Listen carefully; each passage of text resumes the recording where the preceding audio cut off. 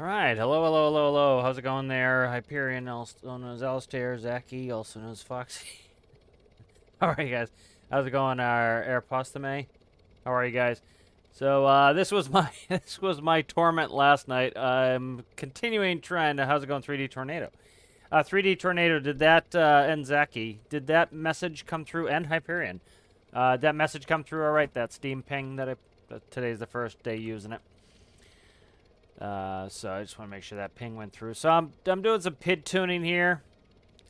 Citrus, did that ping go through all right? Excellent. So, yeah, so I made a group for you guys, so it's whoever adds to that. Let me, yeah, I'll update it tomorrow. But, you know, for anyone who puts their name in that Steam ping, I just put you guys in a group, and then I'll do it at Steam ping, and that will, or stream ping. If I could speak English, that would be fantastic. And then you guys will get a message when you want that. Perfect. So that works. So this is my torment last night. I'm trying to get this working. This works really well when I'm stationary. It has some strange behaviors when I'm moving, so I'm trying to get this autopilot tuned for both. So I'm just playing with some PID tuning, which I did many hours this last night. So like as you can see, it goes right in the money here. Stationary, no problem. So there's 270. There's 180. A little bit fast. I can slow it down, but you can see it right in the money. And then when I start moving, I'm just having problems. So I got to see what's going on here. It's being an absolute pain in the ass to fix. But let's go back to 270.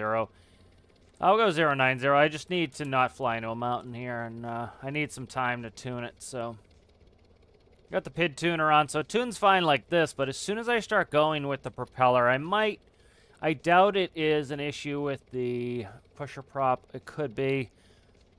But like as soon as I start moving here, you'll notice it goes off. So we're 3 degrees off.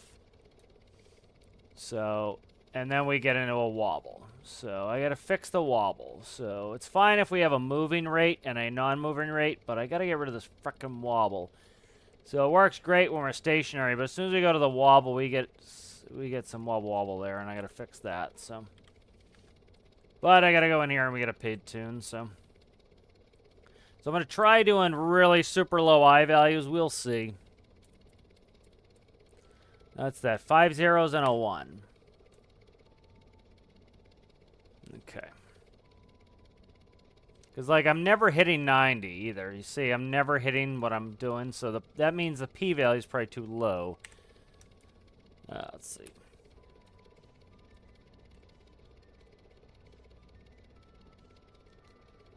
So I'm trying to get that a little bit set up, and then so that means I have to go up on the p-value, which is a pain in the ass.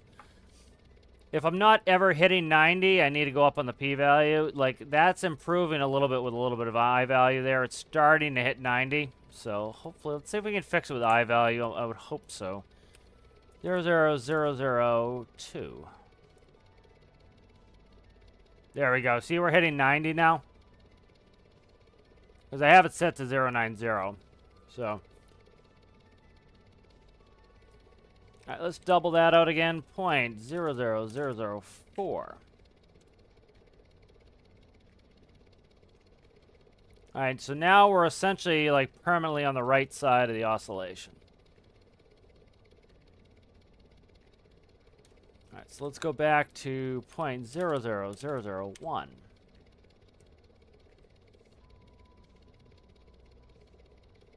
Alright. 0.00002. It's funny, you watch some of like the industrial videos on how to tune PIDs, and it's like, just throw shit against the wall and see if it sticks. Like, that's what they're doing at these companies. Like, what the hell? 0.00003.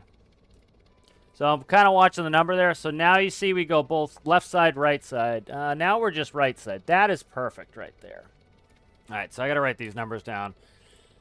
So I'm going to try to fix it. Hopefully we have an I value that works now, and I can work on P and D. I try not to have to get into the I value at all, but I have to on this one. It's being miserable without it. So let's see. We put an I value in my notes.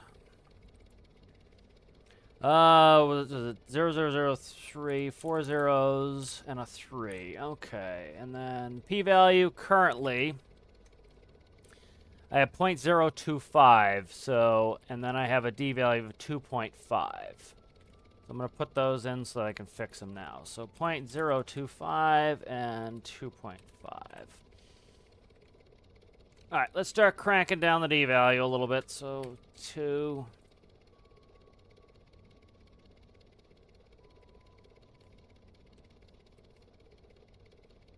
let's do 1. That might be it, baby. So we're a degree off. This is like how precise I want to be, though. I want to be within... It's doing a weird thing, too, where it's, we're fucking banking, too. I don't know why. Now it's ramping up again. It's got some weird behaviors going on here. I'm trying to run it like a plane when I get in the air, so I'm trying to see what the rotor is doing, too. It's being a pain in the ass. It really is.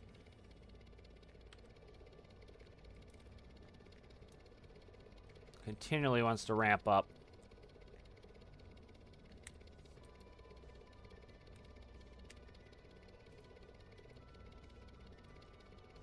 Oh, did we find it? Is it going to behave or is it going to ramp up in 5 seconds? That'd be an absolute pain in the balls. Let's see.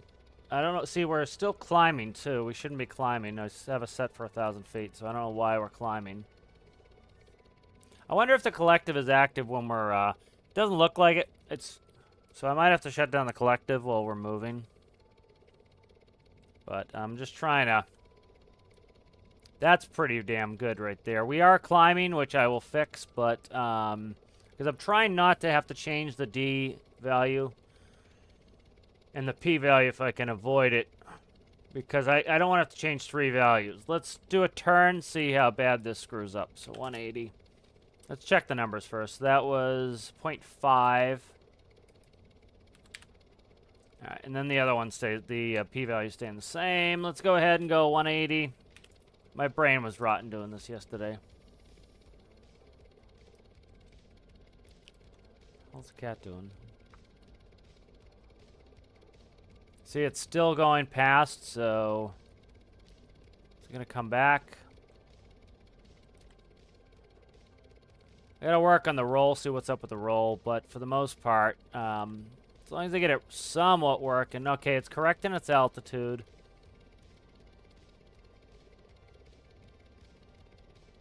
It's close. Okay, it's fixing the heading.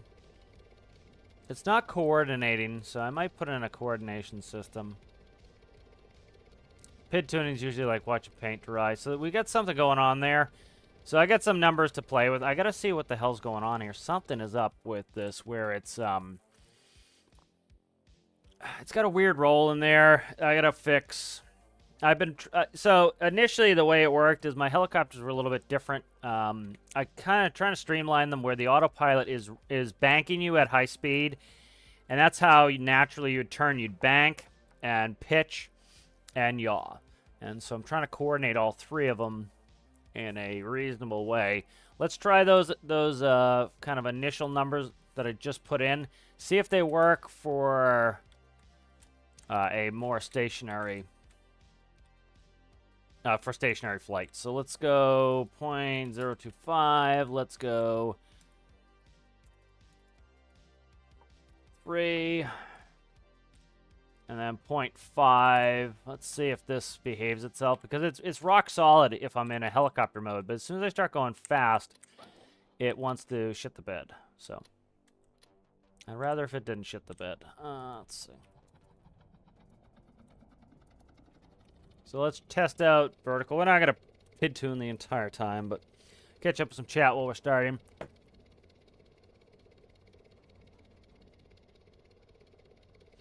How do you make that door? Is it sealed? No, it's not sealed. No.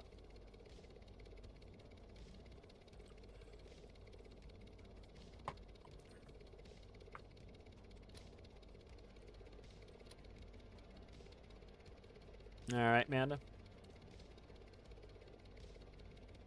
No, he already ate. He's thanking me for eating. He comes in screaming when he after he eats. So it's usually he brings me a toy when he's eating. All right, so now you can see it's rougher with stationary flight. But it's not too bad. It's not miserable. But in forward flight, I need it to work. So let's see. 090. See how rough it is? Because the D value was dampening it. And so with a lower D value, let's run a lower P value. The lower D value is causing it not to dampen as much. So let's go ahead and we'll up the P value. Let's down the D value. Jesus Christ. Let's down the P value to, let's see, 0.0125.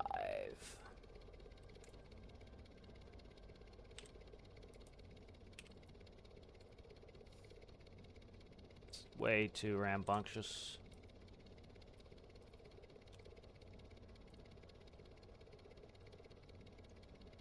All right, so it's okay. That's good. It's working. Now it looks like it's underperforming now. Okay, so it's underperforming now. So 0.002.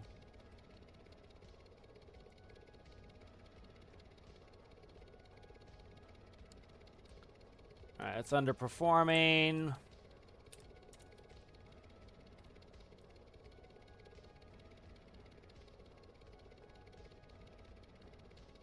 That's pretty solid there. Let's go to 90. It's aggressive as shit, though. Aggressive. What did I even put in there? Yeah, it's super aggressive now.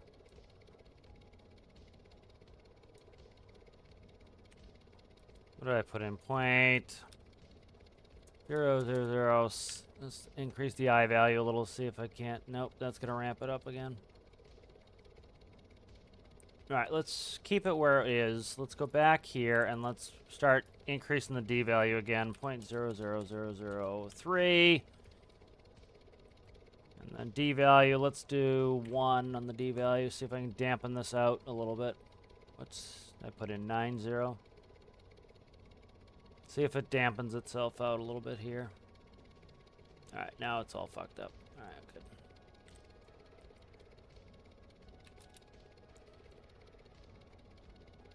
I can't go that low on the the P value. It's just going to, it's not responsive enough. Got to be a little bit higher. You can see how slowly it's moving now with that high of an I value. All right, let's let it settle out 0.90. Can't remember what I changed the I value to. 6. 4 zeros and a 6. So I gotta keep track of these numbers, or else when I finally find a banger, it's gonna be a problem. So then D value is 1. All right. Problem is every time I change one of them, I have to change the others. So let's see. To accommodate. Wow, that's fucking fast. Okay. So I can change that with clamping. So I can fix that with clamping. So let's make sure this works. As long as it's working, I can clamp them out so it doesn't have as much yaw. That's pretty good there. All right, let's start going forward. This is when we get into problems. Completely changes because now we have airflow over the control surfaces. So you know, it's in vertical flight, it's tuning out the rotors. And then when we get in forward flight, it is utilizing the control fins. And now we get the oscillation comes in. So let's clamp out. I do not understand why we're having such a fucking roll issue here. I gotta fix that. Fun. The pleasures of PID tuning. All right, I've got the numbers recorded. So let's go ahead and let's clamp out. I put on new, bigger rudders, which are probably unnecessary. So that was a big pain in the ass to fix. All right, let's set those numbers and try and see if we can do it with clamping.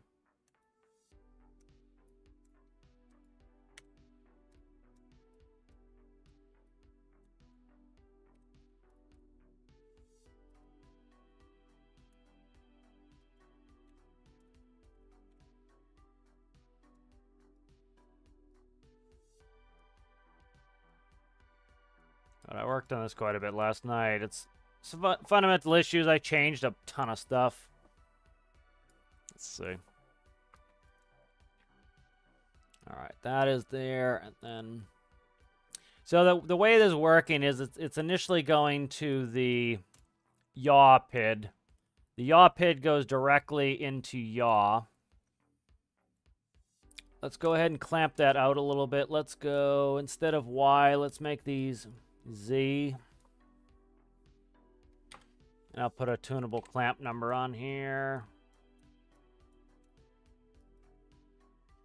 Let's see. Yaw clamp. Let's go 0.25. Those are big ass fins on for yaw right there. And then I'm feeding the number directly in from yaw into my roll and it's going to set the bank angle. So that's a lot of bank angle. Let's cut out some of this bank angle here. So let's go cut out some bank angle on this. All right.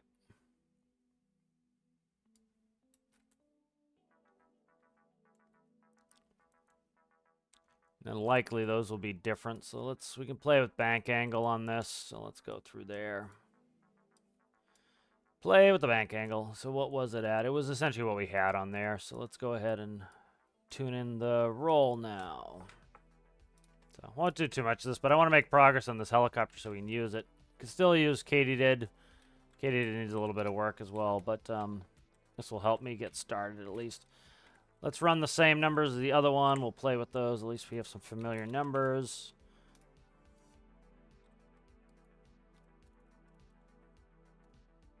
All right, and 1. There we go. All right, let's go ahead and fire up.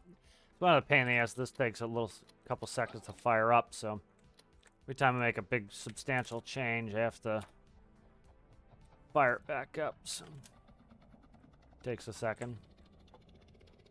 Read some chat while we're firing up. Yeah, I'm all right, Prowler. I don't need help, thanks. I did work on this for like 4 hours last night. I have tuned many, many PIDs. I'm good, thanks.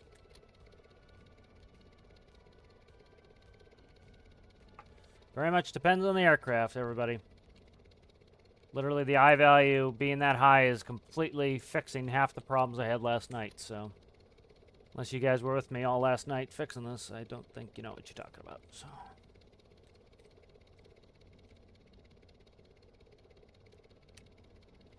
Alright, let's go ahead and we're good there. So we're nice and stable on here. 180, 270... It's an overshoot. I dampen that out a little bit. It's not that bad. A little bit of an overshoot. Could use a tiny bit of damping there.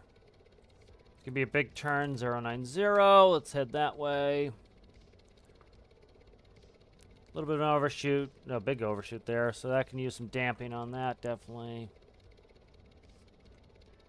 Alright, good. So we're starting, it's damping out. The problem is the numbers are going to be different for going forward and going hover. So I'm going to have to run 2 sets of numbers for hover and forward, probably.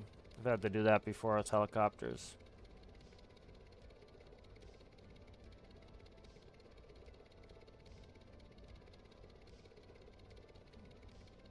Alright. Get a little oscillation coming in now. Alright, it's maintaining the number, so that's important. And then we can go back and try to fix this friggin' roll. The roll is based off a tilt sensor, so... Alright, so the putting in a clamp is helping. Kind of de-wild it a little bit. Alright, let's run a 0 on the roll. So we're not getting any roll, really. Alright, that's fine. I'm trying to fix this roll.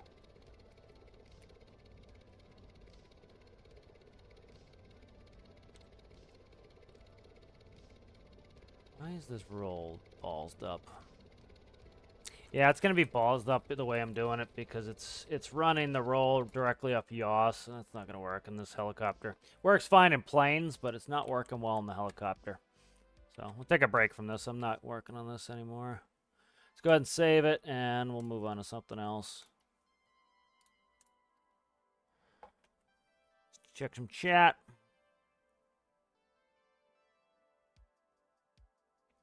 How's it going there, Eddie W? Yeah, it's mine. Every microcontroller I use is mine except Basslish's gauge, pretty much. 1436. It was a good year. See you later there, Amanda. All right. Take a break from that. It's being a pain in the balls. Problem is I can get it tuned in perfectly for vert flight, and then we're getting some weird behavior on horizontal flight. I'll have to dick with it some more. I'm also using elevons, which is not ideal. Problem is the elevons are combining both the roll and the pitch, which can be a handful. So I might have to do a different roll control on there. That's a pain in the ass, but we'll move on from that. To go do some missions for a little while. Worked on that last night for like 4 hours. I already made some progress this morning working on it. I started like 2 seconds before I streamed, so it was I made a little bit of progress there. So we got some good numbers for the yaw and vertical flight. I just need to work on that. I probably can't tie roll to the yaw on this. I'm gonna have to run it separate, unfortunately. Not the end of the world, but it's a pain in the ass. Did I finish the ultralight? I haven't worked on it now. I just been working on the worked on the helicopter last night. I didn't play much after I got off the stream, but worked on the helicopter.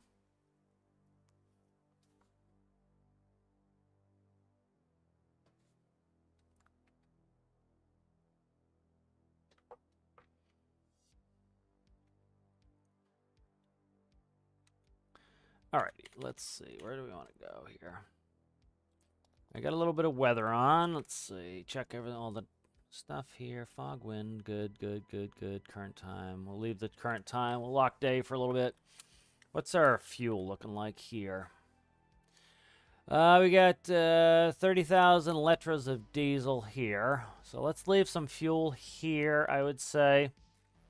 So let's spawn Tethies, and I'm just going to kill the wind while we're at dock, and then I'll turn it back on because it is at like 90% wind.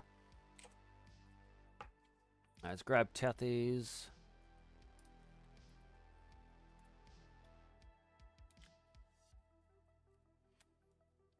All right, and then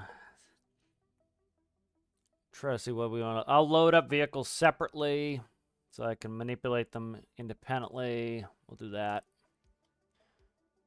Go get Tethies. Oh shit! The one thing I forgot to do. All right, let's grab this. Problem is, I always load it at FJ, so now I have to move it because it's sitting underwater. So, and then see, this is what's funky with the way they set this up.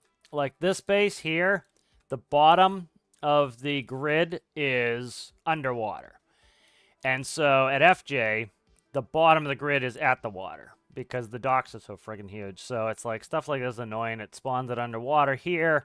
Spawns it on top of the water at FJ. There's really no consistency of where they spawn it, so it's kind of annoying. Let's go down and find the fool. And then I'm going to pre-spawn the fuels. Let's go diesel to, let's do like 25, 20% should be fine on both tanks. That's going to be more than enough fuel. And we'll kind of start leaving some fuel places. There we go. All right. It's just weird how it spawns it here underwater, and then at FJ it's above water, and it's inconsistent. Up the music just a hair. How's the music for you guys? A little low?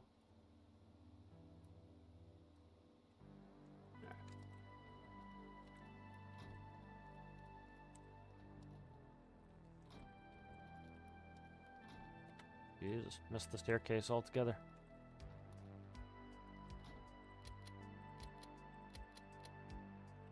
Alright, so get that fired up. Nav lights coming on. Pull some slack on the anchors.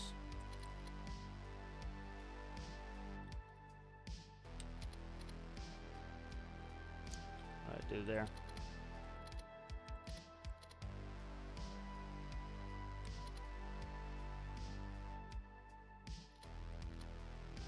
Okay, those will set in a second. How are we looking here? Still have to index those.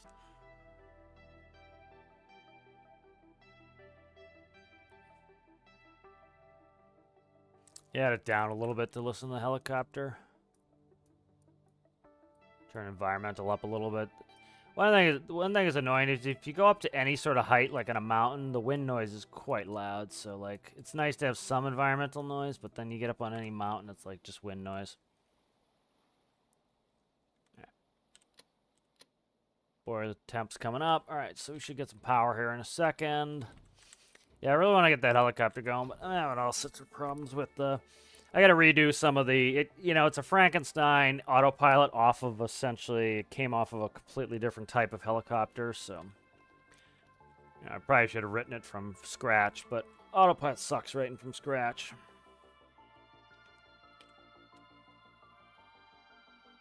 All right, boiler temp's coming up. Here we go. Props are on. All right, let's get moving. Just going to pull up, and I'm going to grab probably just the new rescue boat. I still need to index these gauges. I've forgotten to do it like 80 times.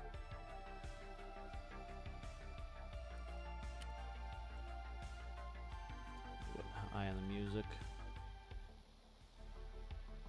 Very song dependent, too. Some of the songs, the music sounds loud. Some of them, they're super quiet.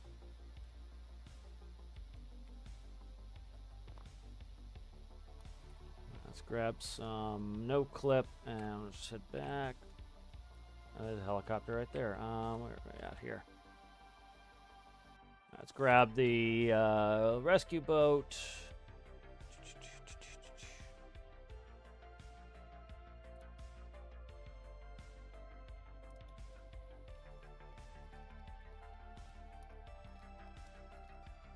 Yeah, I don't know what the inconsistencies, why they chose to like make each base have a different spawn area. Because it's like constantly having to move them every time you get to a different base. Like this one I could have easily dragged. It's going to take forever because of the control system. Let's just drag it up above the water. Like this. Every base I have to change the height on this stuff. It's kind of annoying. Be nice if it was just consistent.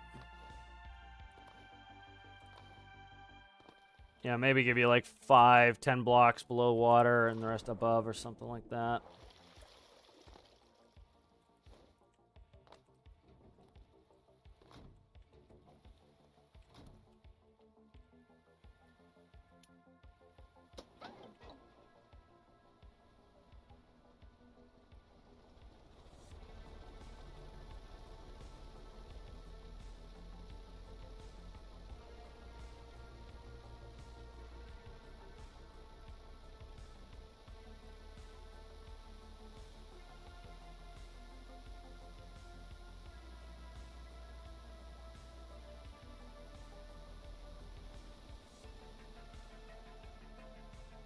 Go. Check damage for now so we don't accidentally glitch into one another and cause problems. I think I missed some paint there. Oh, Jesus. Jump, small guy. My guy's superhuman. He jumps like 900 feet from everything. There we go. Jump on the air intake, please. Jump, jump, jump. There we go. Except when you want to jump on something, then he's like very slow. I still have put in a rope here, so I gotta get a rope at some point for this. Gotta put a rope blocker for that. This is gonna be a pain in the ass. Let's grab that. Hiya. Jump, jump, jump. Perfect. Look at that. Skilled here. Nice. All right, good. All right, what is doors 6?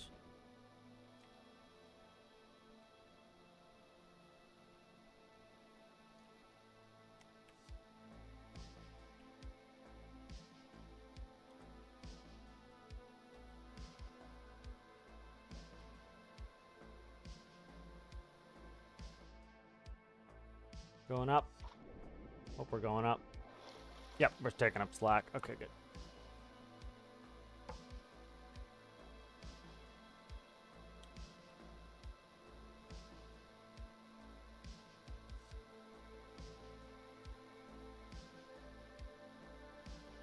Try to get the sound settings open while I'm doing this.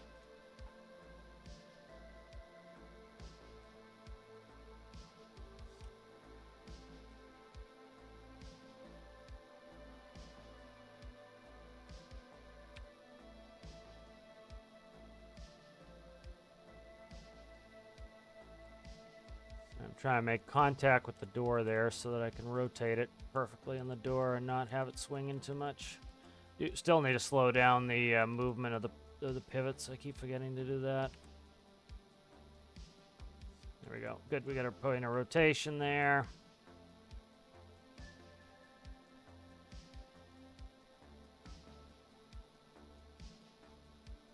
I think I took the camera out. I think that's what I ended up doing and didn't put the monitor away. Okay, let's see.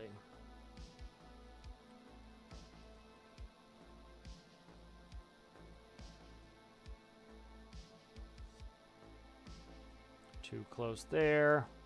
Right and back, right and back. Okay, good.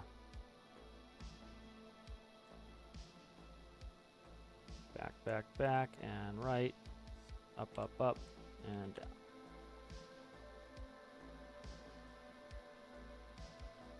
There we go. Alright, good.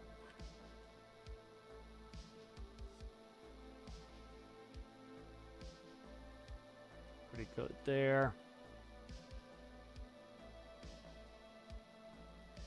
Yeah, it's just a little bit fast, so everything happens too quickly here.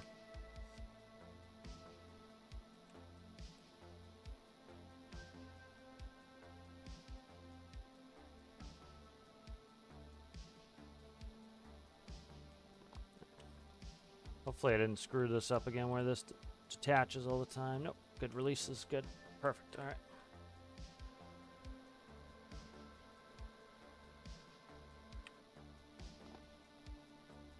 All right, how far off? We gotta be close here.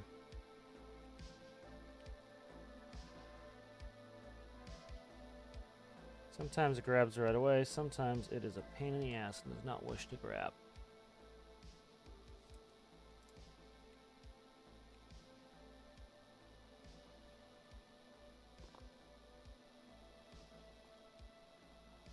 Up a little bit.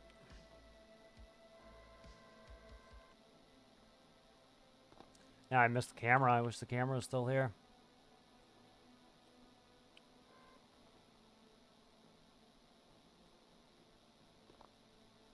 There we go. All right, good. Grab the rope. I got the fire extinguisher on me. Okay. Still have the fire extinguisher on me. Get off. Grab you. Come on, grab the rope. There, guy. Grab the rope. There we go.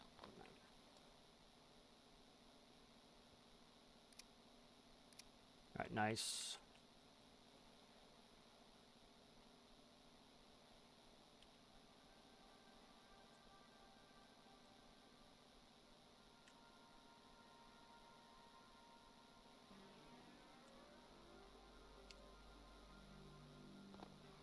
I'll let that lock up. Grab you fire extinguisher for the 900th time.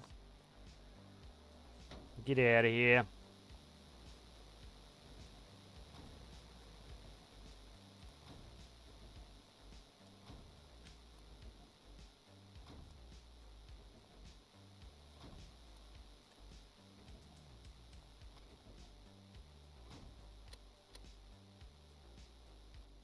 All right, we can go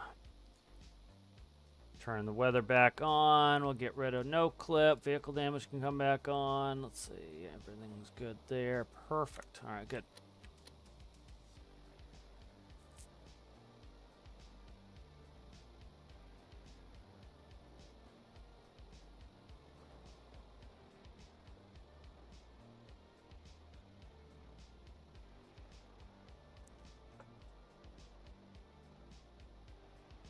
Yeah, I'll check the sound levels. It's tough. Like, I need to figure out on OBS when it sounds good to you guys, because, like, I've got it separate on my PC. So let me, we'll do a little sound check here on it. Let me see, because it's got the decibel blocks on there, so I can read it on OBS. So is it too quiet now, the music? The problem, too, is as some of these songs in this playlist are, like, double the volume that other ones are, so it's tough. I always have to go up and down, up and down, up and down. Yeah, I got some quiet songs, get some loud songs. So that's at, like, -4 decibels. That's a little bit better, probably. All right, let's see where we want to go here. Do I have a repair torch anywhere? I don't think I do. I'm gonna say we could do that one. Let's go. Where do I want to head? Let's go up towards the north here. Bridge is over here. We don't necessarily need to go under that bridge. Let's go over here.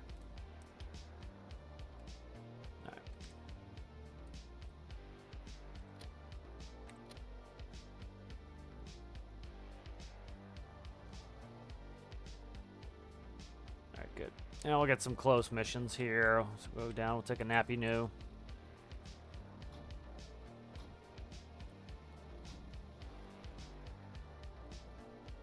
I need like one of those little lava furnaces like in Minecraft to get rid of shit that I don't need, like fire extinguishers. Put them in an empty container, but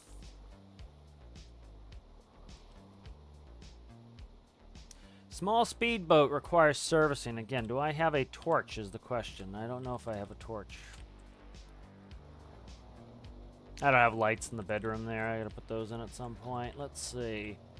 Check the, why are we going up? Let's check the rescue boat for a repair torch. I'll put my, I do have, where's the player sensor? Okay, I need to increase the range on this player sensor. I'm gonna bring up my to-do list. It's hard to keep track of all these builds, so it's nice to have the to-do list. We have Tethies, there we go. All right, let's see. I'll put in a new category for front garage. Bold, underline, front garage. Front garage.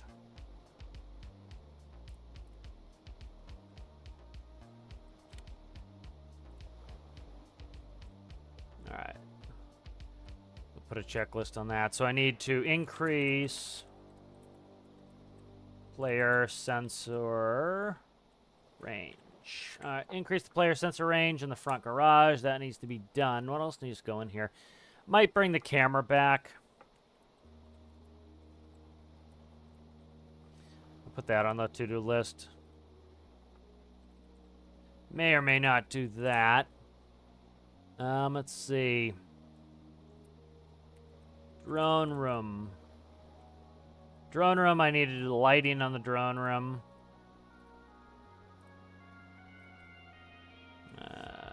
Okay, I thought I clicked underline. I did not. Okay, there we go.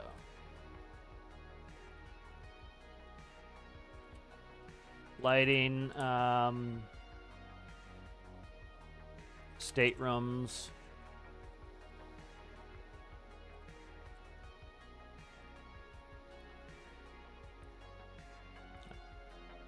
Bolded.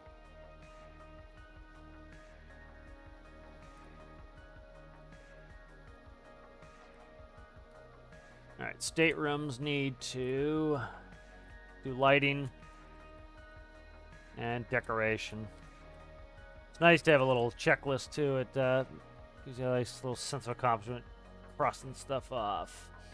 Crane fix yaw power. I don't know if we've completely fixed that yet, but it's pretty good. Living quarters, galley beds, med room. Let's see, we've got some beds in there. Galley still need to work on lighting, med room. We can get rid of the staterooms subtopic and just make it part of living quarters. Still don't have a harbor gen. Autopilot and nav we're still working on. Okay, let's do engineering room. So engineering is a subtopic. And let's see, we want to do tool chest. All right, so that I usually put repair torches in that. Let's see. rescue lifeboat. Rescue lifeboat. We're gonna add a make sure there's a repair torch in there. So let's just put a check on repair torch. Check. Check on repair torch. Alright, I don't want to no clip in here while I'm moving, so I might open the top hatch and go check on it. If we have a repair torch, we'll go do that one. We'll see where it is. Alright, so that's pretty good right now. Let's go ahead and we'll take a walk up and I'll go check on this room here. This is the drone room. This needs lighting in here. It's the one room that doesn't have it because I haven't decided what to do with this room yet, so once we kind of figure out what I want to do with that room, we'll do that. What level? We're on this level. Okay. Some sort of front door, more front door would help. I shut that? I did. Deck lighting, let's do that. So exterior. Try to get the to-do list going.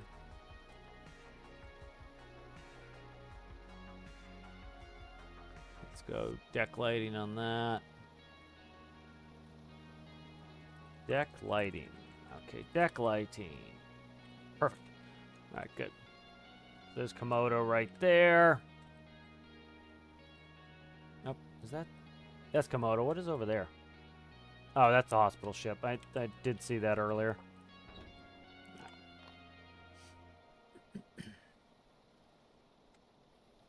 There's the. I'm kind of surprised we didn't get a big lag spike going near the hospital ship that close. Right, let's check in here. I can't remember if this has a repair torch or not. It does not. Nope, it does. Perfect. Okay, welding torch. So we can go do that. I thought I put one in there. I wasn't sure, though. Right, let's see. Where are we at here? Oh, it's a transpo mission, too. 3,900. I'm going to turn around, go get it, drag it. We can do that. I don't have the helicopter, but we can always no-clip around. So let's do that. Let's not go directly on there, because if it gives me a defined position, I have hit them before. Going AFK and doing other stuff. And so normally, like, oh, I wouldn't teleport around. Try not to get crushed by the door. I wouldn't teleport around. I would get on the helicopter and go do some other stuff, but currently the helicopter is not up. We could take a different helicopter. Should really probably grab a flashlight too. I usually throw the flashlights away because they're a pain in the ass. What is going on? Why can't I open this? You know what it is? I'm using Tarkov controls. I keep pressing F. Played a bunch of Tarkov yesterday and I'm pressing F instead of E. Usually I try to unify the games because it's miserable switching games and you have a bunch of different controls. Like, it's not too bad here, like if I use the wrong control, but in Tarkov it is quite miserable if I start hitting the wrong keys. Right, that's good. All right. Let's turn around and we'll start heading over there. And we'll drag that ship back.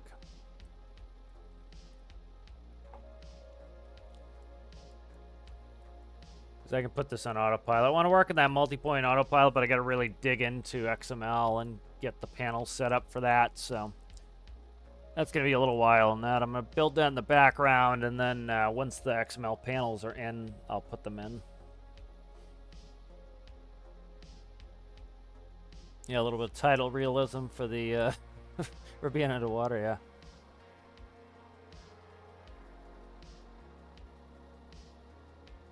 Yeah, it's nice having some, you know, some garages. That's one of my favorite things. Is it's, you know, it's something, I don't know. It's innately cool about having like vehicles that carry other vehicles. That's like, I'll bring up the Dread Star Citizen, but that's like one of the favorite features of a lot of people is to have a vehicle that can have another vehicle, you know. And I agree. I think that's a cool thing that, you know, you're able to put little vehicles in bigger vehicles and have them go do things. And especially for kind of late game stormworks, it's nice because it's like, you know, as this is cruising over there, like it's going to take us 13 minutes. And so I'm not going to sit here the whole time. I'll go and do something else. I think I have a keep active on this, I hope. Pretty sure I do. If we don't, it'll be all right. I can roll it back. But, you know, so it's nice to be able to, like, jump in the helicopter, go do something else. 10 minutes. That's not too bad. Let's go. And what's the wind at? Okay, we can land Katie. Let's go ahead. I'm gonna grab Katydid. Katydid will work on this, and it's more refined than some of the other stuff I have. I'm just trying to have different vehicles for everything, you know. So try to be a new vehicle, which I still got to tune on that helicopter. Katydid needs a little bit of PID tuning as well. There's something with, you know, as soon as you go fast enough, you start using the actual, like, you'll use this fin, you'll use these roll fins, and so it makes it so you have to have two sets of values essentially for the PIDs for when you're horizontal and when you're vertical. So master power is master power right there. So we get a rescue vehicle going. Try to go put this out on Tethys.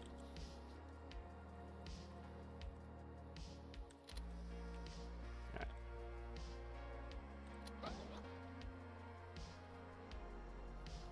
Trying to remember. What is up with this? Okay, why is that broken? Huh. That's not good. Oh, it just could be dark. No, this is screwed up. Why is the bearing panel messed up? That's not good. Which is this? Okay, new Lua UI backup. All right. What did I do with that? Why is that of a new Lua UI backup? Ugh. So this is in the middle of something I was doing. Ugh. See what else? Yeah, I think the other helicopter will work. This one will work, I think. This one's on the big side. I'm not 100% sure this will fit. We'll go. This one's fast. We'll go head out and we'll check it. See if we can land on there. I don't remember testing this. If this can fit on Tethys. Tethys is a little bit of a smaller pad than Triton, so. Fucking Jesus. I can get it. At least get in the front door on this one. There we go. All right, let's go ahead and try to remember how to start this one up. Bat 1, Bat 2, systems, avionics, fuel valve, engine start. Why are the avionics not on? So many of these things are not finished. Like this one needs infinite electricity. God damn it. So much of my shit's not finished. It's not even funny. Chickadee. Chickadee is probably pretty much finished. All right, Chickadee. Good lord, man. So much of my stuff is like... The other thing, too, is like I keep ripping things apart to work on them, and it ends up like I don't finish them. I move on to something else, and then it's like, oh, this is in a ripped apart state that I have to deal with, so... That is problematic always. Avionics, fuel valve, starter, beacon nav, strobes. We'll just go full light package on this. Alright, let's see if I can remember how to run this. Let's see, up, down, throttle, collective. Let's increase the throttle a little bit. And then park brake release is 6. Okay, there we go. Chickadee should be pretty much, Chickadee was pretty much finished. We'll see you later there, Prowl. How's it going there, Daniel? Try to catch up with everybody's chat in a second here. Go ahead and bring the rotors all the way up. Up, shit. We gotta be careful here. There we go. All right. Not the most graceful takeoff, but we'll be all right here. Did not get the rotors all the way up. Let's turn on the stabilizer there. I gotta find Tethys. I think that it's either it off the right or that is the hospital ship, so I gotta look. Can't see anything. That is the hospital ship. Tethys should be probably... I'm going to cheat here for a second. Where the hell's Tethys? Got to be over here in front of us. Moving like 25 knots. Put the rotor down a little bit. Let's go ahead and put an altitude in here. Keep it low. And what's our heading? 287? 287. I should have checked the bearing too. On the, Alright,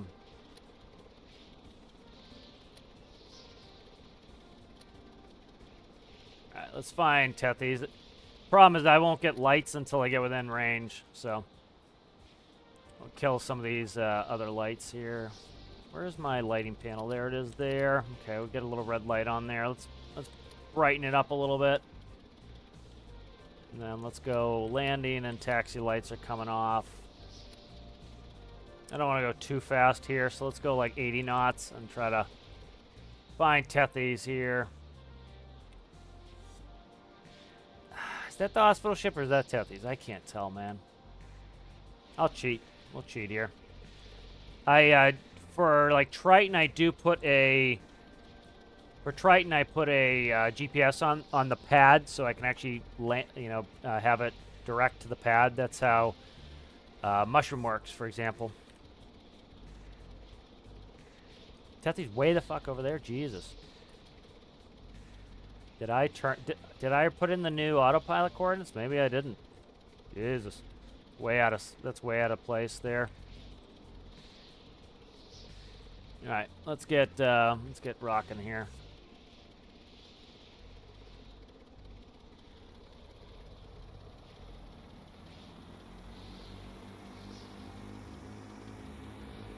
This sucker is still fast as shit.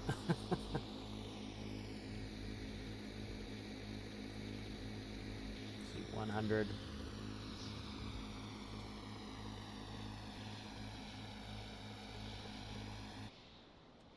Chickadee is fast.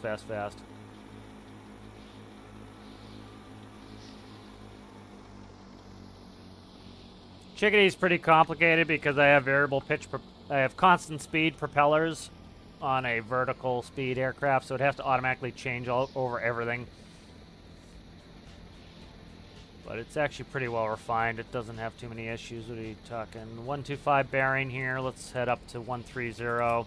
Gotta do this in real life. You have to anticipate. So we're probably gonna go to a full 140 on there because we're making a big curving turn. We still have about, about 50 degrees probably to get there. So I have to like way over anticipate where we're gonna be turning finally. And we're going a good 240 knots. So the faster you go, the bigger your circle is going to be. As you can see, we've curved a circle this big to get back around. So that was a pretty good guess. We're within like 5 degrees probably of where we need to be. I'm going to start actually slowing down a little bit. So that's something you do. Like when you enter a hold in an airplane, you want to slow down, because you'll just make your circle bigger and bigger and bigger. So I'm going props full forward and starting to bring the speed down. I may not have put in the new GPS coordinates for Tethys. That wouldn't surprise me. It's still going to the old waypoint probably.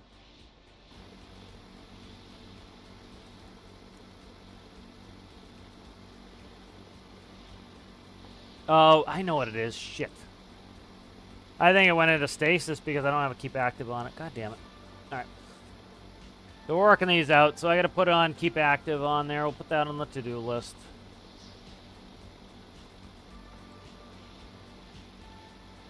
That's the problem. I did not put a keep active on, so it's gonna stop when I get away from it. That's what it did. Because it should have kept moving.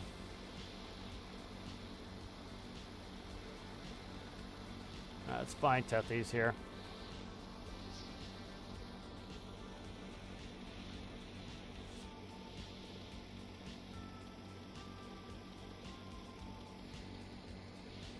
That's probably it right there in front of us now.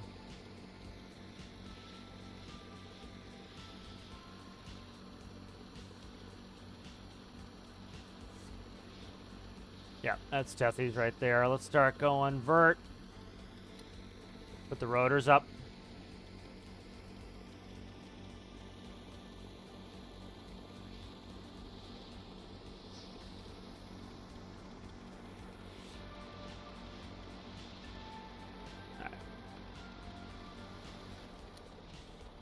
Alright, we're slowing down. I'm just going to try to find where Tethys is.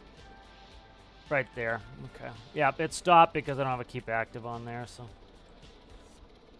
Let's turn these modes off. Let's put the stability system back on so I don't have to worry about it too much. And let's try to get a landing in on Tethys. Let's go full up on the rotors so that we don't keep coming at it. All right, there we go. We got a little bit of a descent rate going. Can't really see it anymore. It's in front of me still. Okay, we're good. So let's recover our altitude before I go too rambunctious on that. 190 feet. Oh, that's interesting too, because there's no keep active. Look at, see, up, it's moving. See what happened to the crane? The crane extended all the way.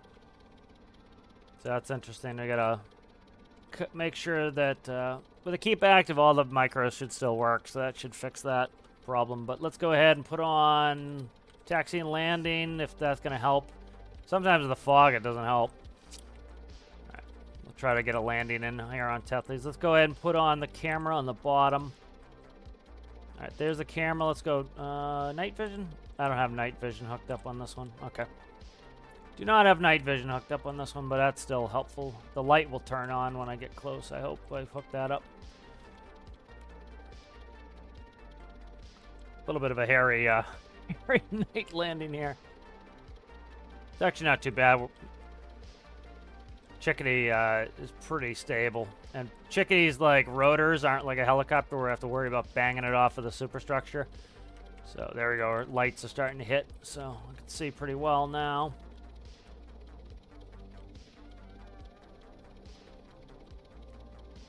All right, so you can see the stern coming in on the bottom camera there.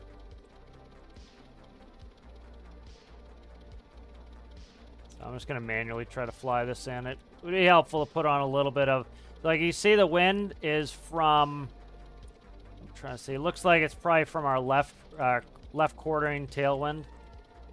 So I got to keep that in mind for landing.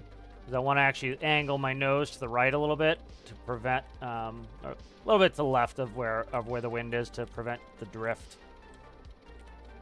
All right, so I got to work on the pad lights too. The pad light should come on when I go over the pad sensor. So I'm going to just angle the rotors down just a hair to help me match Tethys' speed. That way the relative velocity is not much. And I can overcome it. All right, good. So I get the whole helipad in sight there underneath me. So I'll just switch to the underneath camera here. All right, we're close, we're close, we're close, we're close, we're close here. Try not to over control it. There we go. All right, come in. We're real close now. All right, try to get it on the swoop.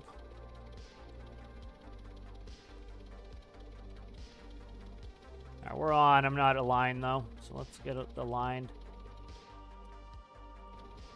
Let's go a little bit forward on the rotors here. Come on, grab, grab, grab, grab, grab. I don't want to hit anything.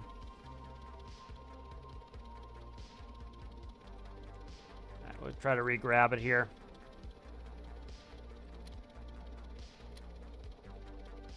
It was close. I was right on the money. I wonder if I have the electricity hooked up to the grabbers, though. I might not. All this is testing here. We got to see what this needs. So likely, if I didn't put electricity on the grabbers, it's not going to grab us here. Oh, we're real close here. Come on, come on. A little bit forward. Just a little bit forward. Hair forward. Hair forward. Try not to hit the superstructure here. Coming in. There we go. Got it. All right, good. All right, nice. Let's shut down.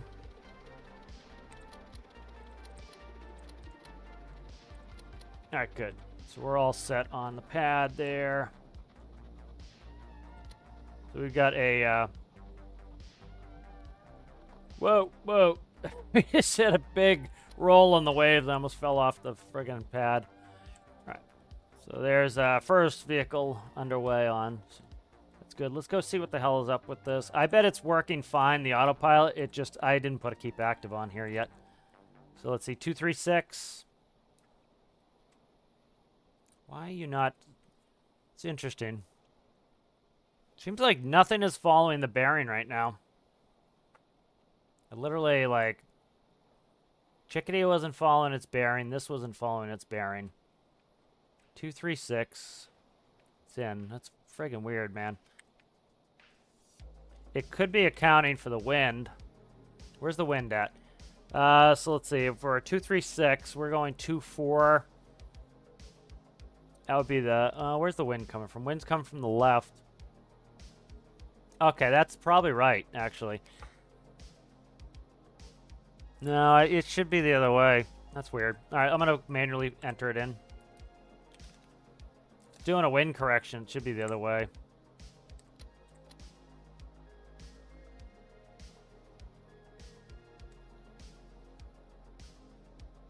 And what's our speed? 11 knots. What is going on here? I wonder if this got all screwed up because of the keep active block not being on there. Because the engines are running super weak right now. Let's go down and check. Interesting testing going on here, though. So I've never seen it go this slow before. And we had the keep active block not on here. Could be a problem, so.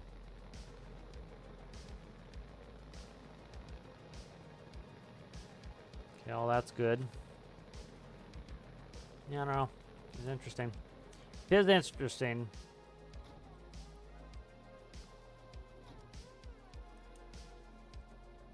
See if we can get another mission up here that we can actually go do. Let's fix the crane first. That needs to be fixed. Yeah, so definitely without a keep active block, it's doing some weird shit because it's like it doesn't know where it is. It didn't know where it was when I was not there. Let's put it that way.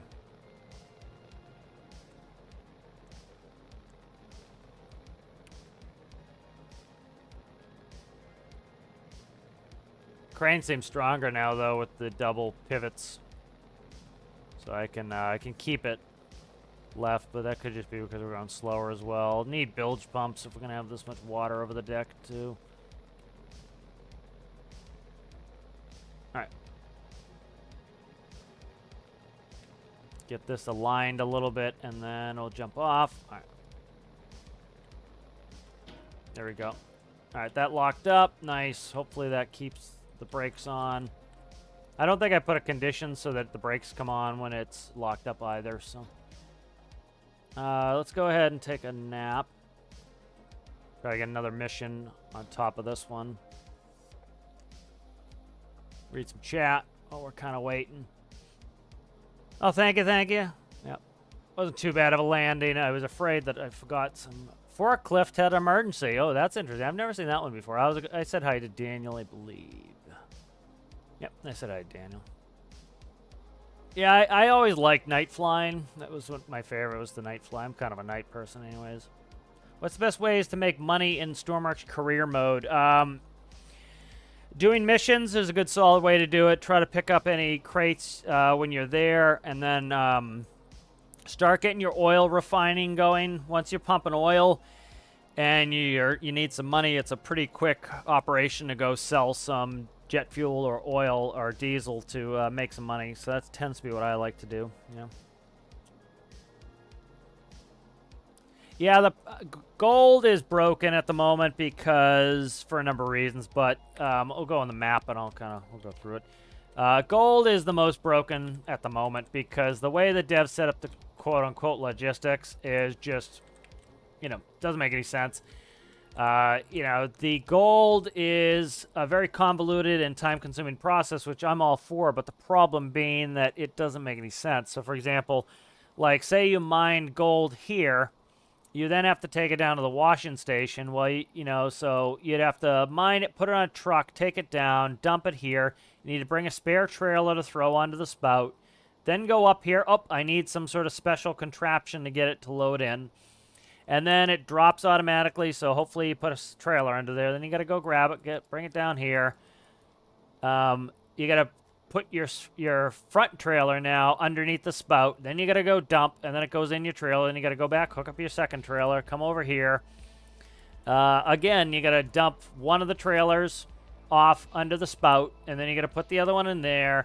And then you got to hook them up, and then you got to come here, and you got to dump them. So it's a convoluted process. So what I would say is better is iron or aluminum. Aluminum's probably the easiest. Come over here, grab some aluminum, load it on your truck, come over here. Put your second trailer, again, under here, dump it, go grab it, and sell it. So that's there.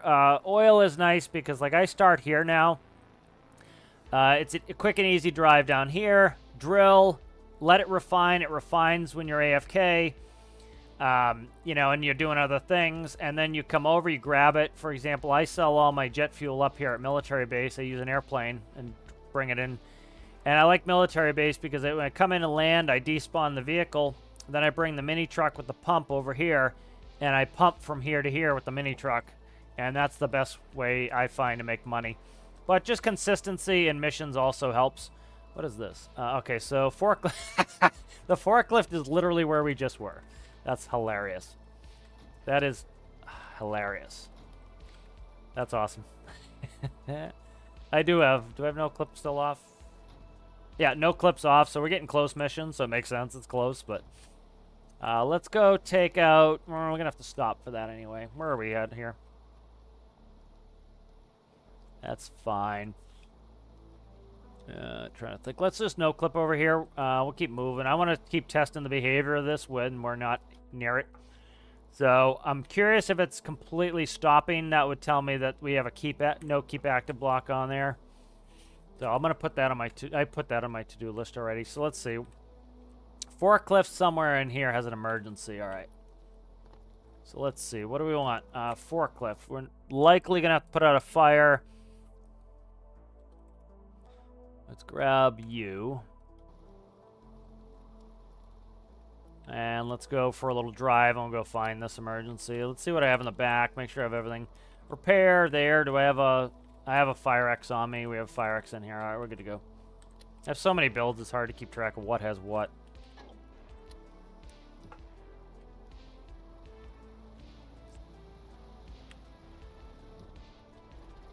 Let's go find this.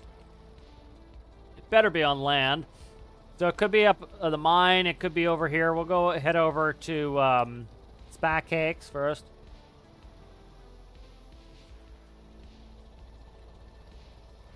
So I completely forgot I had Katydid ripped apart for some Lua business because the bearing panel's not working on Katydid, so that makes navigation not going to work. What are you, sir?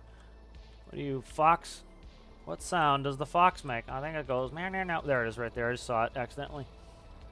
It's up here. Fox goes, meow, meow, meow, meow, meow, meow, meow, I think. If I'm not incorrect. Some cool builds for the build challenge Juliet. Already seen a bunch of cool ones. There we go.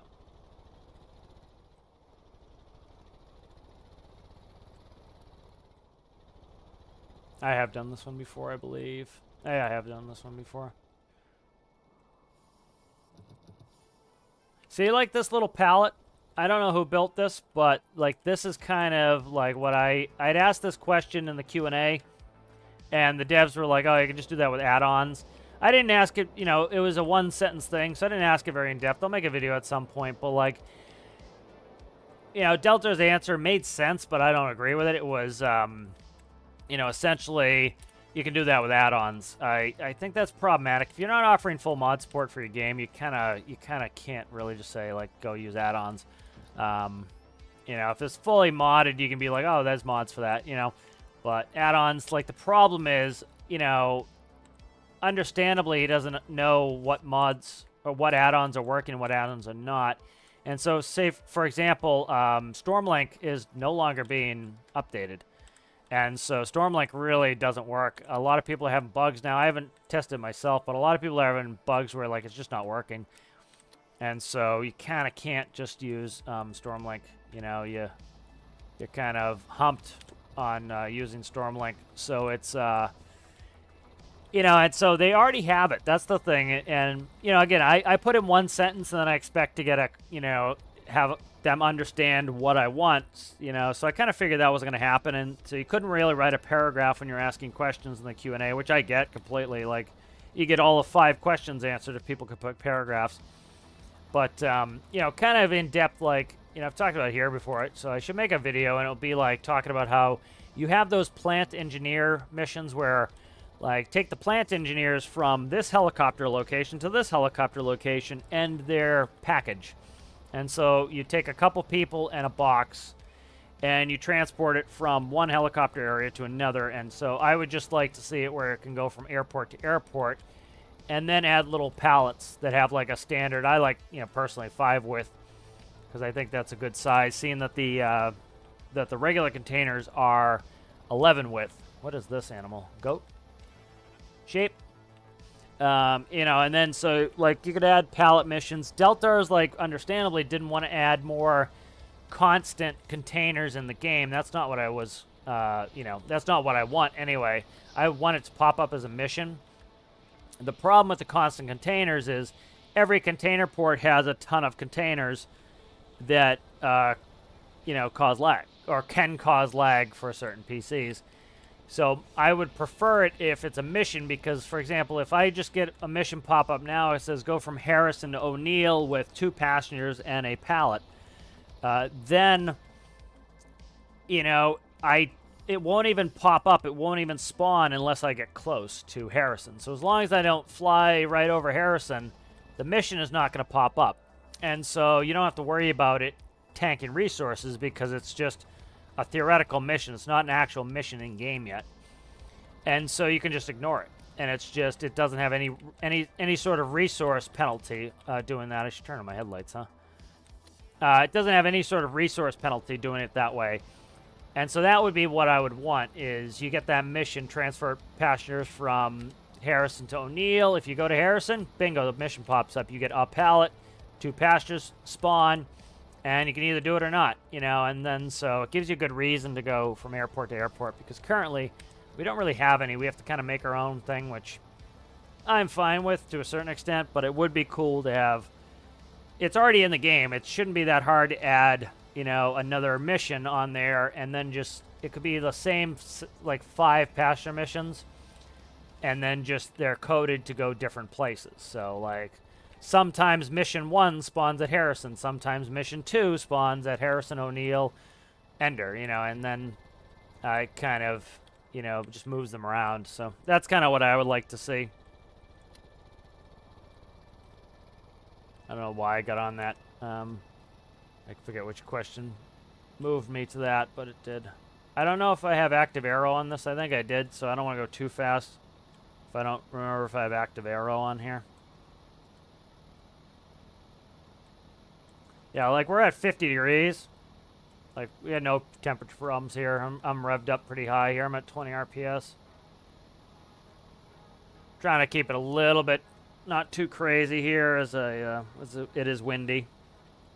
And I have ended up flying off of this highway before, so definitely need to keep active on Tethys, though. It's probably not doing shit right now because of it, so. I'm going to go top gear. We're behaving ourselves here. I'm pretty sure I have active arrow. Let's see what we're doing for speed here. 68 miles an hour. Oh, Jesus. Fuck. Spoke way too soon there. How did I... Oh, the doors don't have collisions. Let's see if I can get this jackass out. To the surface. There's another job for us to do. Oh, I spoke way too early. I spoke, took my eyes off the road for a second, and bingo, right into the drinky poos.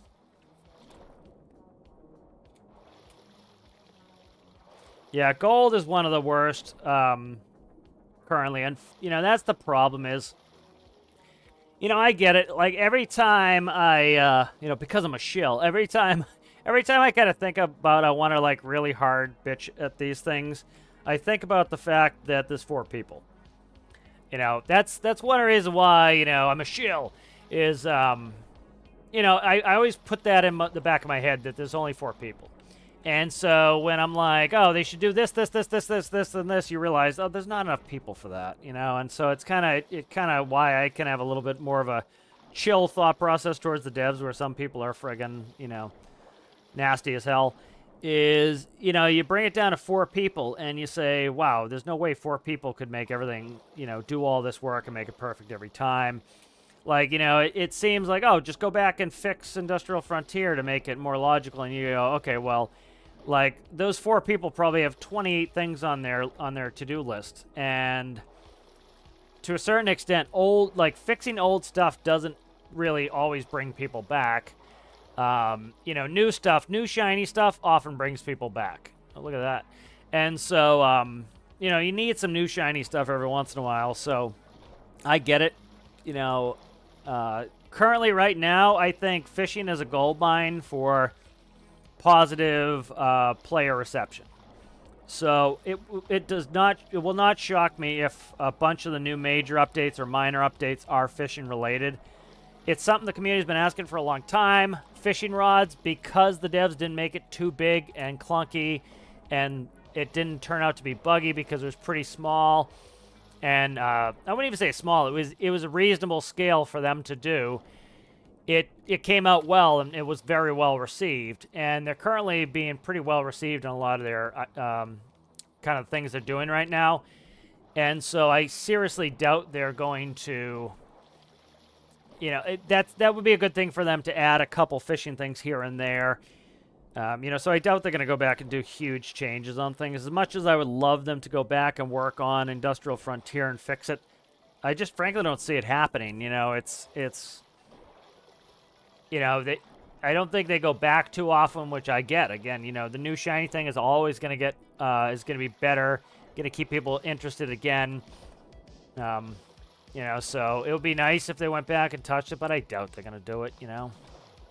You know, eventually I'm going to make my video I keep talking about, but it's got to be detailed. Like I've talked, like, you know, if I make that video, it's got to show the devs how it can take up a little bit of dev resource time. It's not going to be too much in the resource department, and it's going to pay dividends. And so you got to demonstrate to them that that's possible. And, you know, I don't even know if it's possible myself. But you got to show them that, you know, you can very simply make, like, at least a couple small changes. Like, to redo some of the actual art on that is probably not simple. It's probably a pain in the ass. And one of the reasons it's a pain in the ass, anytime they change those assets, you need to make a new save. So they can pretty easily, you live here now, they pretty easily can, you know, for example, change things like the, for example, they can change some of the money things in the Industrial Frontier thing. They could change the payout for gold. That's just them going in the code and being like, okay, gold makes X, Y, or Z now. You know, to change things like the actual architecture of the map, you make it so that everybody has to re-download or start a new save, because they have to re-download. All the new assets have to come in. That happened, for example, when they had some collision problems at Clark, where you would fall through the runway. You need a new save to fix it. And so, well, it doesn't really bother me to do a new save. It takes me all of 10 minutes, plus the time it takes me to drill my oil well. You know, it is a pain, and a lot of people, you know, hate it when they have to do a new save. So that, you can see that is pretty negative from the dev's perspective, to make people get a new save. So, you know, that kind of happens. And so, but for them to go in and, for example, fix the price of gold and maybe triple it, that's an easy fix. You go in the code, you change the price of gold, bingo, done. So I think that's more doable of what they would do. Let me catch up a chat while we're sailing here.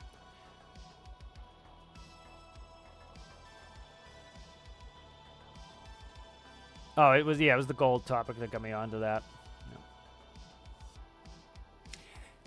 Coal is pretty good. Coal is right. Coal's pretty easy for Zizo there. So coal right here, you can mine here.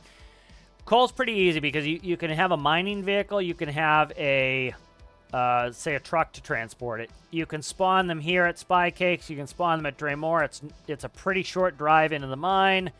You can mine, dump it in the truck, and then what you can do is you can drive back to either, the closest is Spy Cakes, because you can go through the tunnel. The tunnel comes out here. So you can go through the tunnel and then come down, and you can despawn the truck at Spy Cakes, respawn the truck. Now the coal is in there. You can see it will show you coal right there. And then you would, you know, keep going back, forth, fill this sucker up with coal. And then at your leisure, the easiest way to do it is put it on a train, because all you have to do is spawn the coal car, you know, and it will automatically move the coal from here into the train car. Take the train over to here and bottom dump right here for $2.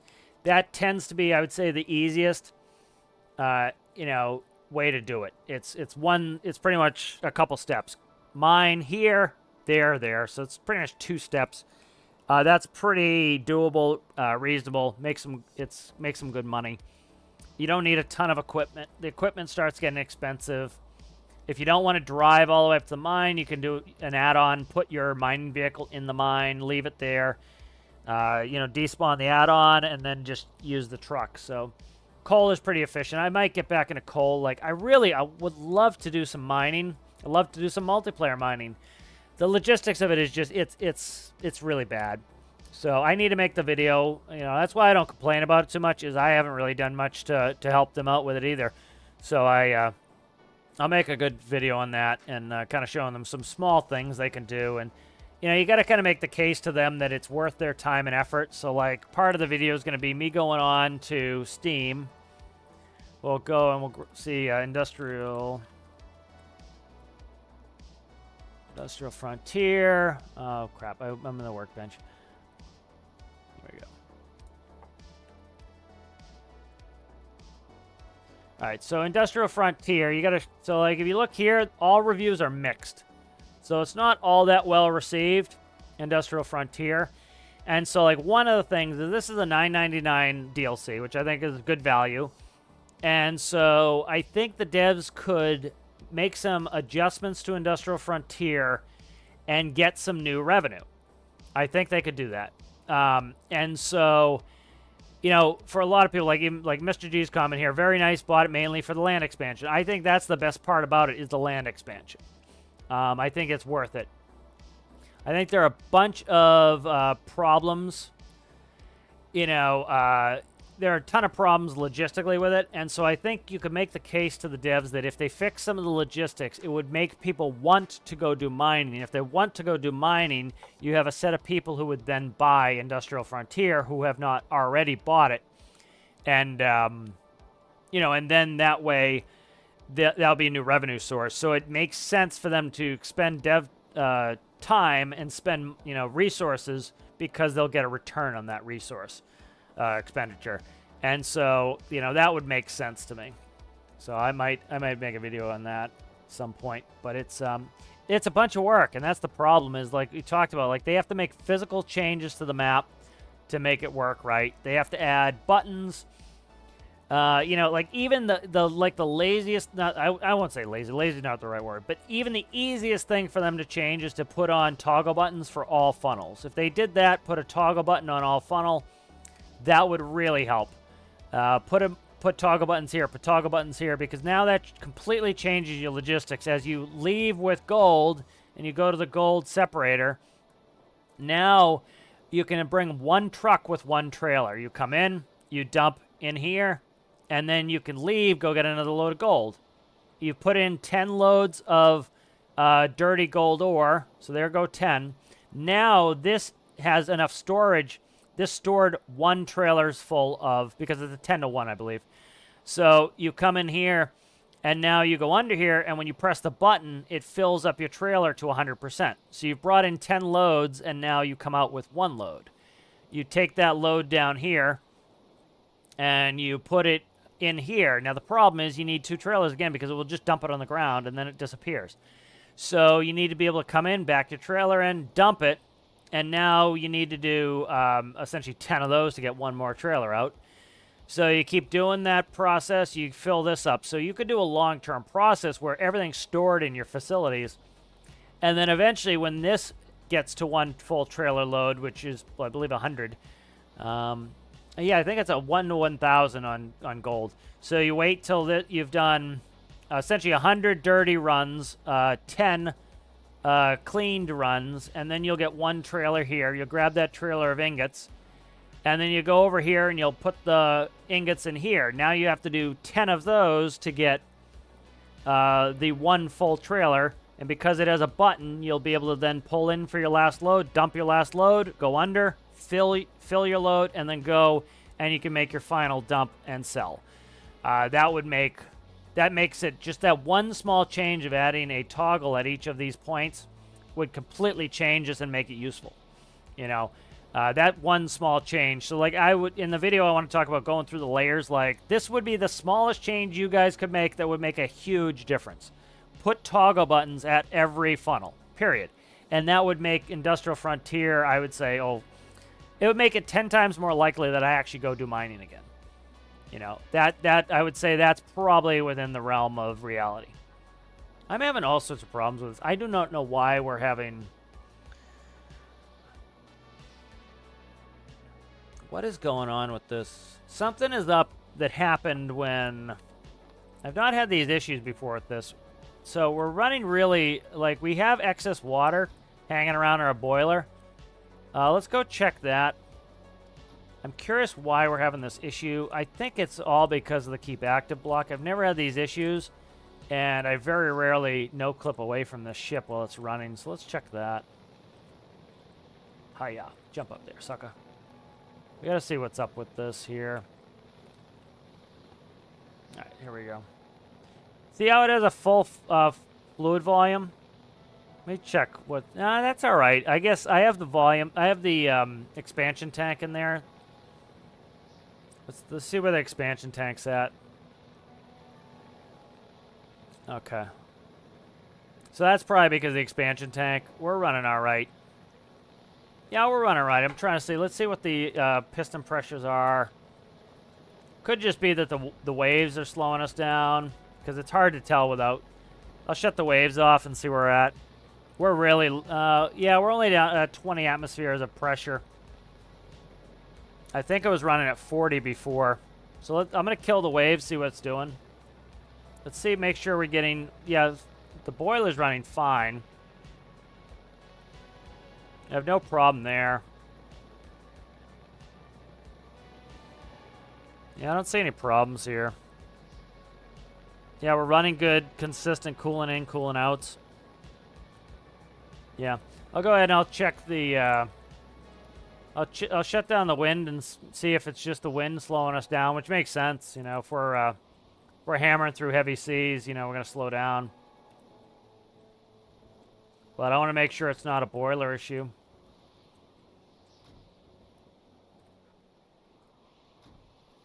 At 100, like 94% wind. Nuts. Yeah, we're definitely... There's something up with this. It happened right after we... happened right after I no-clipped away. Alright, so good bit of testing here. I'm going to go back. I'm not even going to bother saving this. This was mostly testing. We're going to go back in the test world. I'm going to quickly grab a coffee. I'll catch up on chat. We'll make some Tethys adjustments that need to be done, and I'll be right back.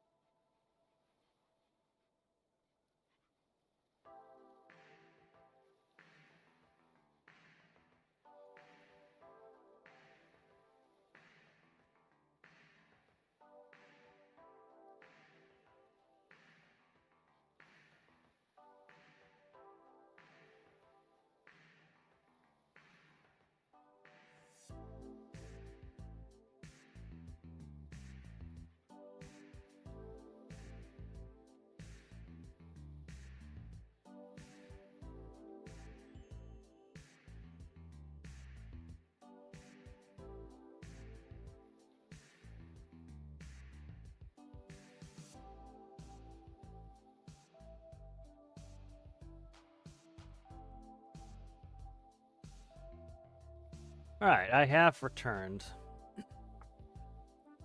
All right, so let's catch up on chat.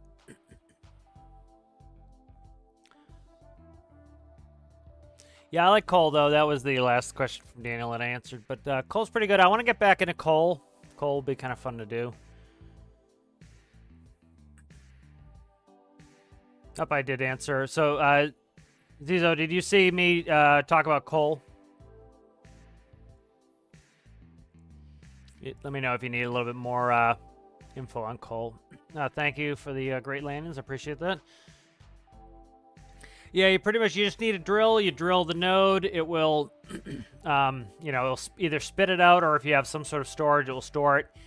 And then you can just despawn the vehicle. It will go right into the vehicle workbench inventory, and then you can spawn another vehicle to transport it. So you can sequester it in your benches, which is nice.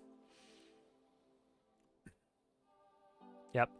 The quickest, easiest way is like what Citra's saying, is buying and selling jet fuel. It's the most, most meta. I use an airplane for a lot of it early game because I want to start getting bases and branching out early. So that's why, like, if you watch this series, I will tend to use airplanes to move pallets of jet fuel because, it's $6 per liter. So, you really don't need a lot of liters moved. Like, I was moving, I think, 2,000 liters at a time. So it's a nice bit of cash infusion now and again.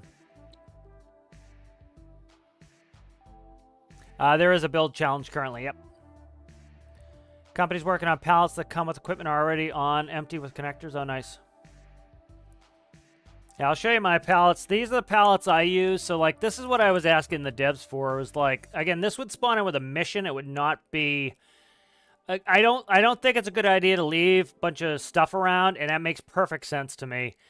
You have to start worrying about the save file getting bigger and bigger and bigger. By doing things that spawn and despawn automatically, that's really helpful. Like, so this is my stock pallet base. So when I build a pallet, I use this. I believe it has the logic in there. Maybe it doesn't. So it has 2 grippers. It is angled. It will slide up on things because it's angled. It has a rope on either side. So you have something like this. So it'd be really cool, for example, I don't know. Let's see. Like, say you took a big flywheel and you put it on there, okay? So there's a 5x5 flywheel. So there's a simple pallet mission right there. Bingo. Move that big heavy bitch. What's that thing weigh? 300, okay? You could have a couple 3x3s. Oh, Jesus Christ, camera. Let's not do that. Right there. That's a big heavy sucker. What do these weigh? 2. So right there, that's 800 on top of the pallet. That's a cool mission, right? Then I have my pallets that are already pre-built that are like diesel. So there's a diesel pallet. There's a jet fuel pallet. And so it's kind of cool because, one of the things with logistics where I think the devs could do really well, I think, with a logistics, I would say DLC. They're not going to do a DLC this year. I think personally, I'm all for a DLC once a year. I think once a year DLC keeps the game funded. Keeping the game funded is how we keep the game alive. Of course, you're going to get the people who want everything for free in life. I get that. But that's how you keep it funded. And $10, really?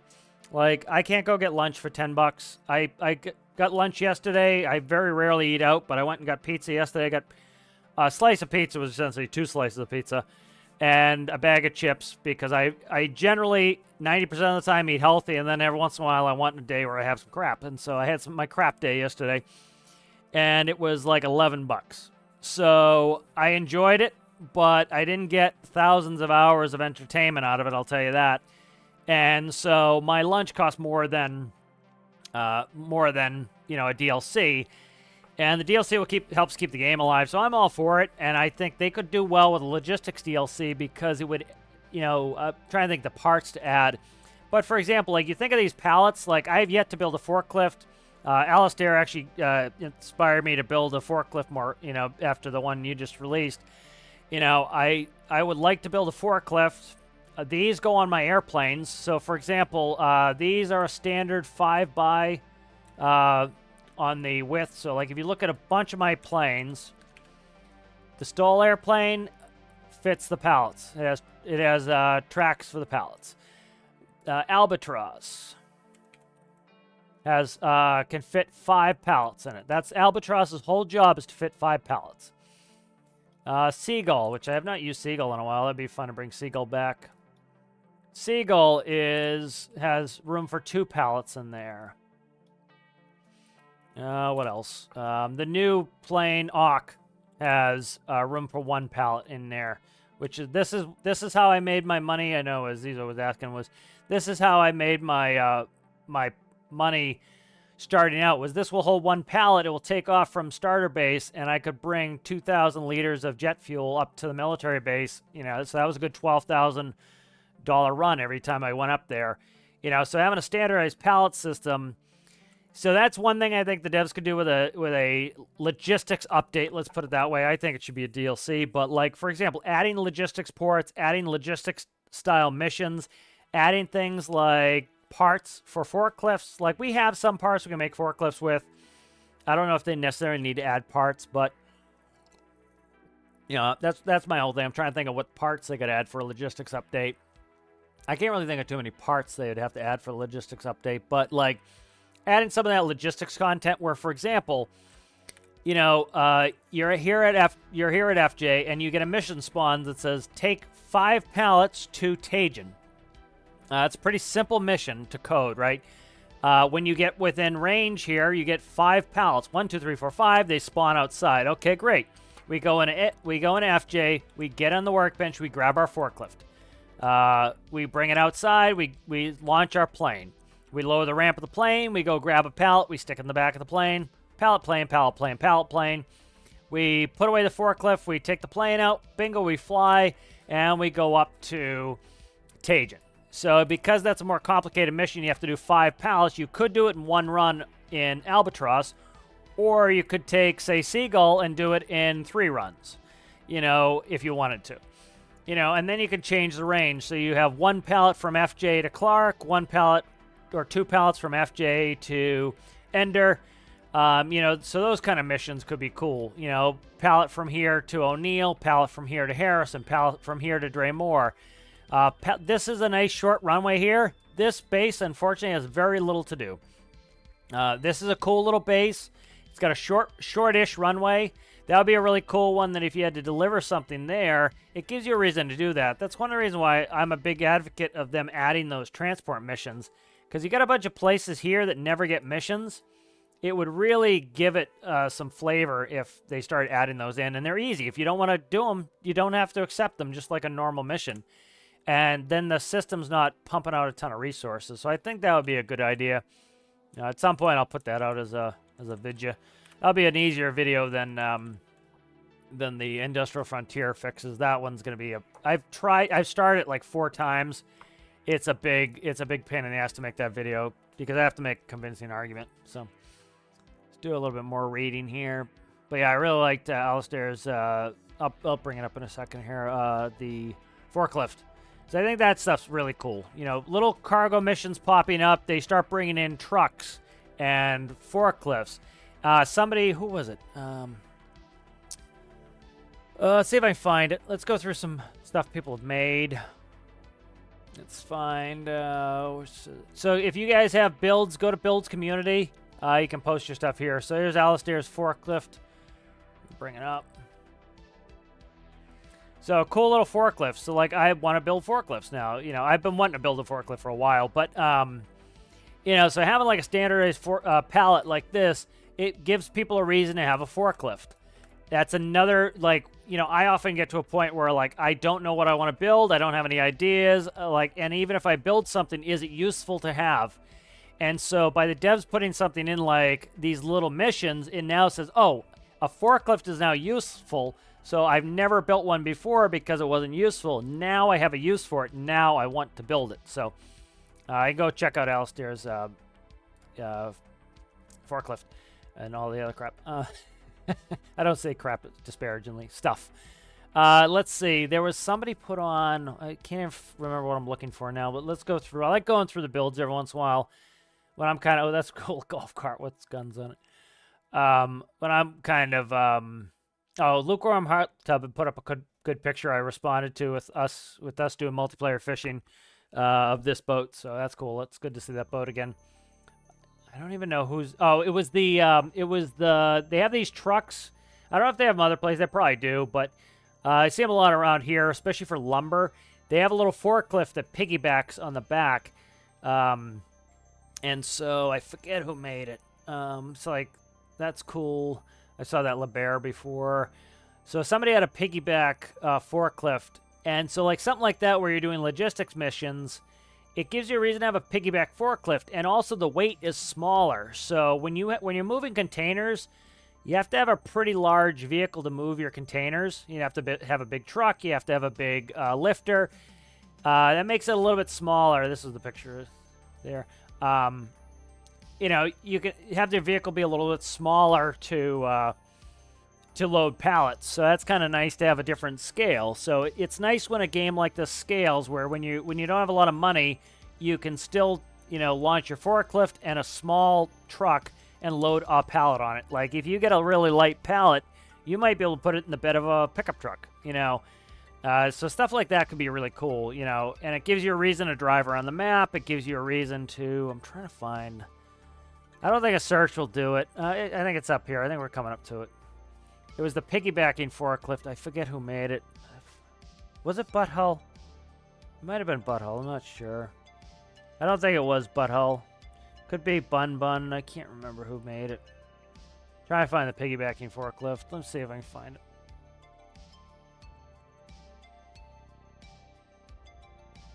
Here it is, right here. It is Mob. Alright, so this is a piggybacking forklift. So like something like this is cool. So you have the forklift and it hooks onto the back like that, and then you drive the truck, you know, and so that's pretty neat. That was a trash truck too, but you know, so like stuff like that is neat for giving us a reason to build things. It's always nice to have a little bit of an excuse and a reason to build things that they're actually useful. So that would be kind of nice. I think a logistics update of some sort could be compelling, where it would be give you some new builds to build and give them a purpose, you know. Like you see a lot of people like, you know, Mob there build a garbage truck. There's no use for it. It's still fun to build, but there's no use for it. So it's always cool when there is a use for it. Yeah, so definitely I agree with the cargo missions. Go on the Discord and read the rules. Discord link for the general Discord is in the description. Yeah, I wouldn't mind them putting in fewer static containers. Like, I wouldn't mind if they took all the static containers out of the game as defaultly spawned and had them come in as missions. That would be, I don't know. I don't know if I actually agree with that. I think, let's say, I don't know. They'd have to change too much. I'm trying to think. Like, I like them defaultly there because sometimes, like, I'll end up a place and I'll check the containers, and if there are containers for where I want to go, I'll get them. If not, so that's kind of nice to have coincidental stuff ready there. I think it would be easier on the game and less resource intensive. Like, you wouldn't pull into a port and have a big leg spike because of all the containers if they came in with missions. But, you know, so I'm kind of conflicted on that. I think it would be better for the game if they came in as missions, but I think it would be bad in the sense that, for example, like if you want to load a full train full of containers, you could do that. You wouldn't be able to do that doing a mission system. Like, you could see it sucking where it's like, transport one container from A to B, and you really want to fill your train with a bunch of containers, or you really want to take 2 containers. That happens a lot. For example, like I built a truck that holds 2 containers. So it's nice to be able to take 2 every once in a while. I have Minky, which holds 4 containers. And those builds were made because we have the current system we have. So I don't know about completely getting away from it. I think what they could do is add containers as missions, right?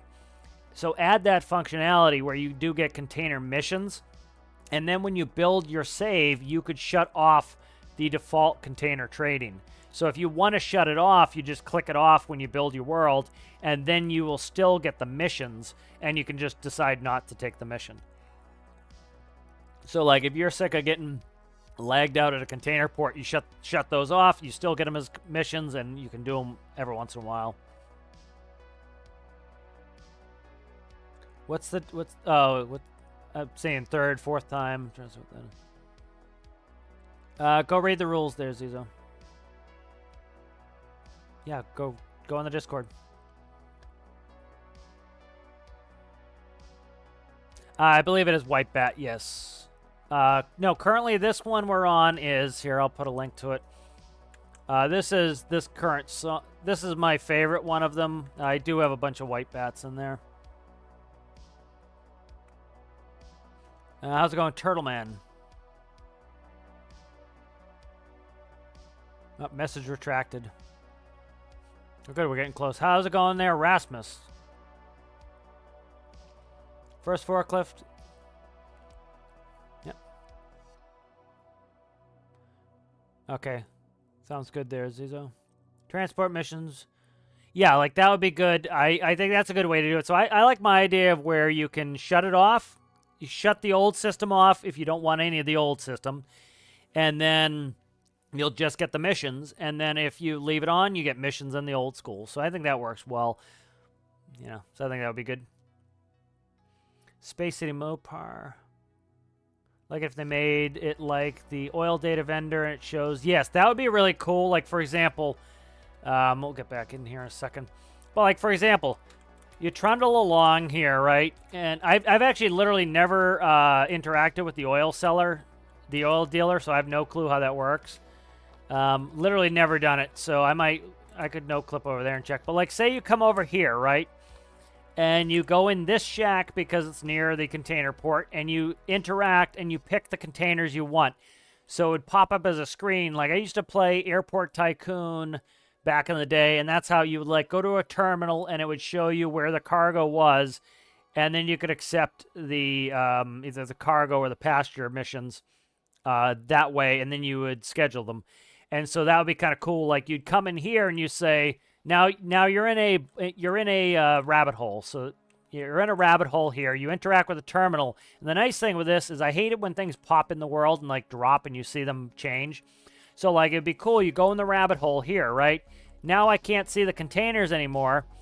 And so I interact with the terminal and I say I want 2 containers for FJ Warner or for JSI. Now they spawn in the world. Well, I can't see them drop. They drop into the world, and now when I come out, bingo, there are my containers. You know, so I think that would be a good way to do it. You know, again, I don't think a lot of this stuff will happen because, you know, again, it's them going back and fundamentally rewriting things into the game that aren't necessarily broken. Well, they do have a lot of bugs to fix, and so I think a lot of those things are probably low in the priority list. Like Deltar's during the Q&A, he sounds like he has a long list of to-do things that are very positive to do things to add functions to the game, you know, so it would go on a very long list of things to do. You know, I think they're good ideas and they could go on, but I don't think it'll happen anytime soon if some of these things do happen. I think that is definitely a way down the road thing, which is fine. You know, it's some things are just going to take a while to ever, you know, get in. But let's actually, I want to go to the oil cellar. Let's see. I don't know if I have it on here. Where is it? At the actual rig? There we go. Oil data vendor right here. I didn't know if I turned it on. This is my custom game. I think I have it on. So I've literally never interacted. I've never done a ocean drilling mission. Or is it up? I think it's upstairs, right? I've never done an ocean drilling mission just because it's like it's so much logistics to build the ship for it that I tend to want to move from A to B. I think it's top floor maybe. I've been in this one before. I know there's like terminals and shit upstairs, so let's go all the way. What's in there? We in there? No. Let's go up this top and see if it's up there. Oh, okay, right here. So, like, yeah, this is perfect. So, like, something like this where it says purchase oil data, you'll be able to interact with a terminal and you see what containers are available and they don't spawn until you do that. You know, like, say it says new oil data and it gives you that. So, yeah, something like that would be kind of cool to add functionality for containers. You know, again, like, you know, the devs have talked about, you know, if they were to do it over again, they would do X, Y, or Z. And that's often the thing. It's like, if I were to start this build over again, I would have done this X, Y, or Z differently. Because you now, you know, you have hindsight, you now know what would work better. And so, like, that's some certain stuff they're just never going to be able to go back to. They're not going to go back to it. It's not a good, it's, you know, frankly, just not a good expenditure of their time for some of these things, you know. It just isn't, you know. It's a lot of extra work for really pretty limited often pretty limited benefit, you know. There are certain things that would absolutely be a lot of benefit, but yeah, you're always going to get these things that are just really pretty limited benefit for the amount of effort they would take. You know, and because of that, you know, you kind of got to say, well, they're not going to do that because it's too much of an expenditure for really not enough benefit. Let's try something here. How many blocks wide is that boat? Let's test that out real quick. Let's do the rescue boat. No, what is it? Lifeboat, I think. Yep. Try to see something here. 3 off. Okay, it's 3 off.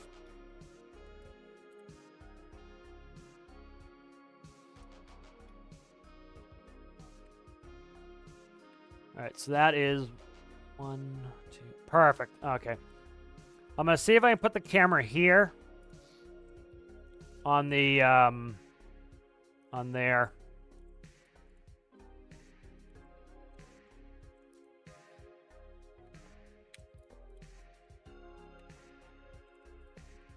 So it's 1, 2, 3 off the center, right? 1, 2, 3. That should fit and not interact. Let's try something here.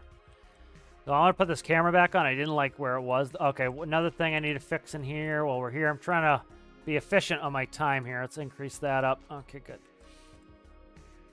And then we want to go... Is this going to be a pain in the balls? Probably not. I think it's on the main body. I think we'll be all right here. Put that on there. Go ahead and put Occupado. Okay, that's good. Electricity is plumbed. All right. Let's go give this a quick test on the camera. I think that's a better camera position than where I had it. It's right on the money, honey. Let's see what that's doing. Infinite electricity, probably. There we go. Oh, yeah. That looks directly at the... that's looking at right in the eyeball. And I just want to make sure. I think as long as I have one gap there, I don't think we're going to interact and hit something. So, famous last words. But let's look. So that way I can see directly where it is, and I don't have to, like, look when I'm trying to manipulate it. Oh. That's beautiful. That works. All right. Awesome. That's great. All right. Good. That's really good. Excellent. So, camera's back on there. Nice. And then this is going to get some treatment just because it looks... I hate the look of those pipe openings there, so that's going to get to some decorative treatment. All right, good. Let's check a couple things off. It's always nice to check some stuff off. Increased player. Nice. Beautiful. I love checking stuff off. Engineering tool chest. Let's go ahead and save the Tethys.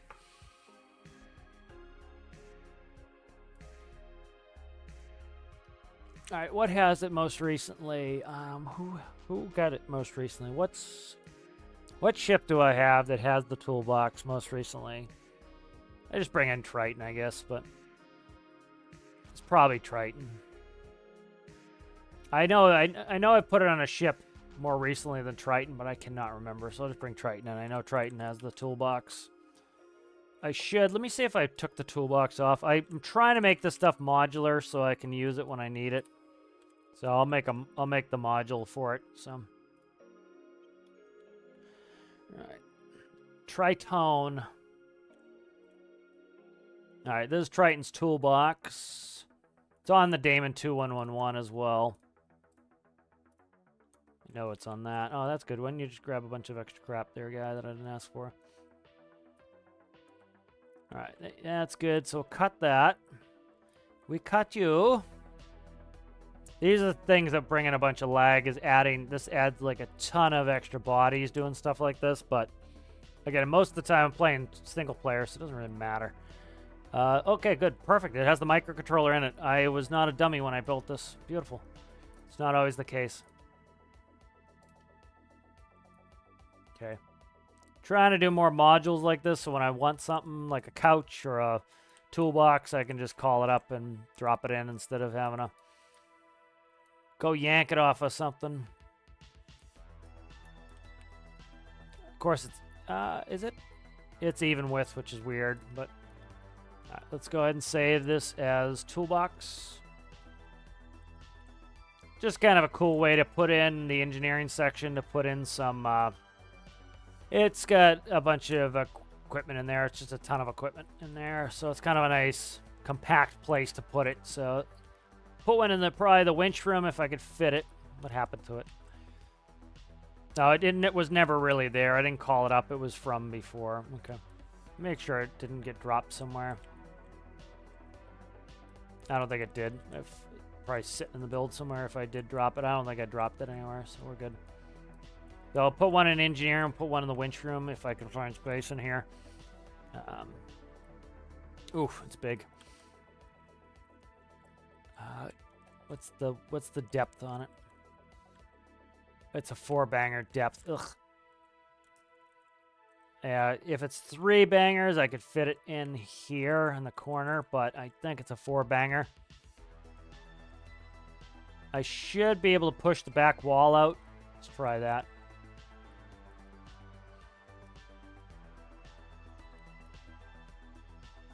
Let's do that. See if I can fit it in flush mount here.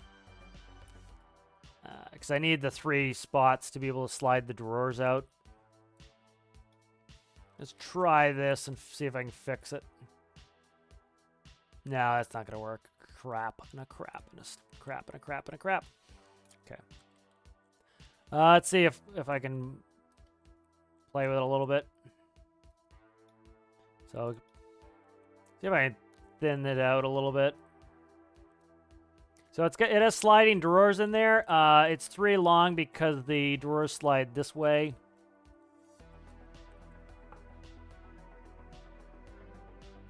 So let's play with it here. Let's paste it here. Let's actually open it up again, and we'll I'll play with it. Try to make it a little bit more compact here. All right.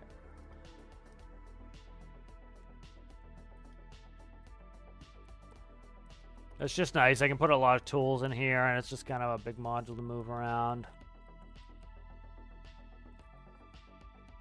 So as long as it's up against the back wall, it doesn't really matter if I can see the movings on it. Let's see. If I go sideways, I can probably thin it a little bit.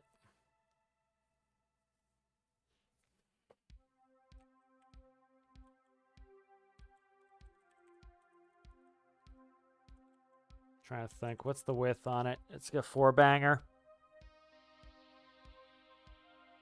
Could make a smaller version of it. Try to make a smaller version of it here. Let's just start hacking it apart. It just has a bunch of tools in it that I need generally. What was in there underneath there? Nothing? Nothing. Okay, good. We'll hack it apart and I'll start working on it, trying to get it kind of fixed up. All right. So the width is fine. Depth is a little bit on the large end there. So let's go ahead and we'll work it.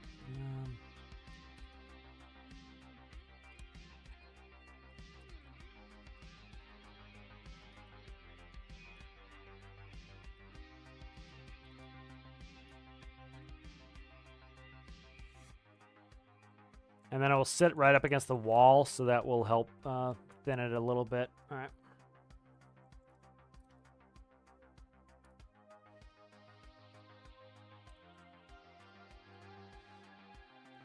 So let's grab a torch to start with. So let's see, what do we got there? Torch.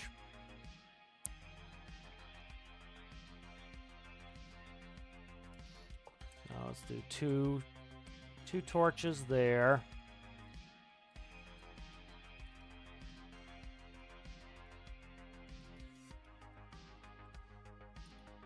We'll put those all the way to the bottom. Make it easier to build this up.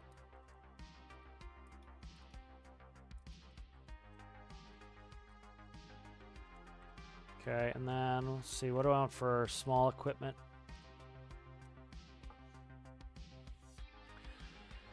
Flashlight is always nice to have. And then what else?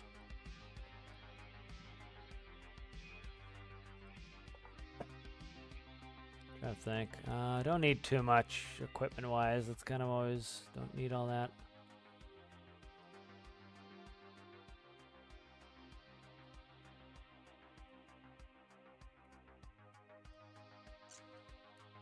Double flashlights, I guess. I could do, yeah, because I'm thinning it out, I need to have 1x as well in there. All right, so that's good. That is the first set. Let's go ahead and we'll do ropes.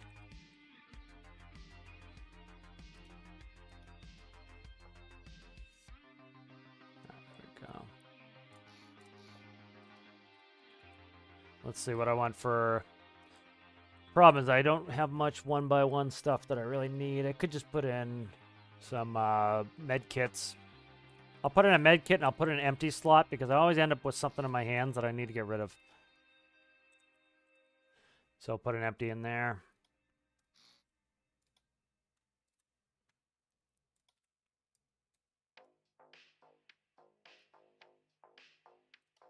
Okay.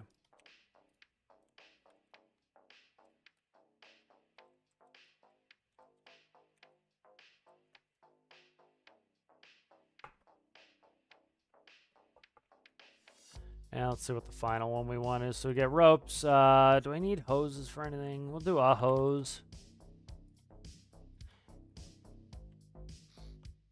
And let's check other equipment I want.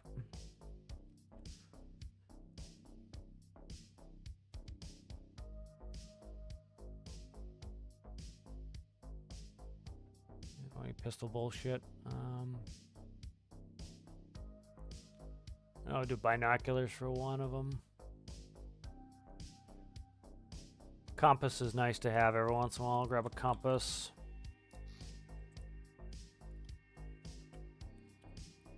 Binoculars. And then we'll do a cable. I'll get rid of the cable that I had just sitting in there.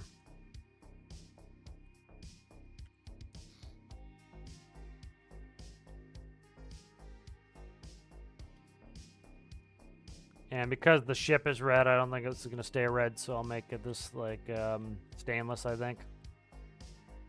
All right.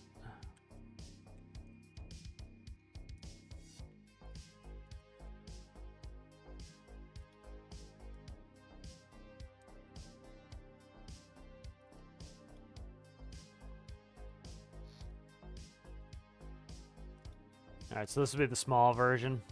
That way it can butt up against something on the back and it will be fine. All right, let's go ahead and we will do a color swap out to stainless on this one. There we go.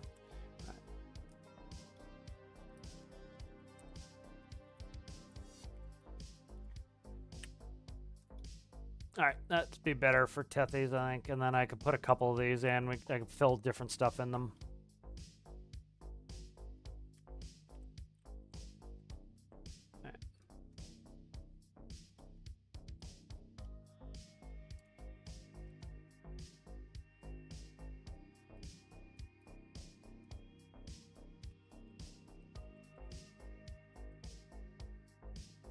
And that could fit right up against the wall there, and you're gonna have kind of that naked back on. It's fine because you won't be able to see it. And that lone rope sitting there can go. See, they should only stick out two, so we shouldn't have a problem with it hitting anything.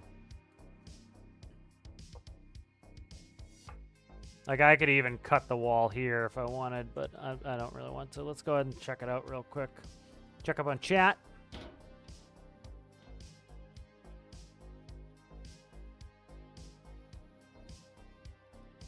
What the F is what? What was those screen? What? What?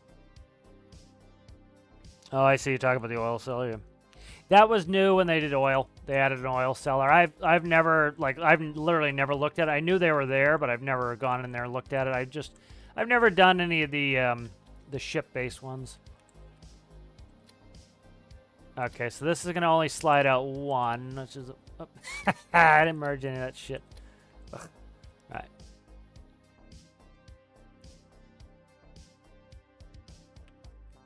That's a pain in the ass to fix the drawers. How am I gonna fix the drawers? Gotta fix the drawers somehow. Let's see. That's why it was as long as it was to have the drawers connect. I gotta try to figure out how to extend the drawers further. If I can. I might not be able to. I can move the buttons up. No, I can't do that and then have space.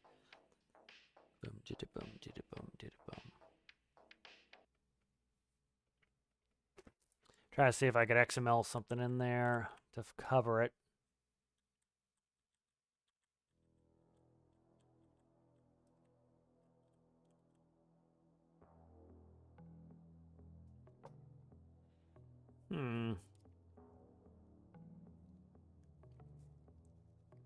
It's just run a linear track, you know. It has to go out at least 2 to do it. So that's why it was 3 deep, was to push it out far enough.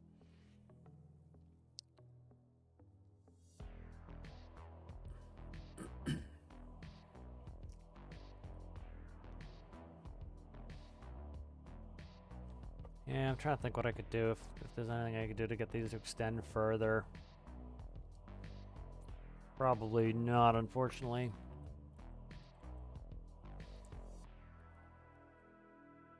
That's like I was thinking, oh, I could do something with gripper and do hand slidable ones would be cool, but the friggin' grippers are 2 blocks, so it just makes everything big.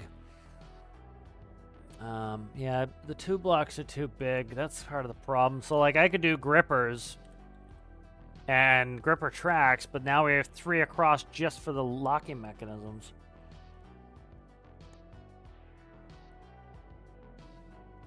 Which is obnoxious. That's going to only slide out 1 per drawer. Interesting. Yes, that's... I'm not a fan of that, then.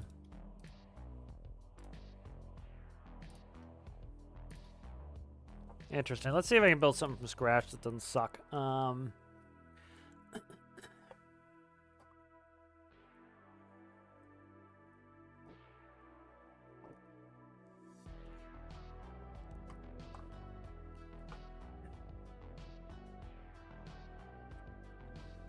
Might be able to build it in the wall here. Which way is the door turned? That way.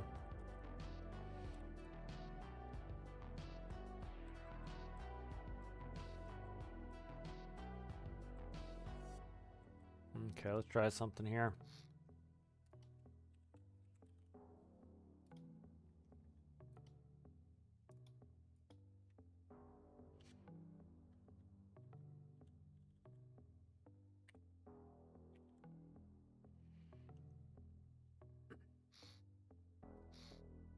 Do it like that. Make that part of the wall segment.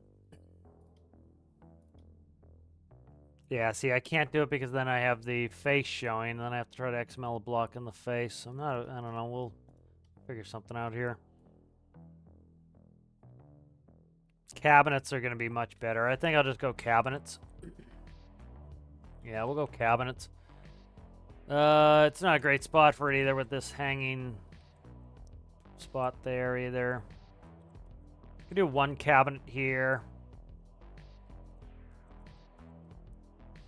3 talls at least. Yeah, so we gotta go like that.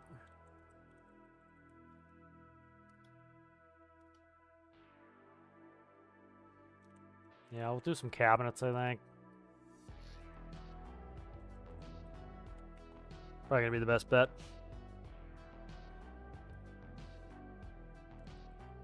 Probably do it tighter, putting them in the wall too. Let's do that. I don't know if I like putting them in the wall, though. I really don't. So let's put them like this. Let's go. Cable.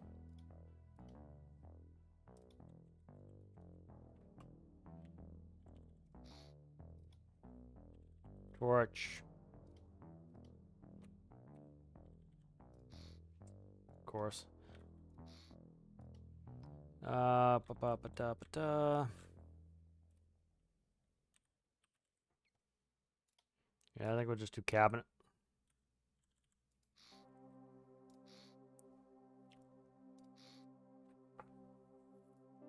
Probably can go to there, I'd say. All right.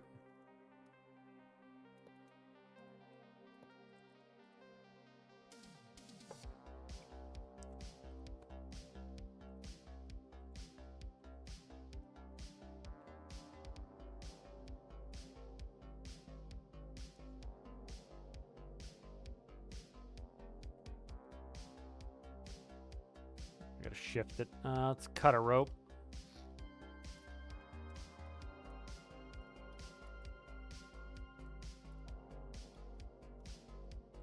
Okay, and then we'll put door there.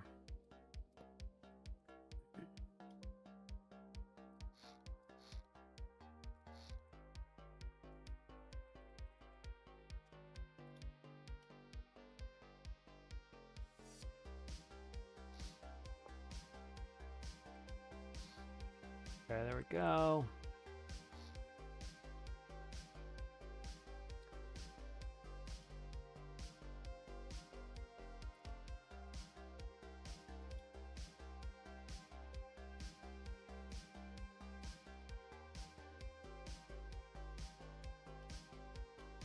Actually, that's probably fine to keep that color.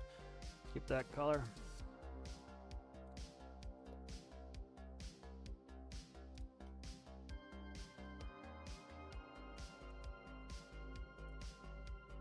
Oh, come on, stop being a pain in the balls.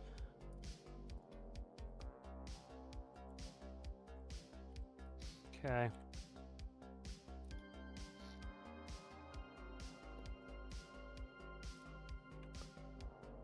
You know what we'll do?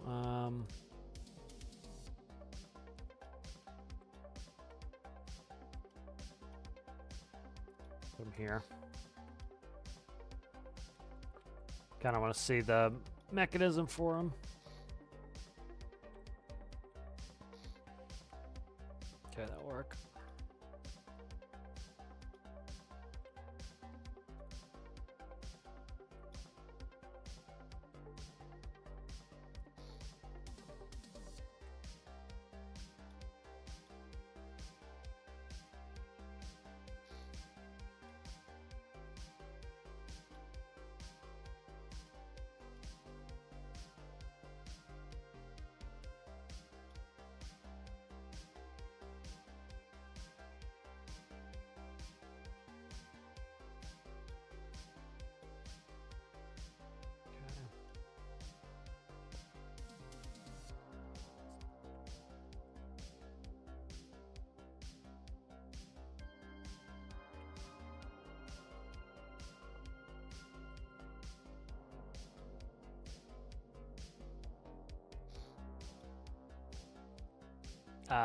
Put them above, okay. All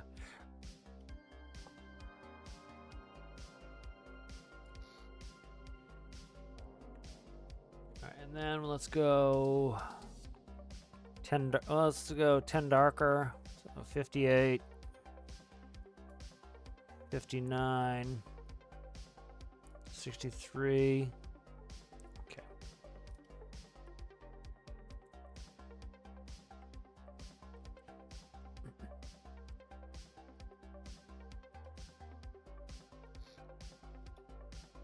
Grab the right color this time. There we go.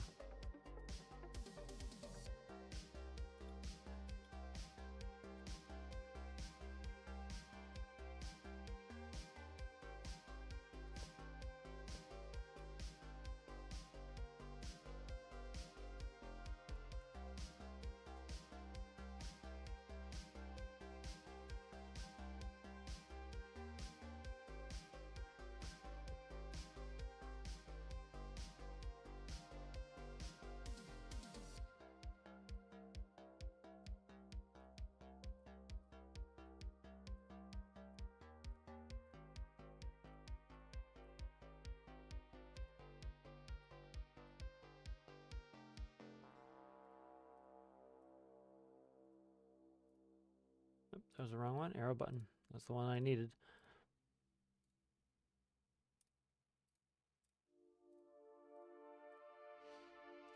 Okay. And then we want to grab this color. I'll go 10 light on this one. So that's 78, 79, 83. Okay.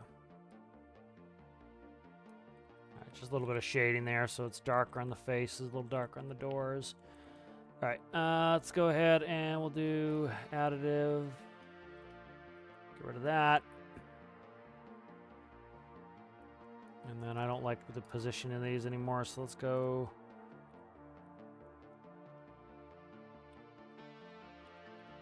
that.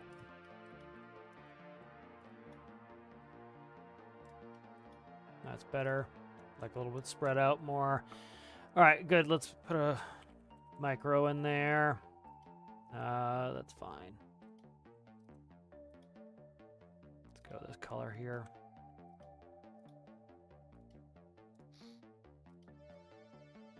I guarantee it's gonna go the opposite direction I want it to and cut into something if I don't move it.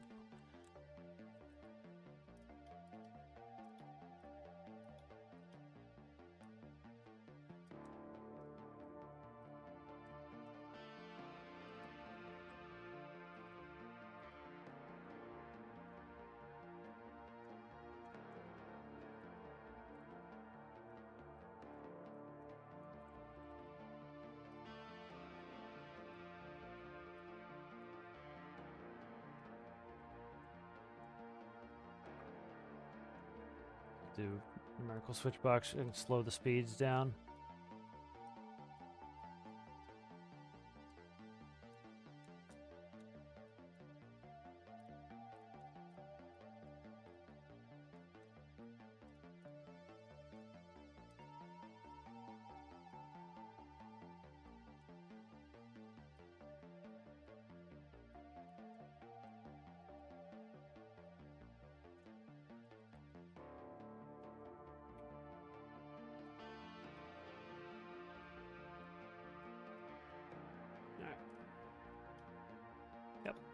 Went the way I was afraid it was gonna go. So.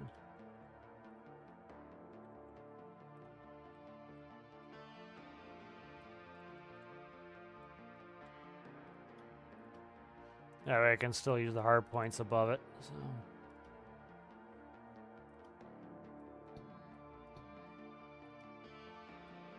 Ah, backwards. Suck. You suck. Let's go this way.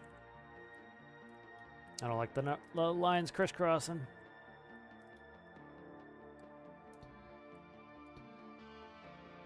Okay, that's good. And then electronic dance. Here we go. All right, good. And then that's going to go to hot bus, which is where? Hot bus right there. Okay, good.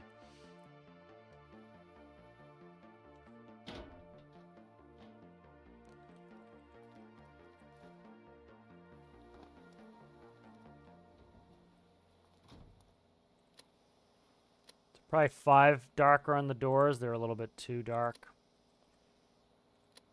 Maybe 2 even.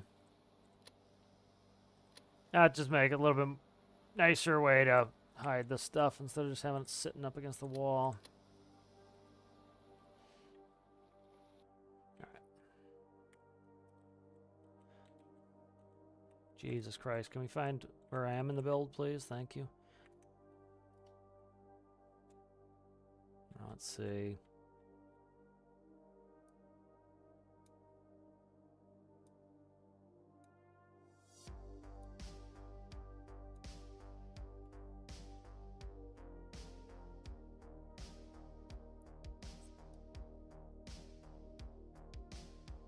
I have additive? Yep, it's additive. I was wondering, I was like, that doesn't look like it was changing. It's additive. Okay. That's a little bit less harsh of a changeover. Top can be a little bit, can be 10 off because it's like literally on the top surface where it's getting more light naturally. So kind of like the old cartoons, they used to use the acetate overlays and the so the coloration was different in the parts that would move, so you kind of know something's going to move there. And that's better than, okay, so I like that. Put a couple pieces of, see, I don't know how big whatever I'm going to put up there is, so like this would be able to be connected above it. Let me see if I can stand this up and get it in there. I have to jump anyway, kind of. There, okay, so yeah, so I can still put something up there as necessary, so. Goob. And I might put one here. I might put a row of cabinets up here, probably. I don't know, we'll figure a spot, but at least something's in there for now that has, I can put some tools and stuff in there. Anyway, fashion anything on top that looks good. Let's read some chat real quick.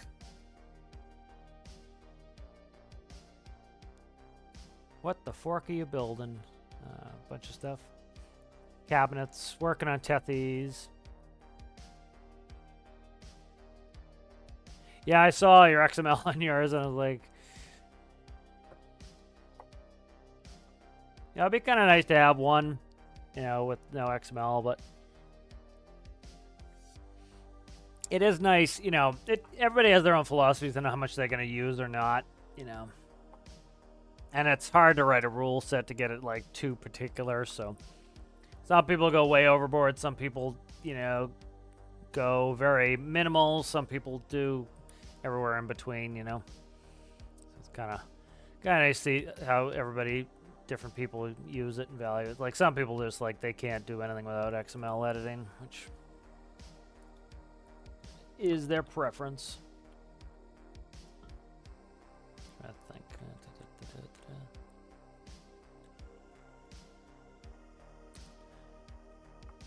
Let's see what I can put on here for decorations.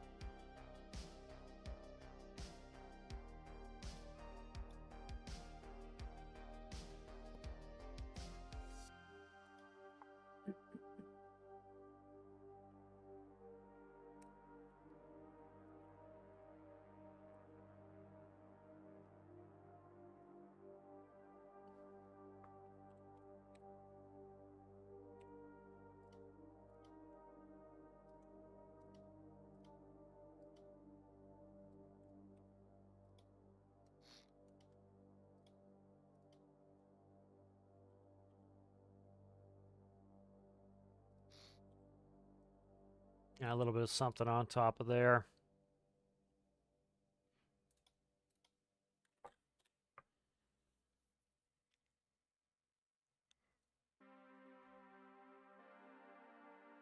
Oh, keep active. We need that too. Type, please. I need to keep active on this. I don't think I have one on. Ooh, I pressed P by accident. Ugh. Rotation labels. No, thank you. Alright, so this is the map icon block there. Alright, so that's on there. That's something I need. Let's check some stuff off the list. So nice. Tool chest is done. Check on repair torch. We have one now. Beautiful. Keep active. Done. Look at that. Checking stuff off. Galley beds, bedroom lighting. Okay. Let's do a big feature ad. Let's go ahead and save this up.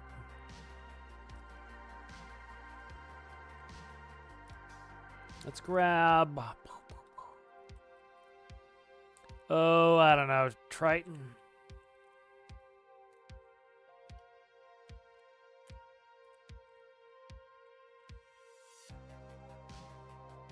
Where am I?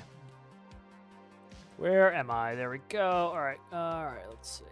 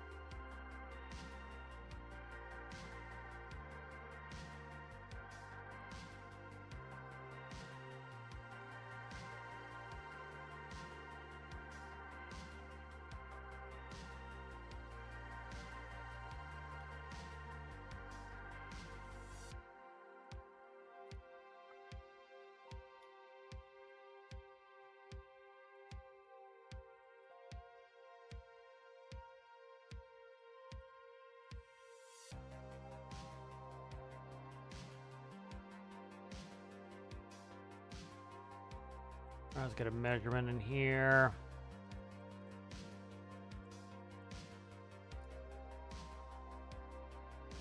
16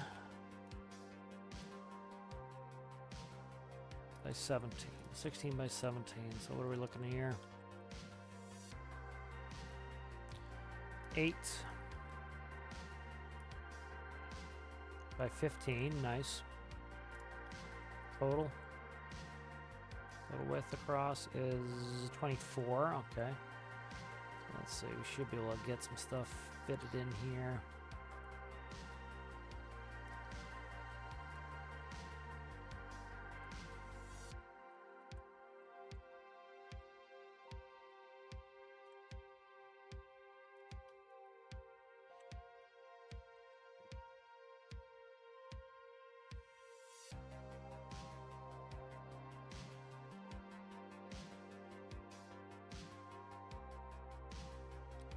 It's tight. It's windows there.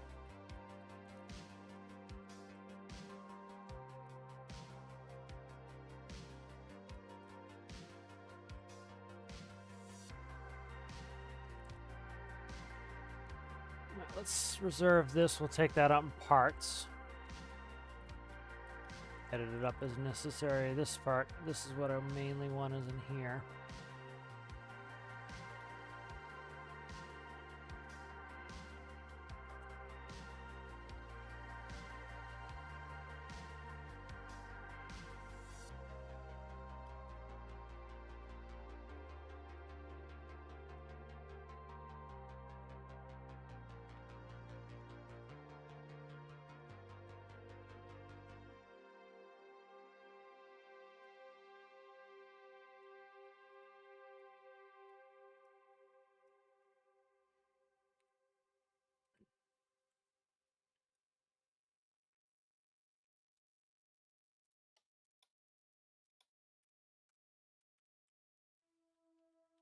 All right.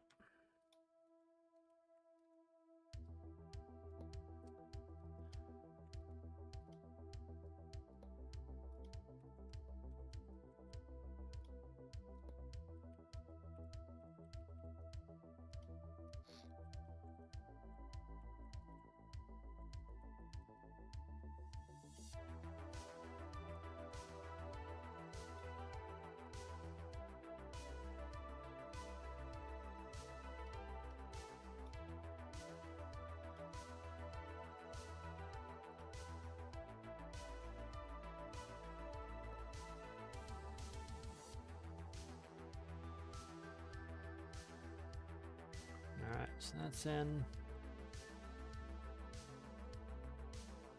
And we'll figure out what we want over here. Might do a different set of tables anyway. A little more cabinetry in there. We had another corner for cabinets? Not really. Just some overheads right here maybe.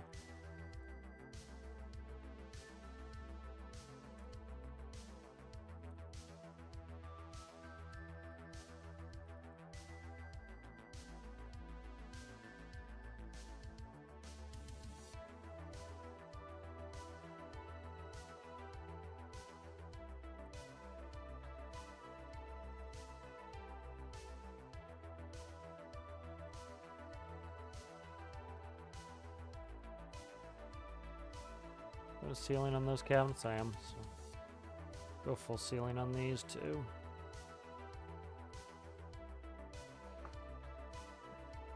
Door's gonna open 3, so we'll go there. We get 2 sets in without dicking the window. Yeah, nah, kind of dick the window a little bit there.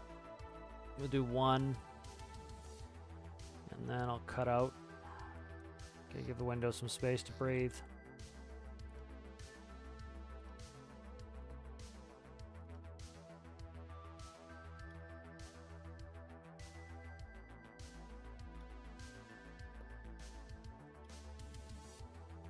Okay, and then we'll put table in underneath.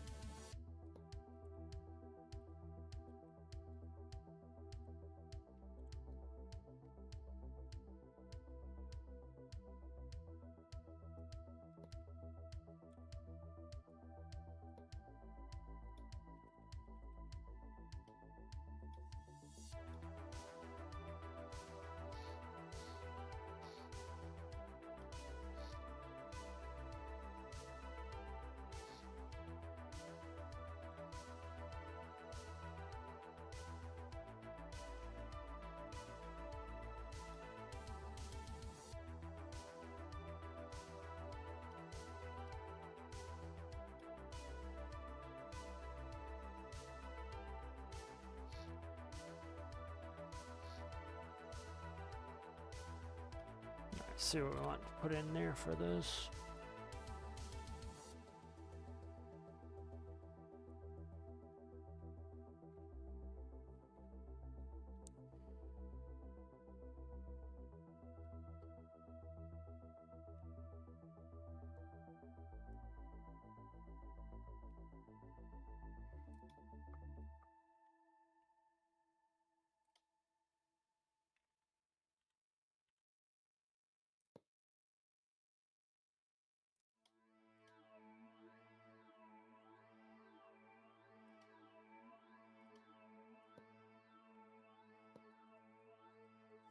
Blocks we got in the middle there. That'd be 3 bangers.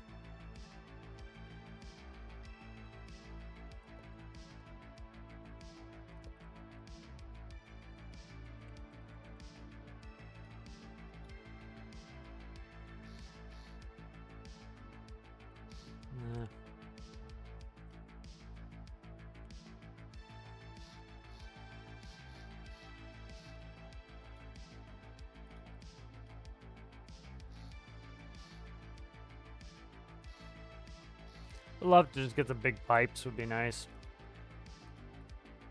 I don't just mean muscles.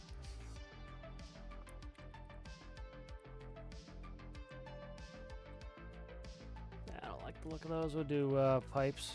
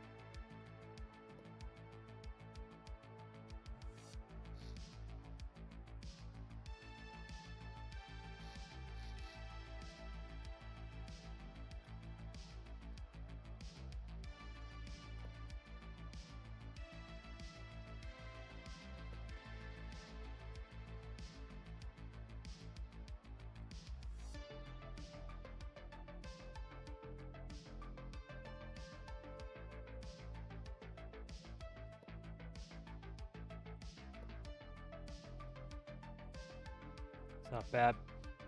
That is not bad. And I have somewhere I have plates where I can put on there. We'll do plates and cups and bullshit there, but it's a pretty good start at least.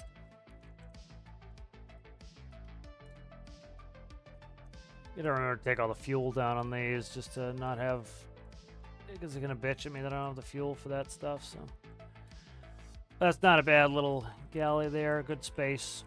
Came out pretty nice here. Let's go. Rest of that. A little backsplash color. I don't know what color I want the backsplash to be, but let's go.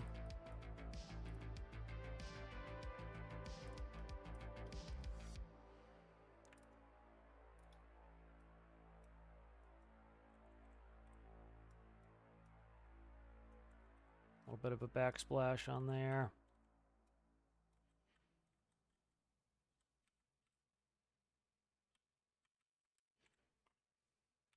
And then we need lights in there. Let's read a little chat while we're here. Yeah, I don't do too much XML editing. I kind of like the concept of everybody having the same tools in the toolbox. I like it for covering. That's my main thing that I like using it for, is grip and covering, I would say. You know, generally I don't really need to grip all that much, but I do in some stuff. Like this is my favorite thing to use XML for, is like I've got a bunch of fins in there. IRL, you wouldn't need fins because fins are, you know, essentially replacing the mass that we don't have on some of the stuff. So like putting fins in here, it's nice to be able to XML to cover them so that something that shouldn't be there, that's not realistic, you can get rid of. Like here, I like doing these, like the standard pipes are too thin. You could do rockets, but I like to also hide the fins in the rear here, so I put them in a large XML pipe there for drive shaft. So I like doing that. That's my main things I like to XML for, is coverings. You know, it's good for covering things. Like you need to hide something in the build, it's nice to put it away in there. So that tends to be my main use for XML.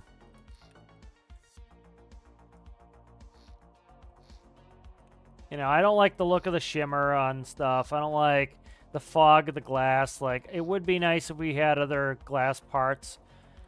But, you know, I also think, like, if the community is making do, I don't think the devs get really...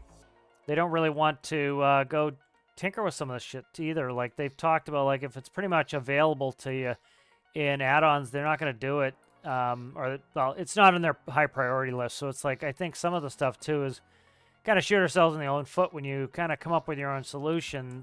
There's no real need sometimes to make the part because it lowers it on the priority list too. So I think sometimes the XML stuff people make, the devs are like, oh, they already have it, you know, just, which I do agree to a point. You know, it's, ooh, you know what I want? Let's go ahead and save this real quick. Let's grab the vice boat. Let's see the dimensions first. 3 by 2. Okay.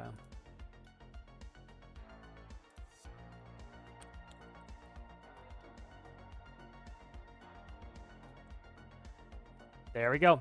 This microwave here, it actually does something. So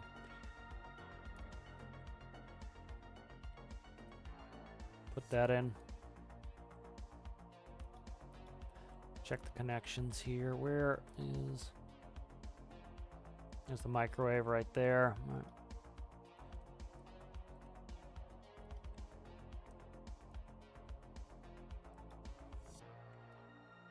Anything else? I think it's pretty much just this. Let's cut that and stick on the ass of it.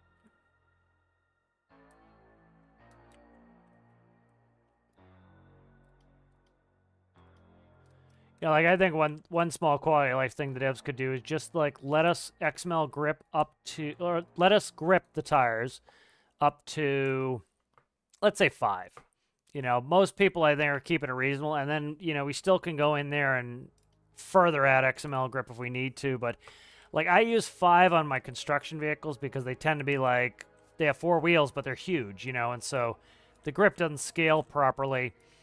On my like tractors, like even my big trucks that pull huge amounts of weight, you know, I only grip the wheels to 2 because we have, you know, I have tons of wheels on there, so I don't really need it higher than that.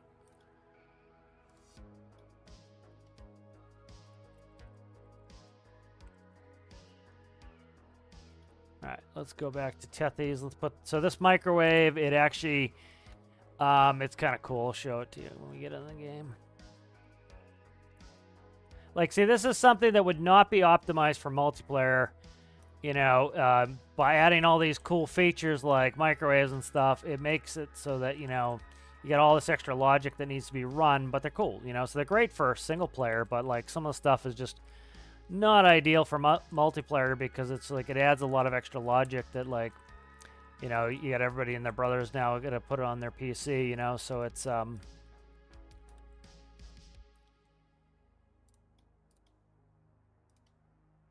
okay.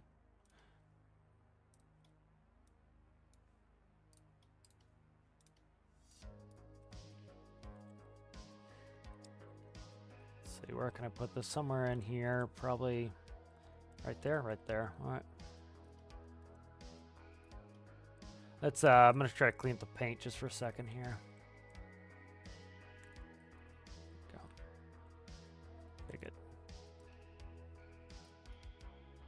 Put in the dishwasher here. Beautiful.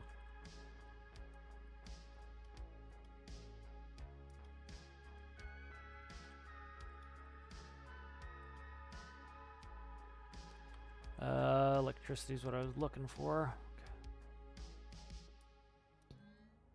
So these are heaters. I got to change those out. I don't want heaters in there. I want, we'll do indicator panels.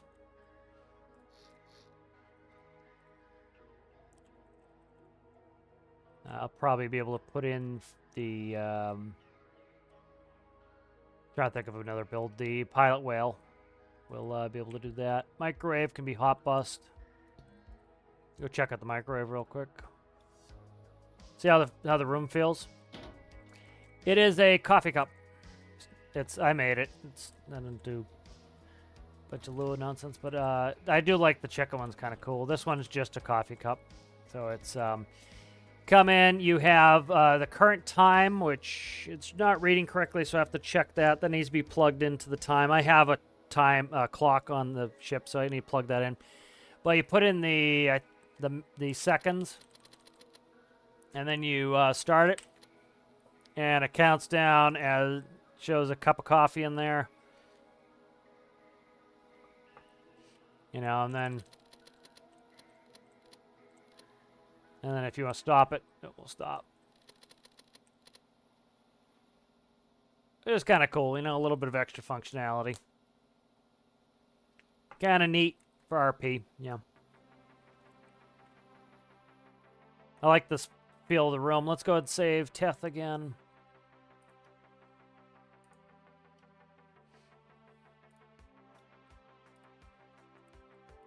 Like, this stuff saves a lot of time if you have a bunch of, like, if you have a catalog of builds, you can just go through and pull stuff from, like, this is coming.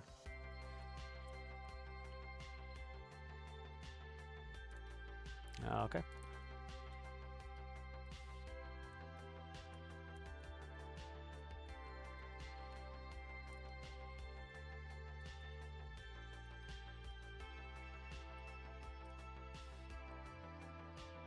Now let's see where that is. So, do I want the whole stove? I think I'm going to take the whole stove. So let's go back. Let's grab the whole stove.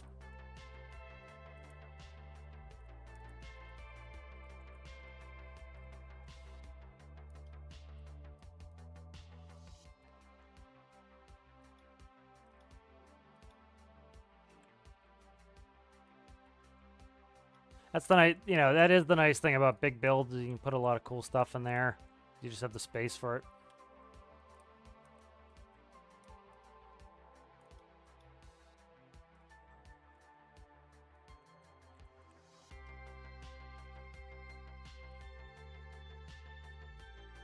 I do like the sink basin on this one.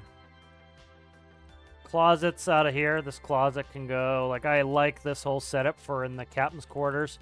I like this better than what I currently have in there. I'm going to probably grab out most of this for, like, some of the other staterooms. It's like, I like that feeling of, like, really compact areas in a ship. Like, they're using every piece of space effectively. I like that. Yeah, it's like, I used to watch these people who lived on a sailboat, and it was like, it's all like little cool nooks and crannies that they have on the sailboat to, like, because everything has to be storage because you don't have a lot of space, you know.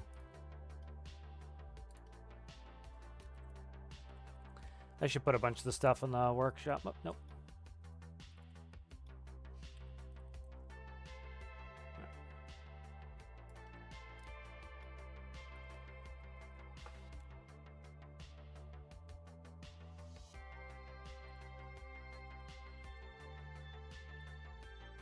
I gotta get rid of that microcontroller.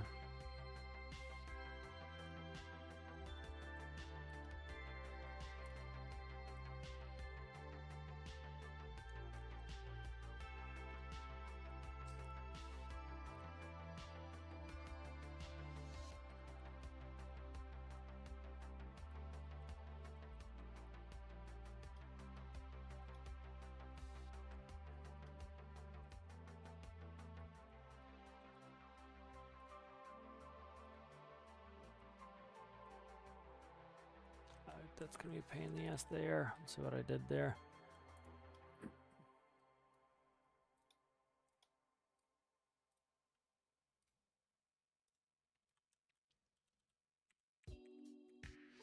Okay, good. That's all set up now. Let's move the micro. What do we have here? 4x2. Let's see if we can find a spot in here. It's pretty cozied up in there. 4x2 right here. Okay, perfect right there.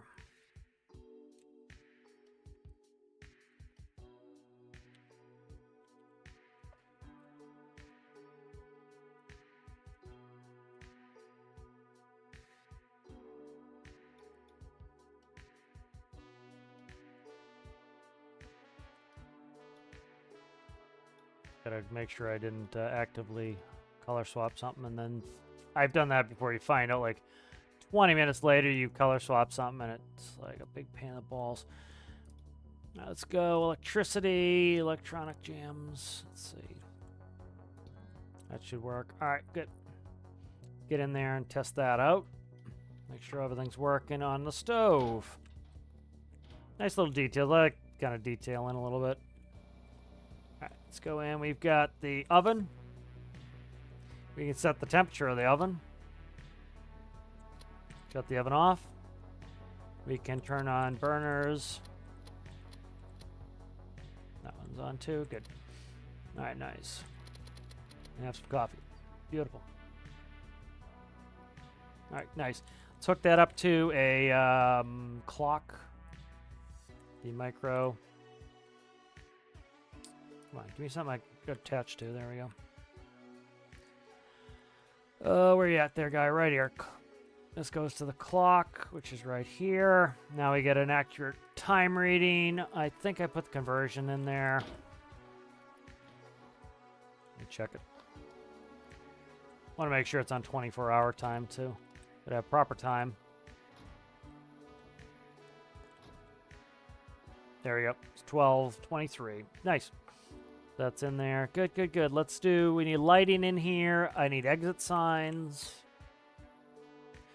Actually, Neatnot was asking on... I'm not sure about the exit signs myself. If it's leading you to the surface or if it's leading you to a muster point. I'd say the surface because it's probably like...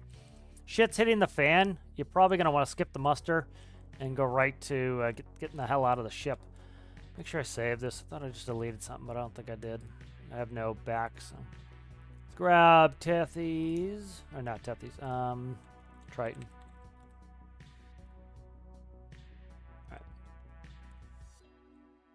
And we need... We've got ups and downs.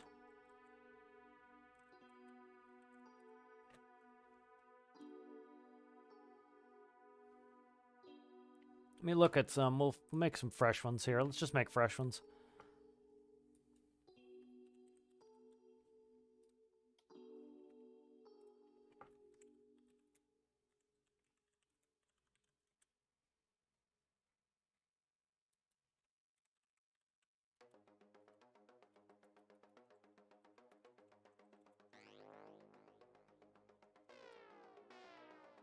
All right, so let's look at some signage here. All right, so stairs.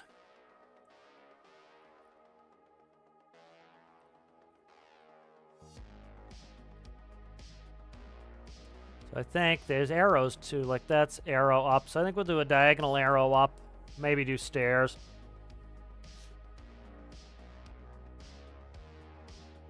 And then levels, so probably like level numbers.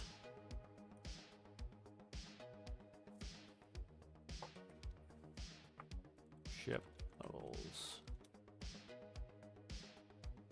All right, so I'm trying to see. So you have main deck, and then you're counting up, and then you're going... Interesting. So I'm trying to see what the...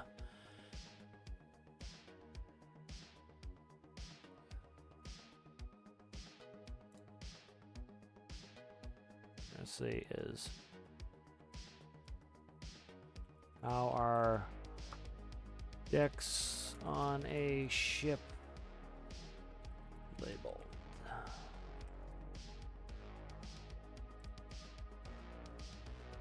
Okay, let's read this. U.S. Naval Institute, that's probably a reliable source. The main deck is always numbered 1. All decks below the main deck are numbered higher than 1, so 2, 3. All levels above the main deck are preceded by a 0, so 0, 1, 0, 2, etc.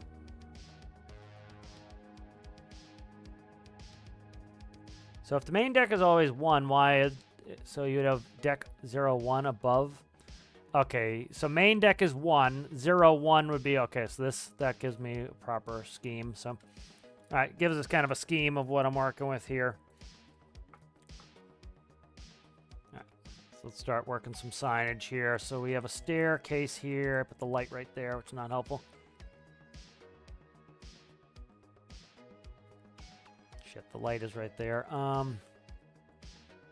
Put it behind it. It's going to be hidden by the light.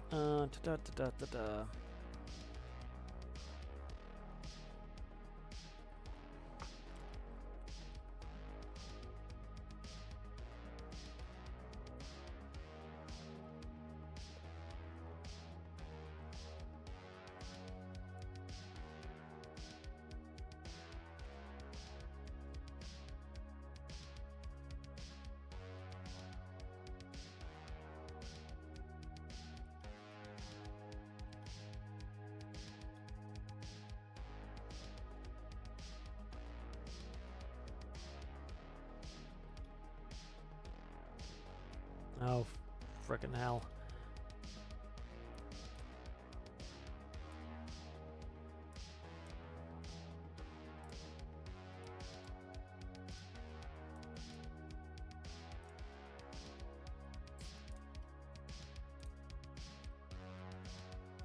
Start from the top there.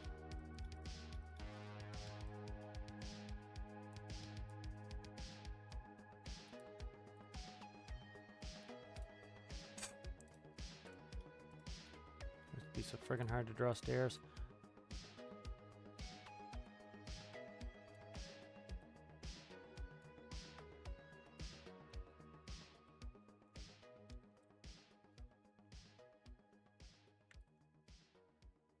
Trying to see some more. Let's see.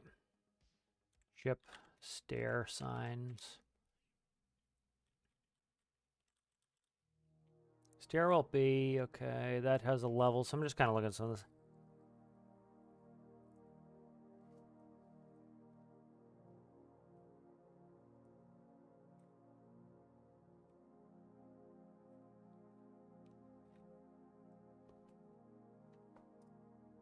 Okay, let's see.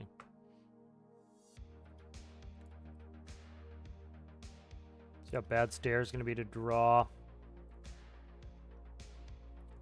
I'm thinking just an arrow because it's going to be... Yeah, it's... I want to, like, one block, so I'm just going to do an arrow and then a level, I think, is the best way to do it.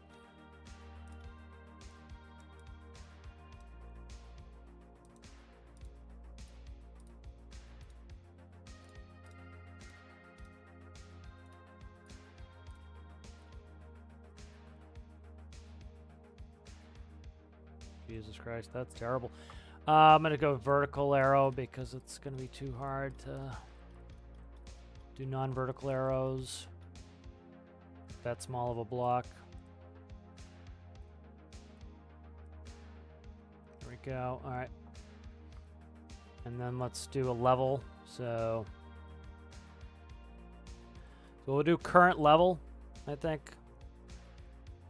And then, so we're on deck 1, so it'll be like that, and then we'll do 1.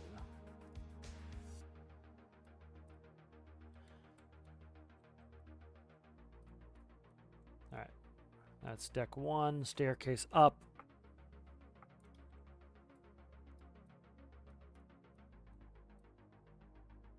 They're black or white? I'm thinking white, maybe. So we want high contrast on that. There's one. All right, so we're on deck 1, and we're going up. All right, and then we do both sides, probably. I'm trying to decide if I want to stick out and then double it up, or if I want it flush mount.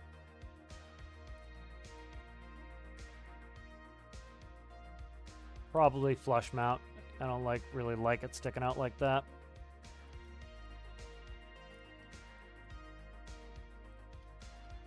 So current level we're on and the direction the staircase goes. Or it could be to, yeah, I'll do current level. It tells you what level you're on, and that tells you where to go up. All right. Then we could do like an evacuation too, so that's good. That's there. And then we could do current deck maybe here, so that's... So let's do another one.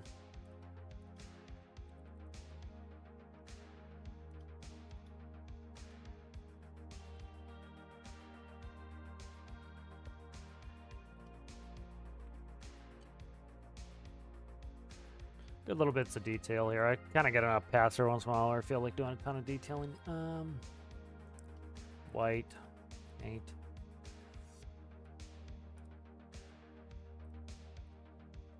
Deck. Deck 1, okay.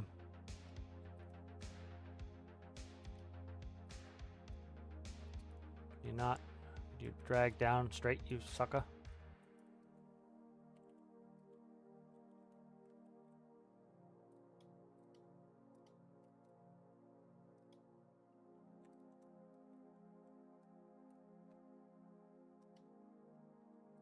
And then when the lights come on, these will get triggered, so.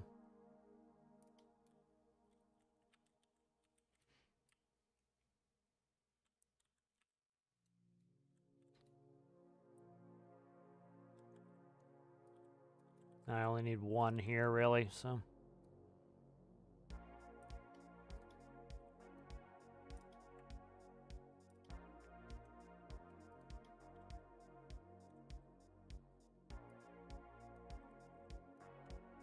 That's just kind of end of the hallways. It's just telling you what deck you're currently on. So you're on deck 1. So as you're walking down the hallway, you can be like, kind of like, okay, I'm on deck 1. And then you're like, okay, we're on deck 1. Deck 1. And then this one here will be another staircase sign.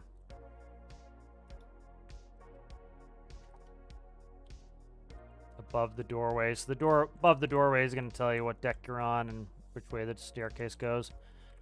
So this will be...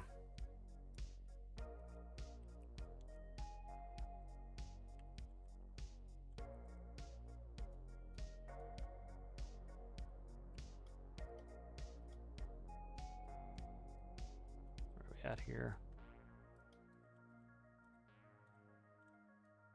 Kind of want that space reserved for there, so we'll go up 1 on it.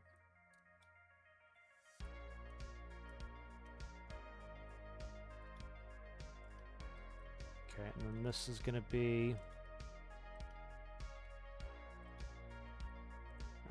there.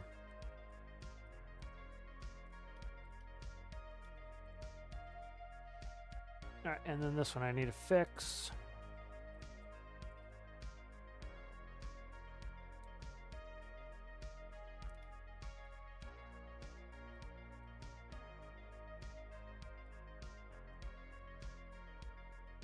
All right, so we're on deck 1. We're going down there. So now we're on deck 1.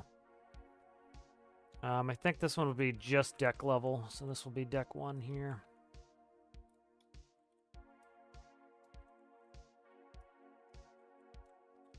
And then we'll put a holodeck in. Let's see. All right, there we go. All right, so that will read that you're on deck 1 now. That will read the staircase is, we're on 1, we're going down. We're on 1 and we're going up. That's deck 1 there.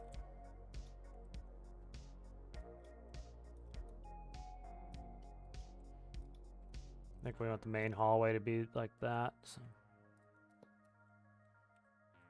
Can't see past the lights, so we're gonna flippity-flap-flap these. Yeah, we'll flip these. I think I'll just move it. Yeah, flip these.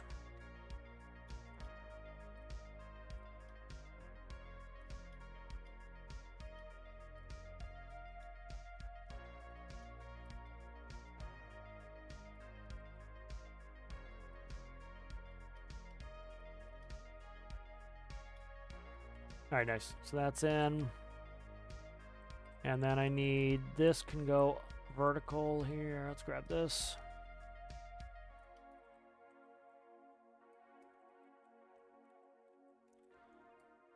Come on, flicky camera. Let's not flick all day.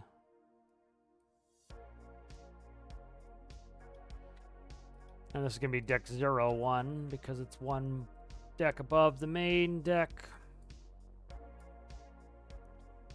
So I might just change the 1 as well. Not a huge fan of it. Jesus, that 0 is terrible. Ah, that sucks.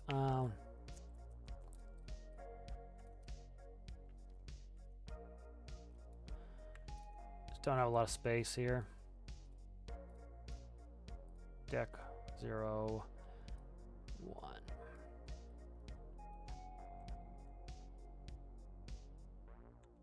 0 is terrible. That's better.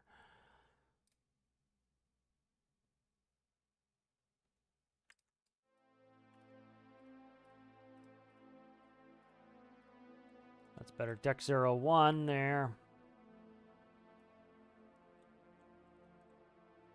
What happened here? Oh, I haven't got to the... What? I went up too many levels. What? Where is it? I went up too many levels. Went up too many levels. This is deck 01 right here.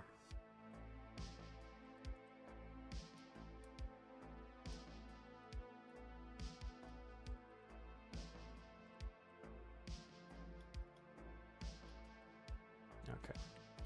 That would be deck 01 right there. Okay. And then this is going to be deck 02. I should have just friggin' copied it instead of doing that.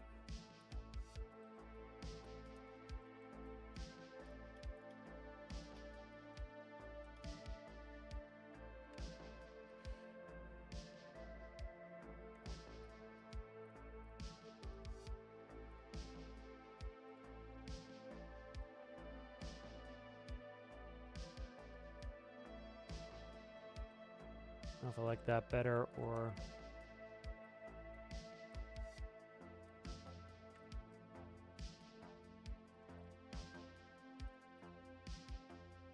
We're crunched, all right. I like that. Deck 02. That's deck 1. Let's make sure I got the name and scheme right. It doesn't matter. I can fix them later anyways. But let's look at... I want to make sure I got them all right. So then it's level. Oh my god, I did screw it up. Okay. So deck... no, they're fine. So I guess they got them as levels. Let me look.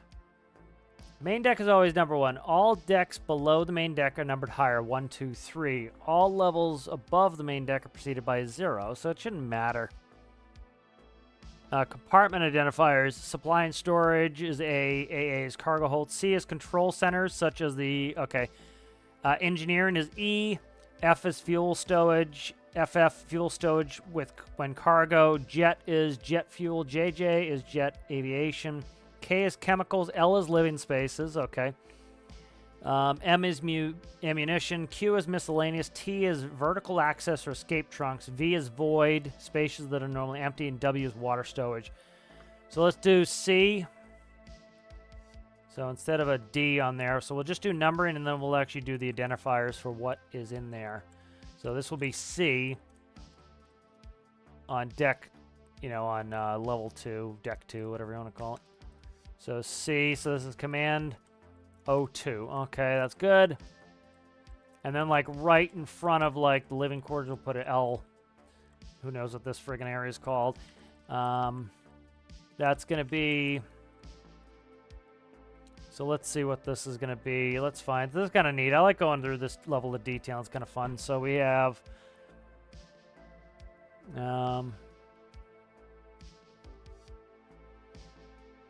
Q is miscellaneous space.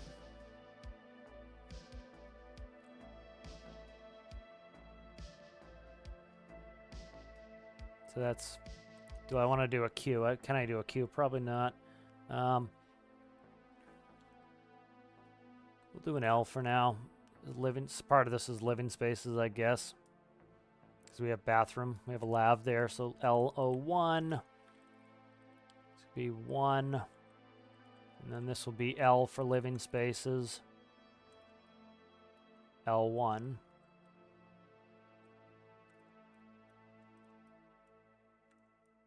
L1, and then this here is, what are we going to be in here?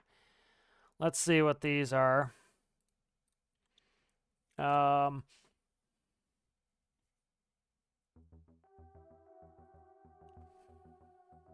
See if they have any others. I don't see any others.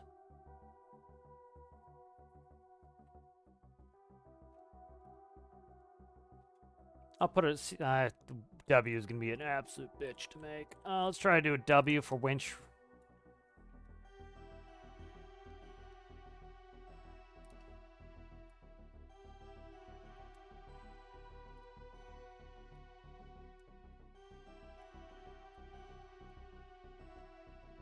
So that's winch room on deck 1. Okay.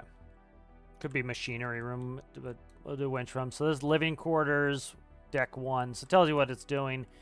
That is going down. Deck 1 going down. And then, like, you'd identify this here as engineering on, this should be 1 or 2. Let me look. I'm trying to put them so I know the naming culture, and then I can work from there. So let's see. Second deck would be 2. Okay, so that would be 2 down there. So let's fill that out so I know what I'm doing here. So let's grab one that I can make an E on. Let's grab this 2. Command center one. Already has a 2 on it.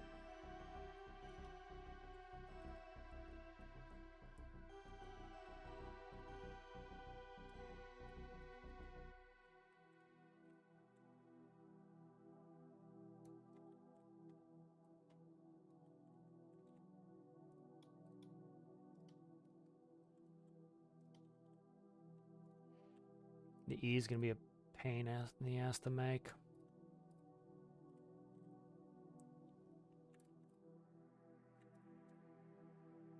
Either, probably that, or can I make a lowercase e? I don't think I can.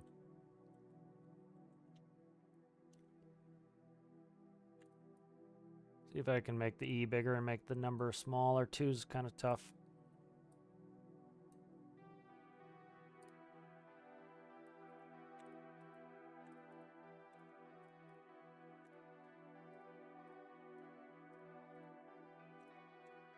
There's 2.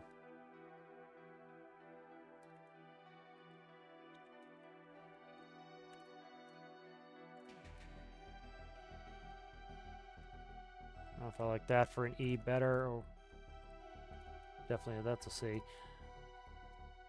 Come on, stop.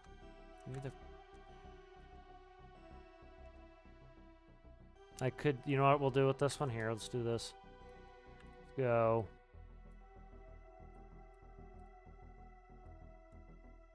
And then we'll do 2 in the corner. That will work.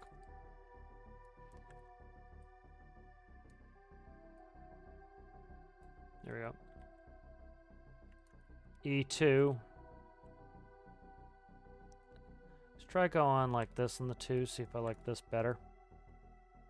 That's better. Okay, that's much better. All right, E2. There we go. I like that better. Okay, that's E2. Yep.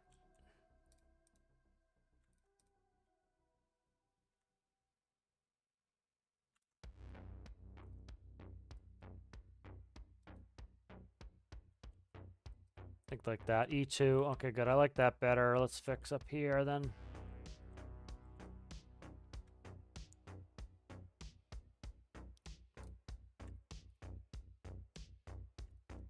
E2. That's C2. Okay. Nice. Paint the whole door, huh? It's supposed to be this color anyway. Alright, good. So that's better. So that's my E2 there for... Excellent. Alright, good. So at least we got kind of a numbering scheme here, and you can kind of see as you go through the decks. I'm not going to do all of them right now, but Oh, Jesus Christ. How did this door get colored? Funked up. There we go. And then, let's see. We have player sensor.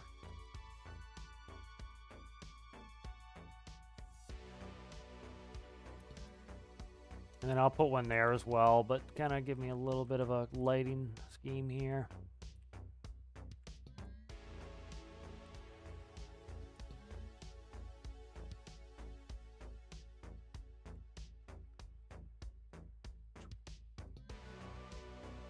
I still have to do stairwell lighting too, but we can at least...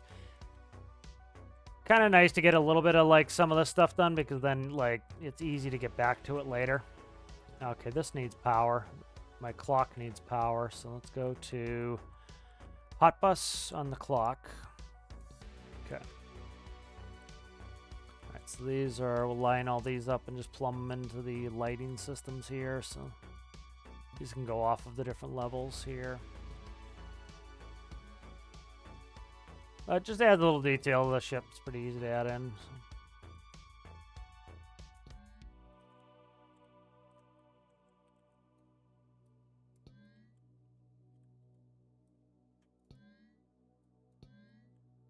Nice. Let's take a quick walkthrough.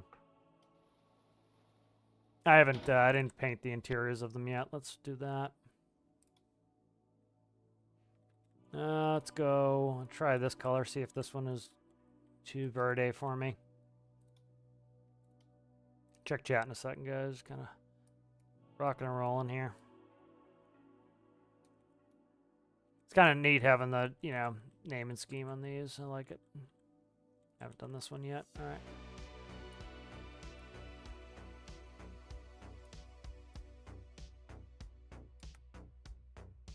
I'll probably color the backgrounds too. We'll see. I may or may not color them. We'll see how bright these end up being. If they're super bright, I don't want to color the backgrounds. If they're all right, might color the backgrounds.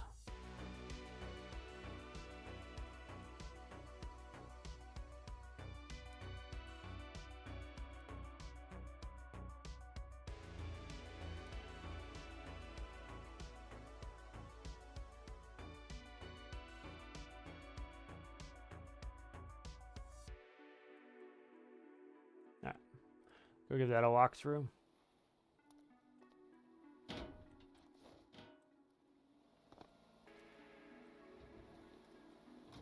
Here we go. Winch room, winch level 1. I didn't do that one, so we're on living quarters 1. Go down. That one needs to be done. Okay, that's fine. A lot of them, it's the player sensor for the stairwells. That's why they're not getting lit up right now. Got command 02. That's kind of nice. A little bit of detail there. Excellent. So let's go through here.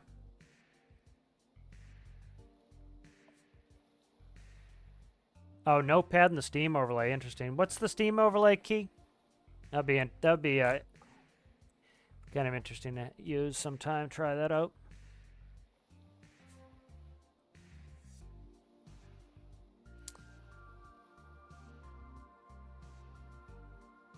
Yeah, I need to add a beeper on there. If it's my annoying microwave, it would beep until you go get the food. It's like, dude, I know you're in there. Get my ADHD ass can remember the food's in there.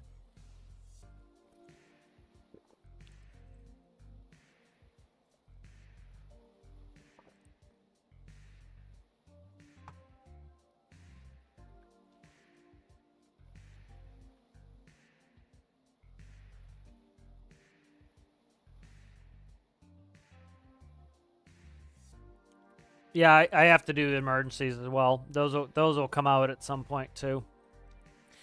I try to do a little bit of detail until I get bored of it. You know, I think that's a good strategy. Is you kind of stick with one thing until you want to move on, and then how did this? Oh God, it happened. I knew I did it. I knew I did a paint swap. Fuck your mother. I knew I did it. God damn it! Right here. I don't. Everything's fucked now under here. Yeah. God damn it. Ugh. All right. I gotta do it. I knew I clicked once on color swap. It is the most dangerous shit. It's so frustrating and annoying, color swap. It really is. It's just absolutely pisser. It's so pisser. Doesn't matter. I wanted to change that color anyways, but god damn it, I knew I did it. Oh, it's pisser, that. So pisser. Ugh. I knew I did it too at one point, and I friggin' didn't check in on it. God damn it, that sucks. All right,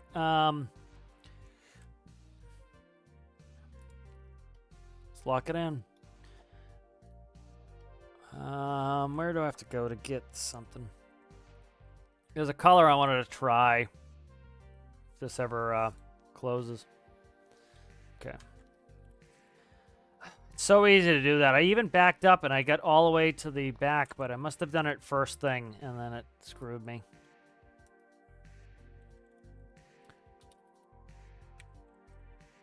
I'm gonna run this color scheme, I think, for try this for the walls. Not that one.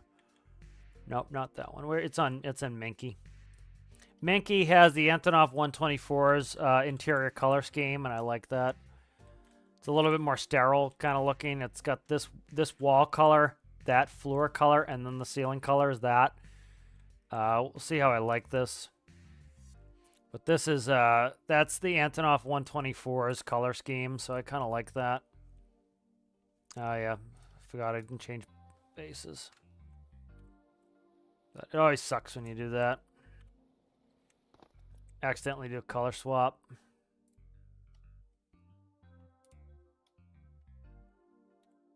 But I want to change this color anyways. It would have been a lot easier, but we'll just do an absolute buttload of paint in here.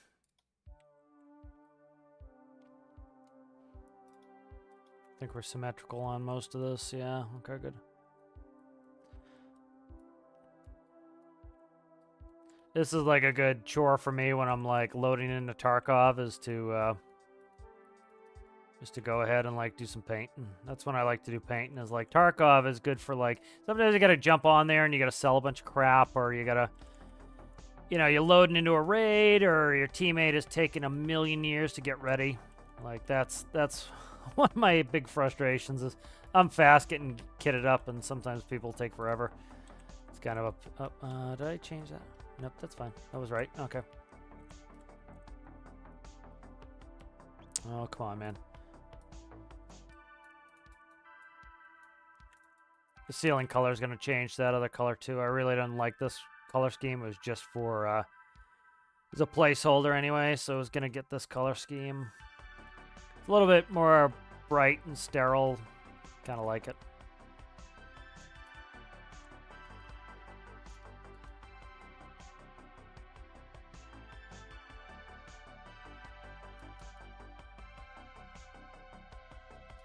And getting in the couch is going to be annoying.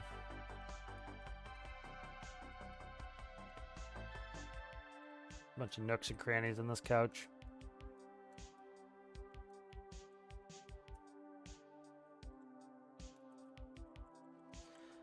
Yeah, that's what I'm afraid of. All right, see you later. We'll do what we do in real life. Pull the couch out before you paint. You suck. I always do that. I didn't go up for the seats.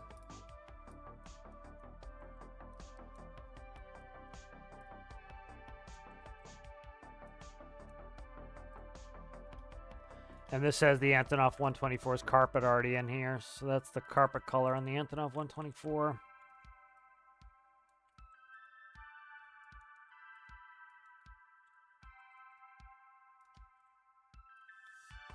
It's got enough of a hue on it that it's not too white, I find.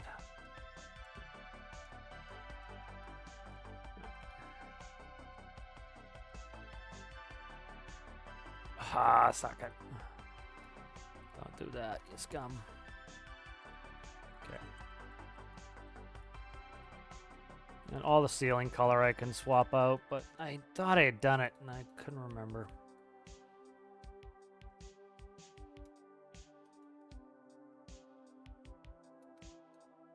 Painting is good busy work though.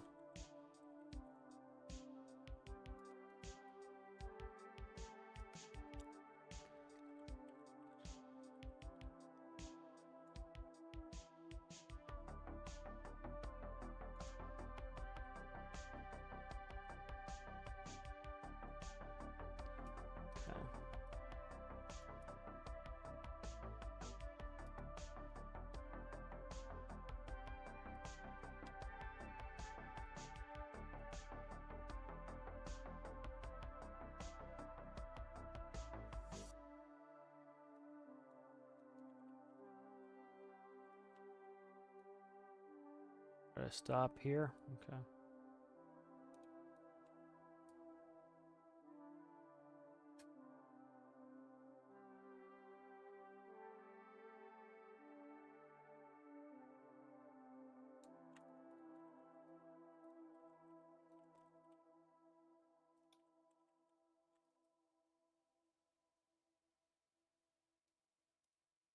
What did that? Oh, it's the color.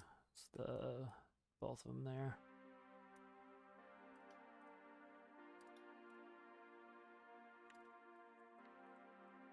I think that's clean down below. I think it is. All right, I should be able to. We should be able to do some symmetry for a little while at least. Before it bites me in the ass.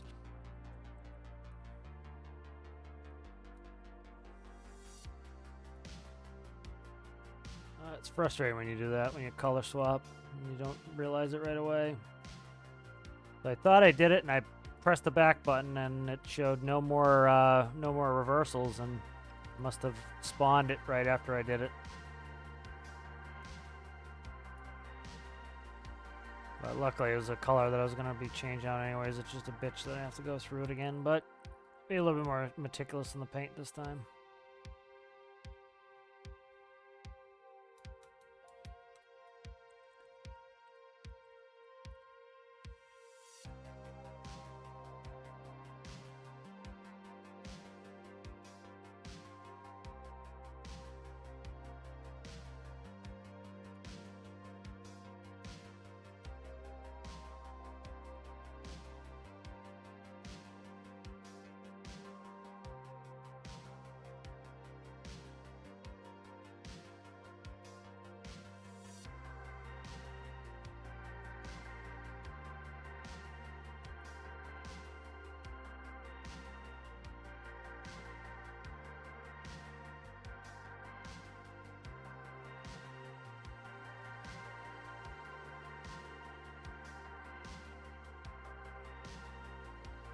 And I'll redo the bathroom later. That was just a placeholder lab anyway, so it needs to be fixed.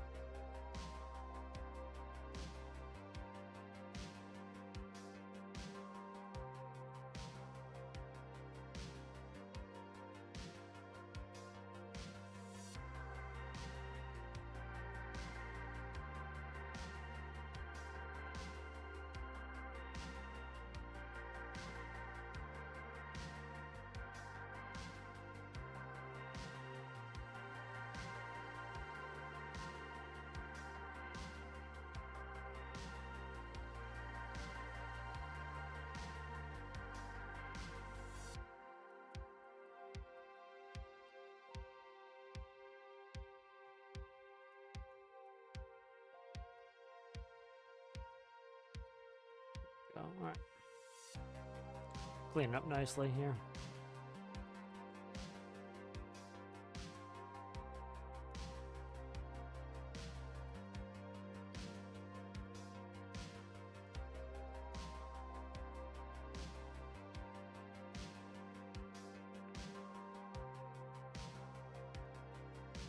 Stuck in the wall there for that one.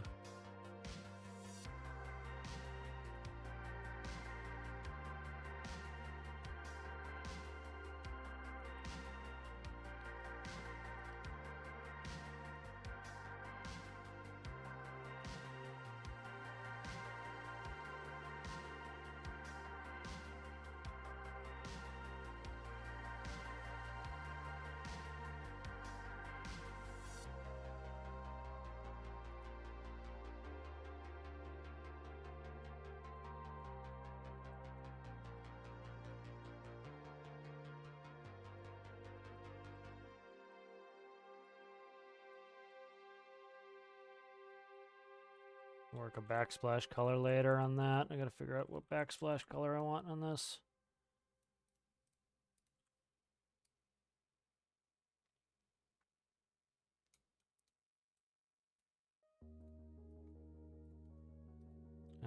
Nope. Nothing there. Right there. Beautiful.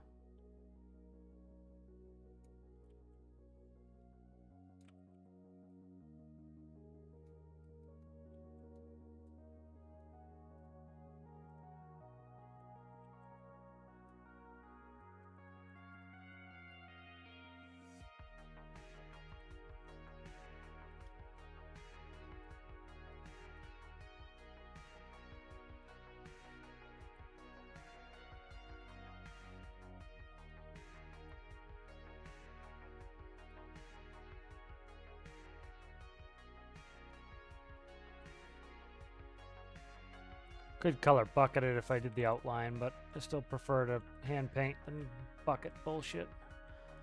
I loathe the bucket. I loathe it, loathe it, loathe it. This should be painted in theory there. Nice. Okay. Hate the bucket with a passion. Assume that some of the chat is that. Use the bucket. Do not like the bucket at all.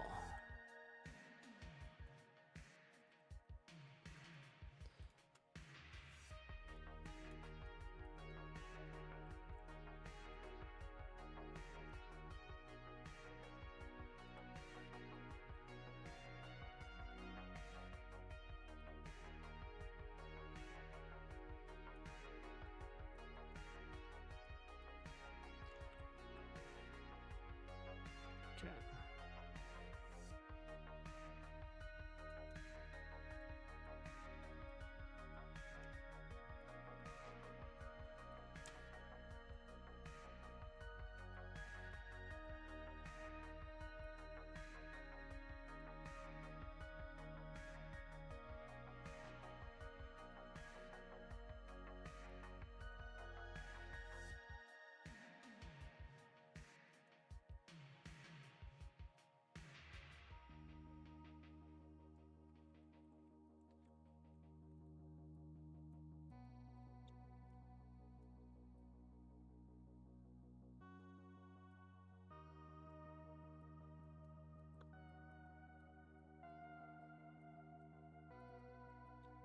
This wall here sucks. Let's see.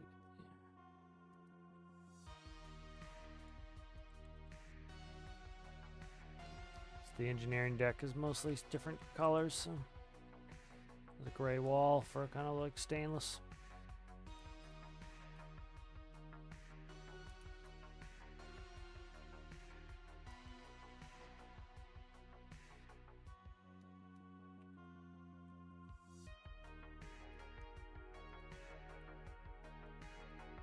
I should not have symmetry on for any of this. Okay.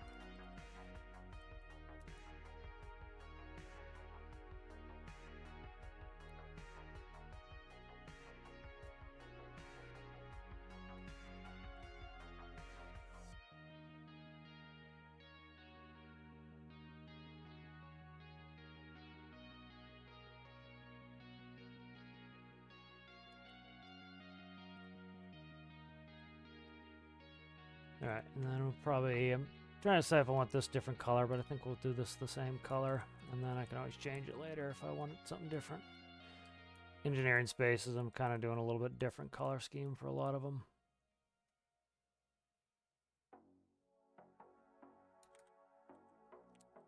Put your hands on the right part of the keyboard, and then you will actually hit where you want to.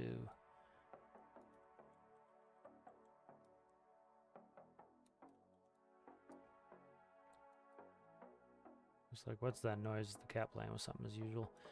Let's try to seal these blocks, and then I can bucket behind this. Make sure that didn't screw me. Okay, that didn't screw me. Good.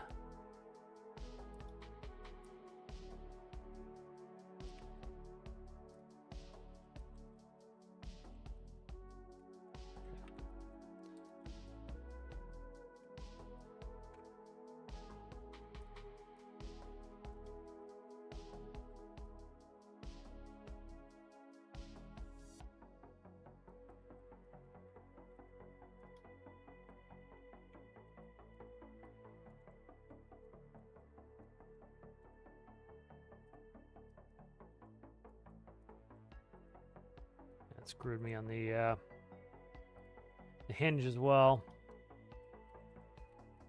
Which I don't care for. Let's see.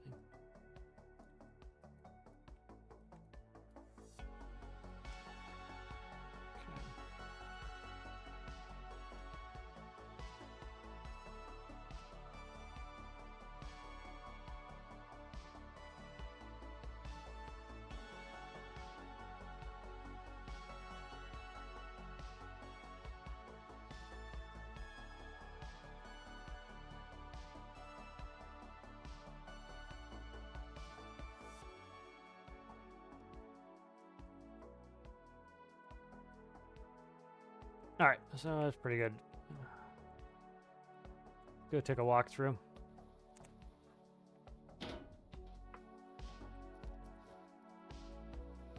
I looked down so I didn't fly as far. There we go.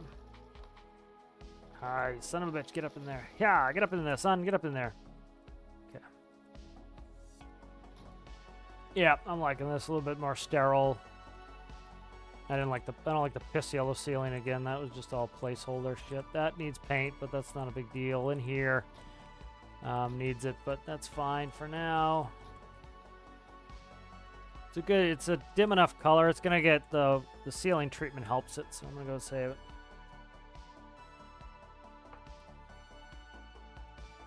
Now let's grab. Damn it! I can't spawn Minky in here, so I have to go back to grab the color.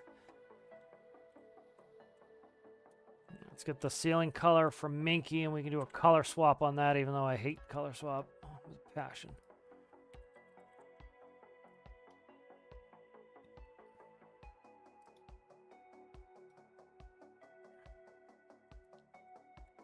All right, and then let's go back.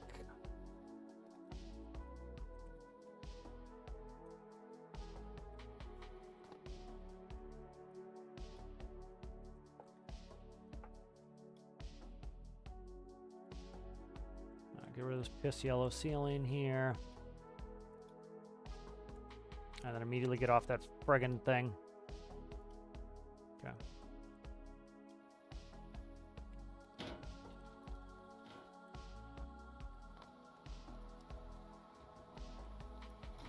Yeah, I like the feel of this a lot better. Okay. Yes, yes, yes, yes. I enjoy it.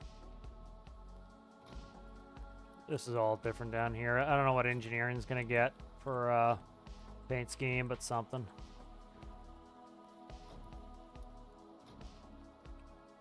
Yep, this feels right in here now. Let's get in here. Need lighting in here, but this looks good in here. Just need to figure out a backsplash color. I could just make it a little bit darker of that one. I don't mind the winch room being this color. The other thing is I could put header and footer trim on there. So a little header and footer trim tends to make it. Bathroom's a mess. I knew the bathroom's going to be a mess because it's going to get painted separately. Any of the rooms I'm going to paint a different color. I just didn't mind screwing up because it's just going to be done anyways. But yeah, this is better in here. This corner needs to be de-sharpened or something. Yeah. We got a light in here? We do. Okay. Yep, I'm digging this. This is a better color scheme. There we go. All right. Nice, nice, nice. Let's read some chat.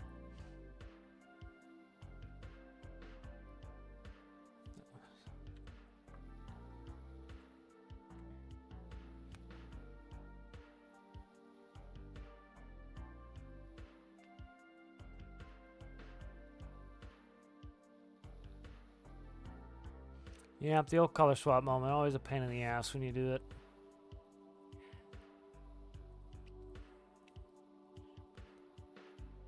Is Citrus's Fatta Joe beat? Is that a big shit? Add me a Fatta Joe beat. Yeah. Yeah, certain rooms I didn't care if I dicked up, like for example the bathroom. I didn't care. Even the kitchen, if I screwed up some blocks in the kitchen, it wasn't going to be a big deal, so I didn't care too much. Oh, crank start on your ultralight. That's cool.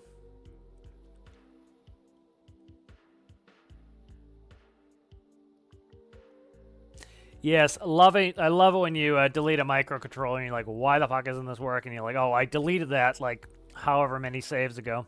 How's it going, X Horse? How are you? The barreler. Yep. Oh, yes, the barrel is Fafji. That's Daniel K.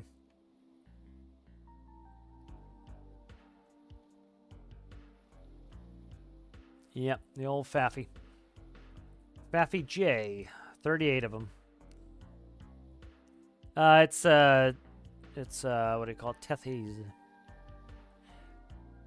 Yeah, clouds and sun, yeah.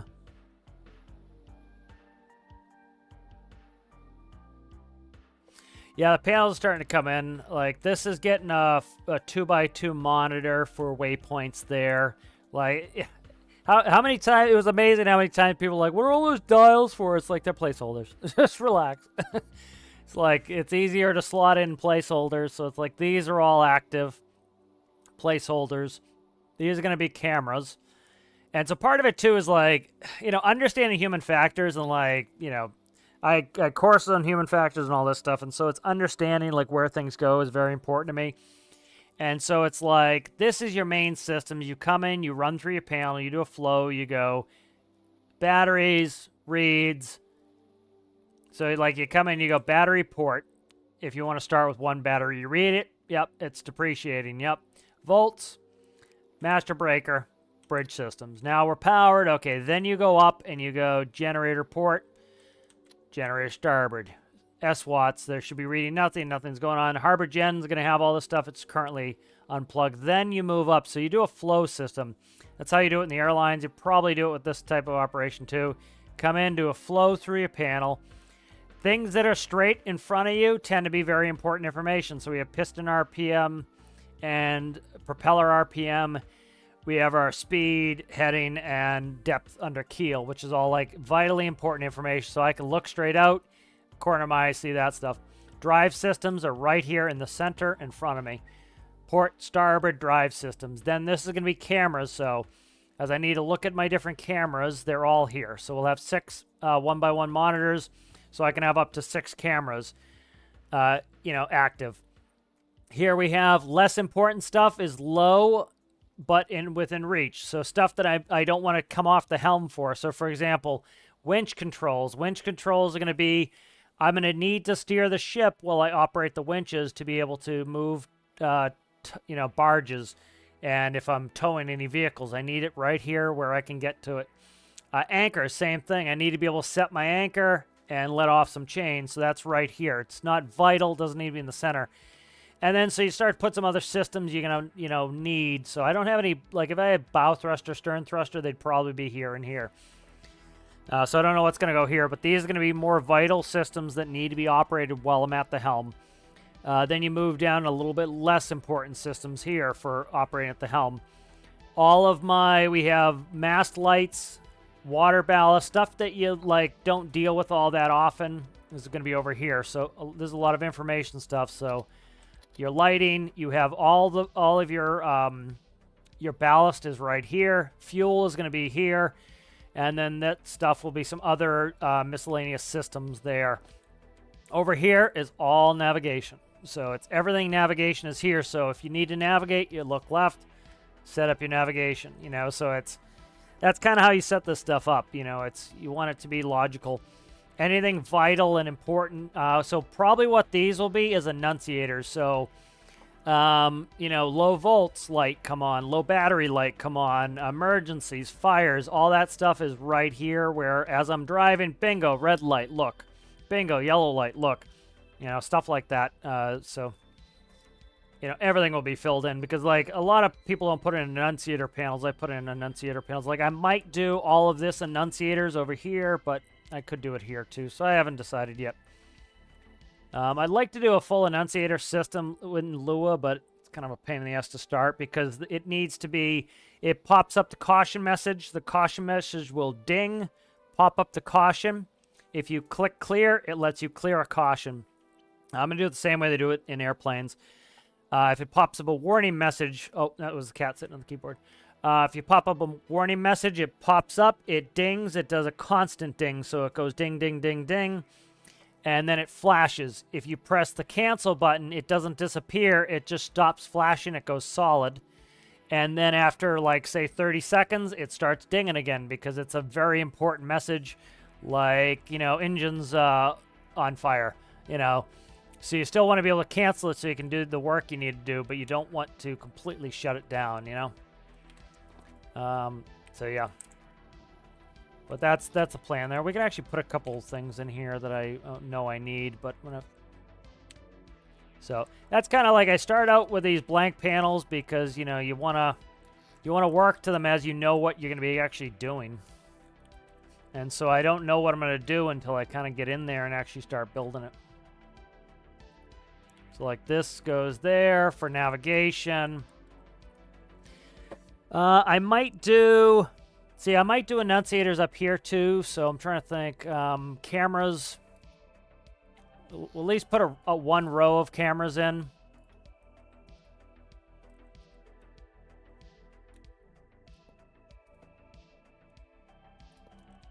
So like that. This might be my enunciators. We might do enunciators right here. So put them above. Yeah, so that's probably... Let's hook up electricity while I'm here.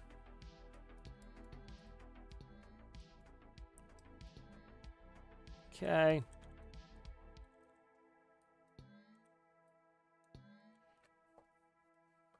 You know, so that will be all the stuff for that. That's kind of like, this is a little bit more fleshed out, you know. So this will probably be all enunciators.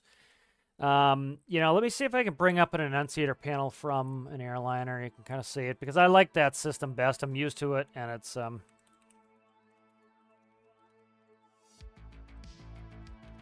The system works well. It makes sense. So, like, let's see. Like, these are some of the old ones. So, like, the old school enunciators, they were just a bulb behind them. The new ones come up on a panel, on a page.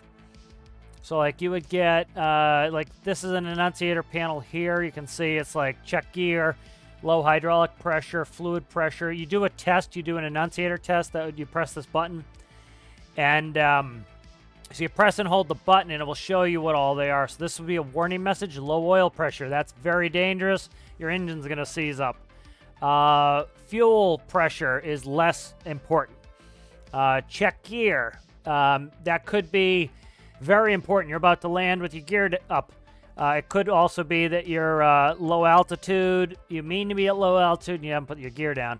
Low hydraulic pressure is less important depending on the airplane because sometimes they're cable backup. Check doors in case a door is unlatched. That could be a red message if it was on an airliner and you're going to have explosive decompression. Low vacuum pressure is for your instruments. Parking brake on. Right, parking brake is not... They spelled parking brake wrong. That's hilarious. They spelled parking brake wrong. This is I think on Flight Sim or something, but they spelled parking brake wrong. But parking brake is only a caution if, like, say you're parked, right? You want the yellow message on to tell you the parking brake is on, so you remember to shut it off, because if you start trying to taxi, you can collapse your gear. So it doesn't need to be a red message, to be a yellow message. Low volts, yellow message, oil pressure. Like, say you get your oil pressure light will come on when it's getting low, and that when it's a little bit low. Then when it gets really low, you get a red message. Like, these are all old enunciator panels here. I'm trying to find, like, a modern enunciator system here. Why is it showing me, like, all old stuff? Okay, and then the other thing, too, is, like, to note is... Let me see if I find it again. Is this one. So, like, right here on the plane, you have this warning caution button. So what it will do is when you get a caution, this lights up just yellow, and then it will show you the enunciator message here. And then if you press this button, it depends on the plane, but you have different conditions. If I press a caution message, usually you can clear it. So you see certain ones you can't clear, like sometimes parking brake will not let you clear it. So you set the parking brake. Let's say that you're taxiing up to the runway. They tell you to hold short. You set the parking brake. It will go ding, caution, parking brake. You press the button, it acknowledges it. This will extinguish. This will stay yellow. Low volts comes up. let's say because oftentimes on the ground, you'll get low volts because you're discharging. You're not charging your batteries.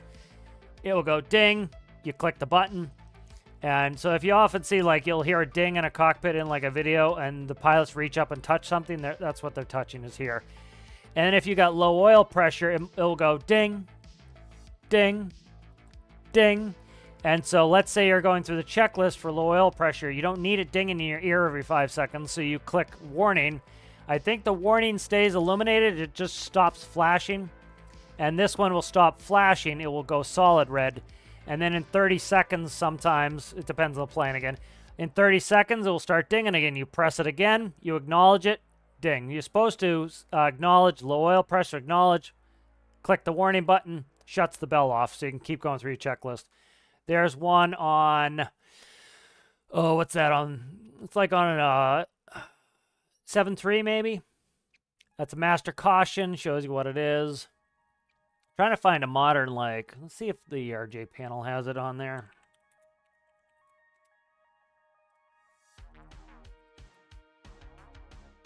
I'm trying to see if it has, okay, here it does, so should be able to zoom into this picture.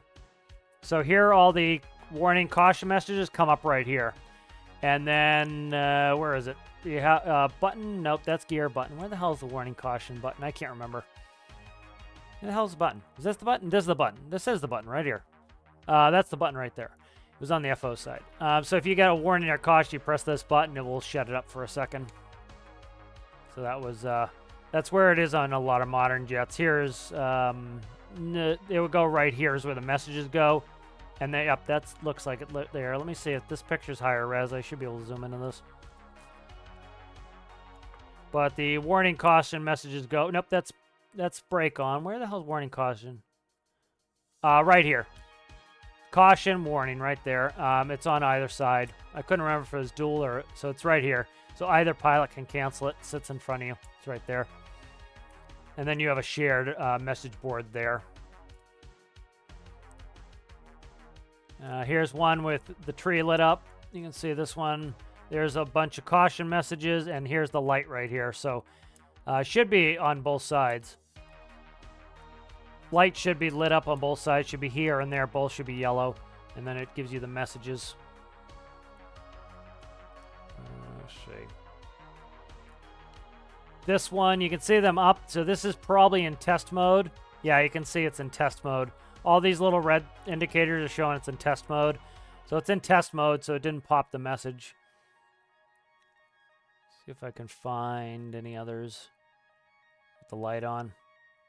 But that kind of, that's how it works. I like that system. It's intuitive. Oh, shit. Sorry, guys. I didn't have it lit up. God damn it. Ugh. Sorry, I hate it when I do that. That's really a pain in the balls. I've been talking to myself the whole time. So anyways, here it is on the ERJ-145. Sorry, God damn it. So here are the warning caution messages go here, and then in front of the captain and first officer, you have warning caution, warning caution. Let's see. Same thing, warning cautions here. You'll get the yellow light there. They pop up here. You get a caution light there. Messages here. Lights go on there. Yeah, so that sucks that I didn't have the display cap up. But sorry about that.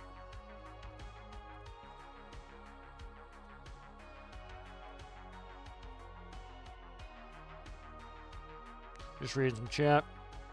Yeah, I eventually want to make an enunciator panel for all my stuff. It's just a bunch of... It's reasonably... Thanks for letting me go. No, guys, I forget to look sometimes. But, you know, it's reasonably in-depth because I need it so that I can press a button on the screen, have a caution message go solid. Well, it should ding and go solid. I should be able to cancel a caution, completely get rid of it.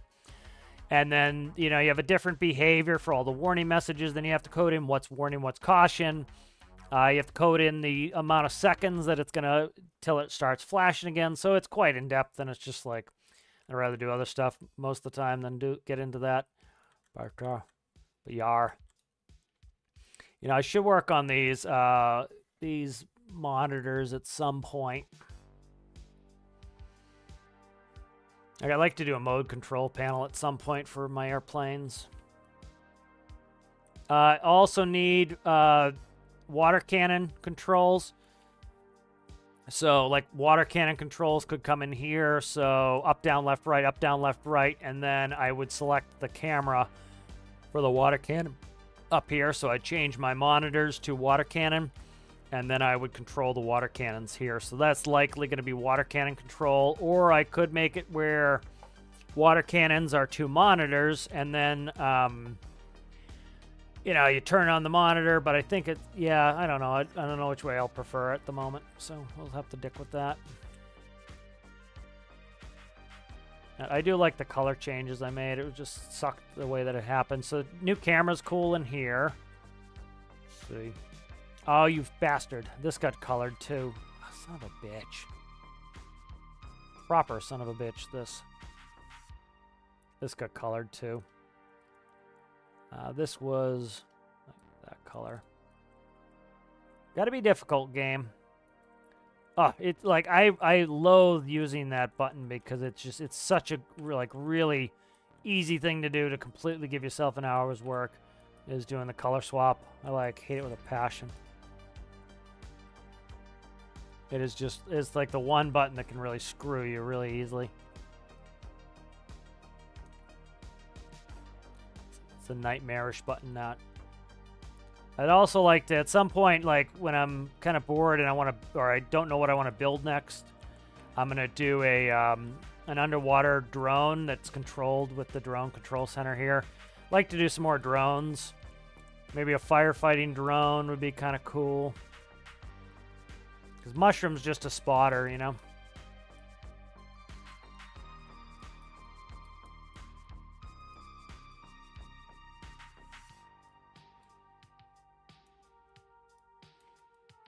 Yeah, but I gotta pull Shroom's panels and modify them to do that. All right, that's fixed. Let's do a couple things in here while I remember it.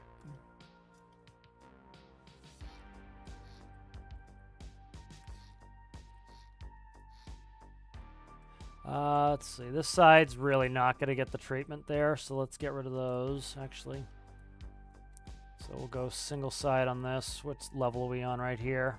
So this is just going to be anchor points for us to tie things down in here.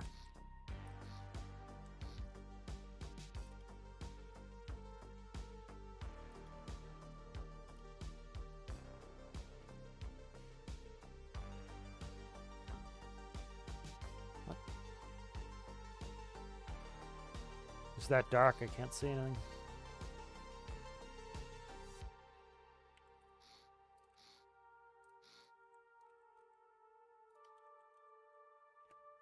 So this is what actually vents all the tanks, is this pipe right here.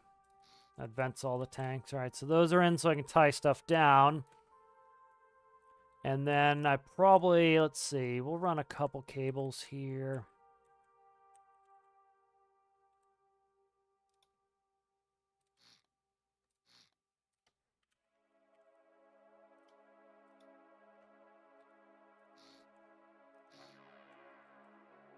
I don't know what color they use. Like, they've been trying to figure out a color they want for electric vehicles that, like, indicate power. And, like, some are doing blue, some are doing green. Like, nobody's figured it out, you know, what they want for colors there.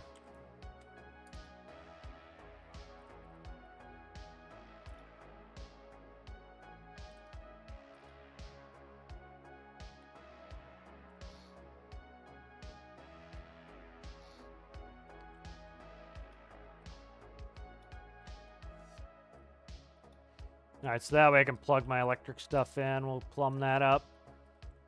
Get out of there, you. And we will hot bus this. So the benefit of having everything on a hot bus like this is they all go to one set of batteries on the starboard side. So if we ever left anything plugged in that ate up all the battery, the port side is isolated. The port side gets disconnected. And so that prevents, you know, even if I run down this battery altogether, all I have to do is reattach port. And then it protects us from killing all the battery. All right, good. That's done.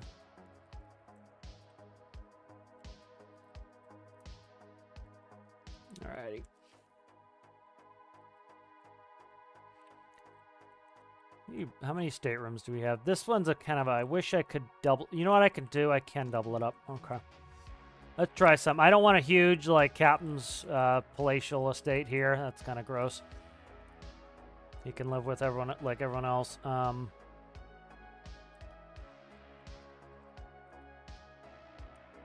let's go there. Like that. I'm going to split this room. Can I split this room and not be a pain in the ass? I probably can. Yeah, okay. I'm going to split this into 2 rooms. I'd rather have a small room than a big palace in here. Yeah, I really like the... love Pilot Whale's captain's quarters. It's nice and compact and tight. And it kind of uses the space effectively. And that's my preference on that. So I'd rather have more rooms. And so what we'll do is...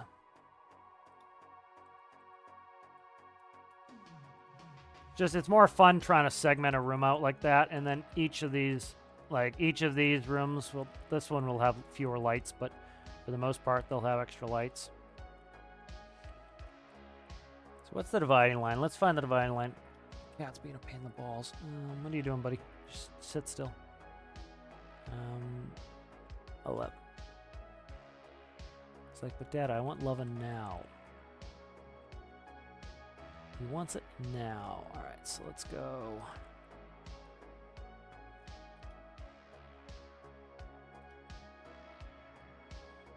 Let's cut this footprint here.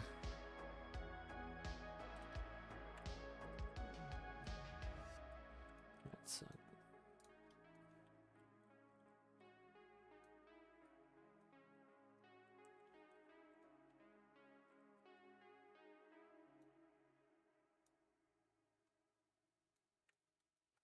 So I'm trying to get a general rough dimensions off this. So let's see. 1, 2, 3, 4, 5, 6, 7, 8, 9, 10. 10 by 1, 2, 3, 4, 5, 6. So 60. Should have just dragged blocks. I don't know why I didn't do that. 60 by 60, 12, 72. 72. That's 10 by... It's 100. Okay, so we're already in excess on this side.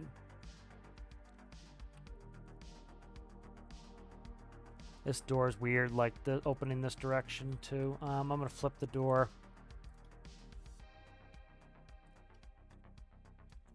Can it go like this? No. It has to be that way, unfortunately. Yeah, it's got to be that way, unfortunately. That's funky.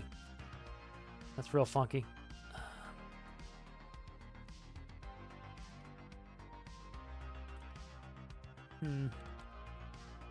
Put a slider on there. Do 1 sliding door is not the end of the world.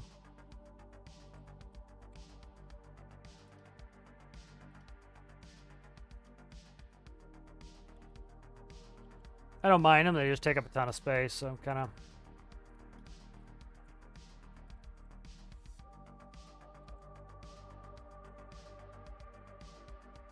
That's better. Okay.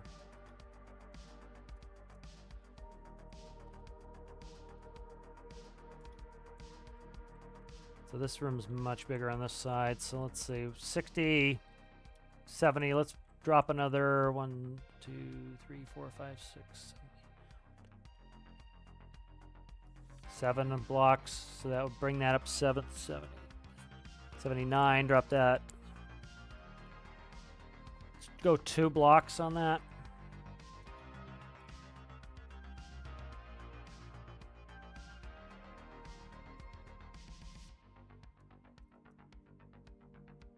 Try to just work the partitions in here. God damn it. Cat just hit me right in the balls. What he's doing. Being a crazy person.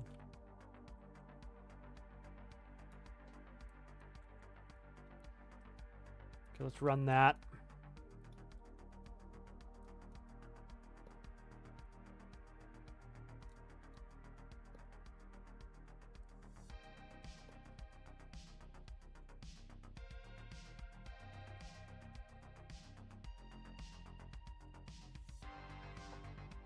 Okay, do that. Let's do a quick measure again. I want to see where we're at. I think I screwed myself a little bit on this. 7 by 11. 10. 70. Do main living space only. 13. Oh, yeah. Let's cut the wall back.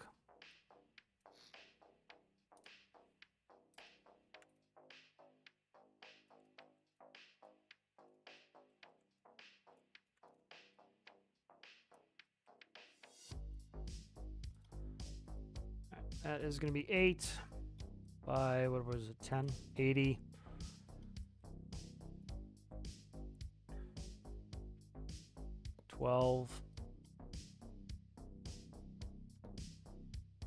That's 84. So we're pretty good there. I think that's about where we're going to be.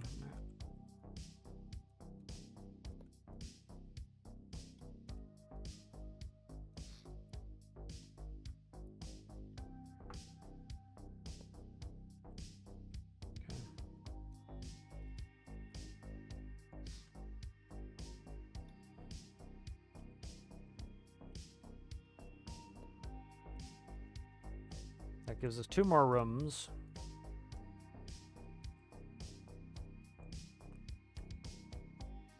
Nice. They'll be a little bit more compact. See how the space feels. Did I paint this? That is painted, okay.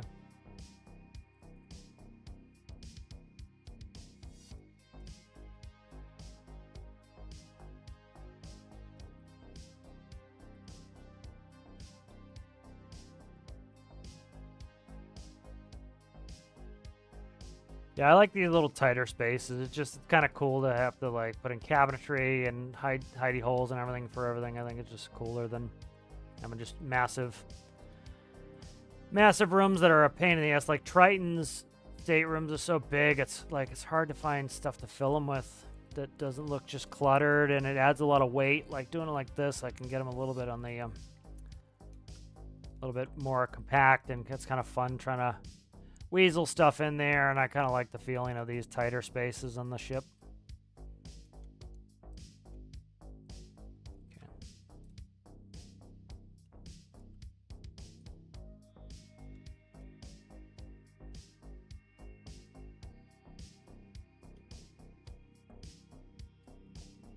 I think I finished that one.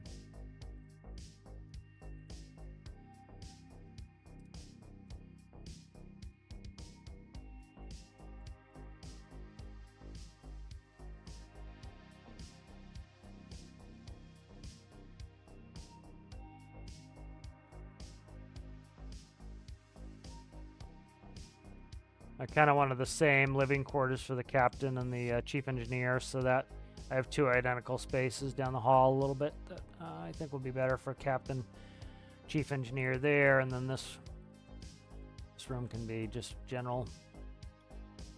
A couple other staterooms.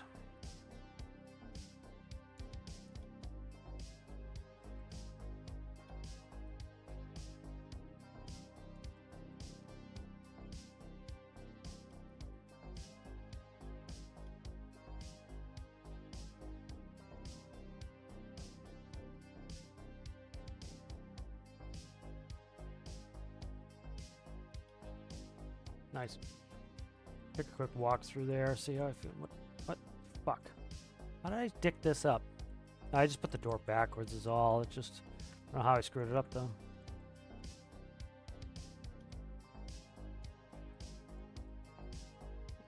Doesn't surprise me that I did it, but would rather if I didn't.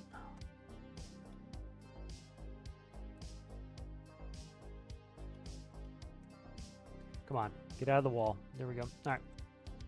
Take a walk through here, see how we feel about the space. Yeah, I can't read chat and build too much at the same time. You know, I either have to sit and just talk, or I have to build and kind of give chat a break and catch up. Kind of need to get with a flow sometimes. Right, so nice. I like this space better. Hopefully a bed can fit across there. If not, I can sit it this way and we can walk in. Because I like putting in cabinets and everything else. That really makes it feel nice and cool. That wall, what? Did that wall get cut dark or is it just the lighting in here? Same thing here is like put the bed up here. This is kind of an identical space here for the most part.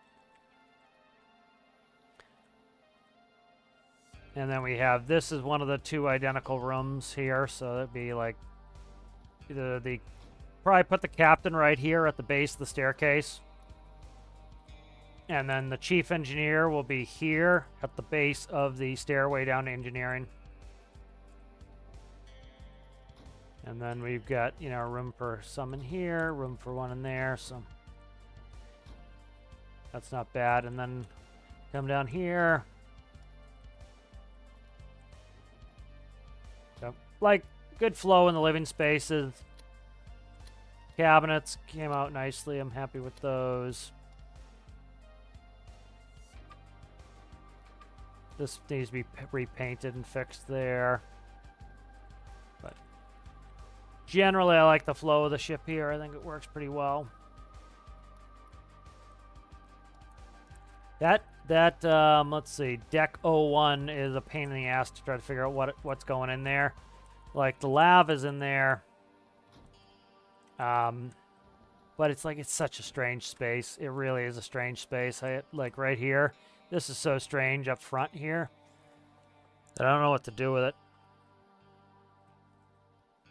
Like, I could make it like a little sitting area. And then we have the lav here. And then I was thinking putting like some medical stuff here so that as you come off of the helicopter, you can stick people in med bed right there. Like the lav, I really don't have any other space for the lav. I could put the lav downstairs. So you have to go downstairs to use the lav, but that would be that. I was trying to make it a little bit realistic that, like, if you're up there on the bridge, you don't want to have to go down 4 flights of stairs to go take a piss. You want to be able to come down, take a piss. That's why this is where it is. It's right there. Like, I could make a micro lab in the corner. Could do that. So, like, do a lab. Yeah, that's what I could do. Put a micro lab in the corner here. And then do the showers downstairs and do, like, the main lavatory there. But, like, this is a pain right here. Like, one thing I could do is cut out smoothing blocks. The problem is, like, this is, like, it is for a reason. There's a lot of, like, this can't be cut out, so.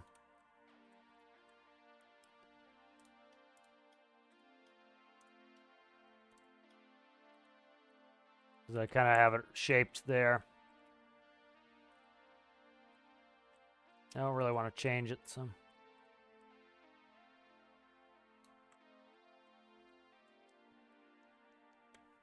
Yeah, theoretically, I could change the slope on it a little bit. Like,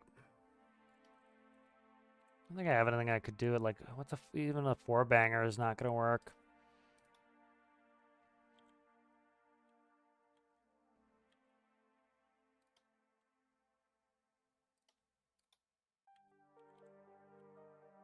Yeah.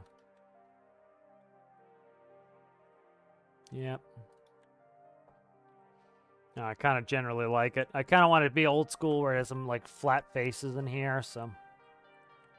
Gotta try to keep some of that.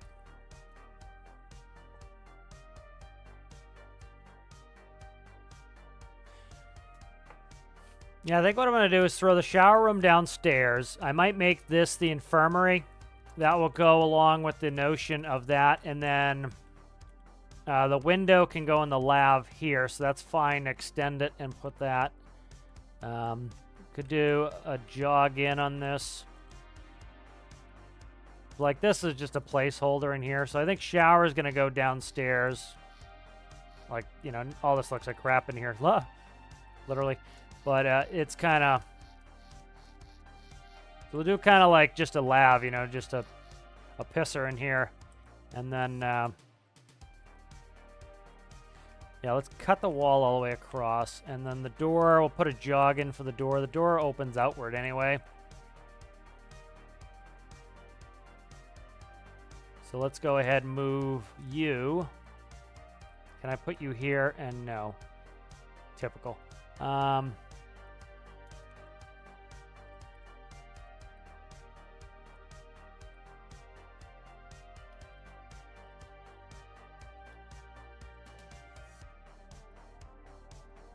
do that.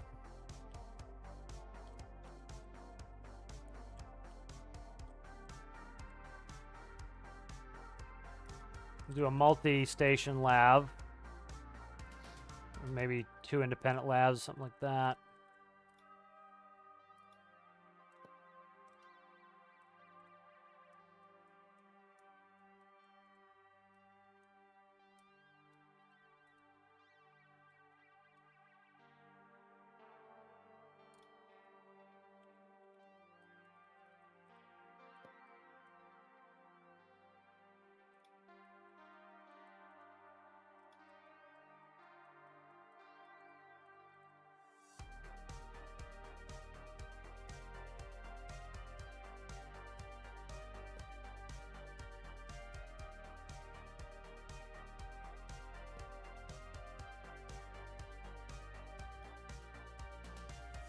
And maybe make this part of like the med stuff.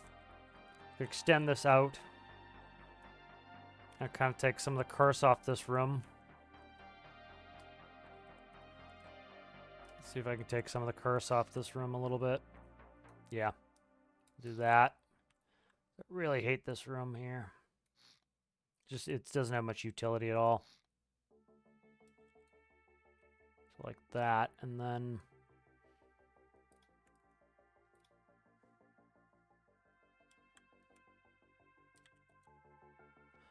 Like, I even put cabinetry up to cover that level. So what we'll do is we'll put cabinets in there to cover this here. And then what we'll do is I can put more, like... I can put a jog in here.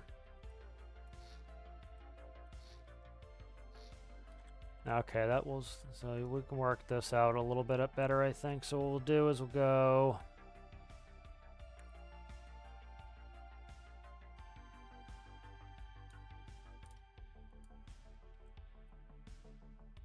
like that, and I should be able to cabinet in there. And then we want to go window to... I need 3. I want to keep the window where it is, so...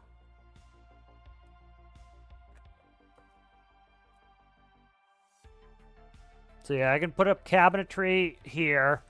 Maybe cabinetry, a little sitting area right there. That squares that out better. And then like even put a cut in here for like cabinets or something. I could put a lav here, kind of a small lav.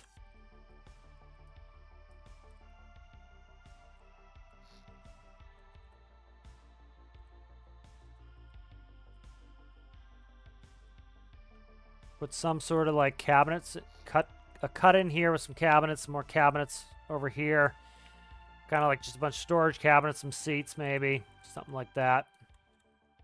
And then, so use some of these like these weird shapes in the walls as kind of give me some space to do some cabinets, because that's a good way to hide them. Yeah, so plan on putting cabinets in there. I like that better. This can be med room, so like...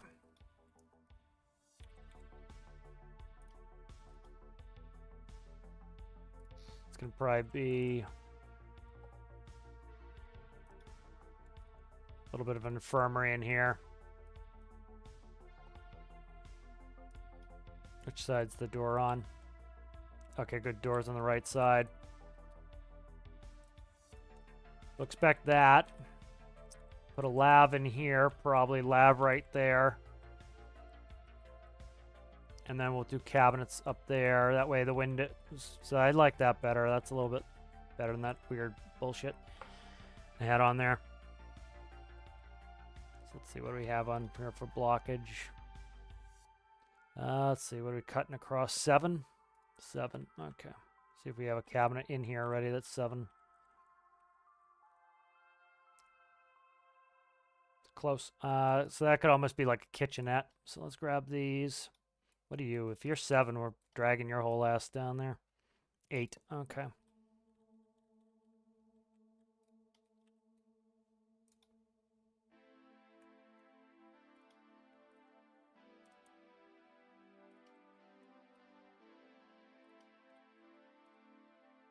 Should check the other cabinet, see if it was 7, but I'm gonna just put a space in here.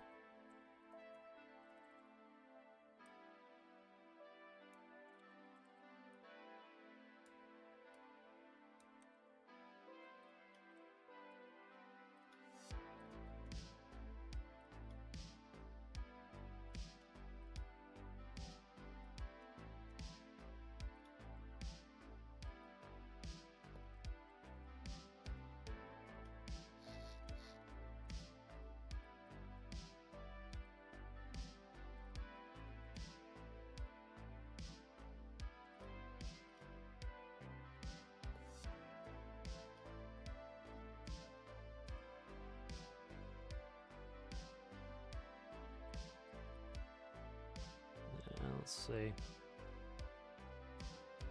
So 4-banger. Do I have any 4-banger cabinets? Pretty much just 3-bangers.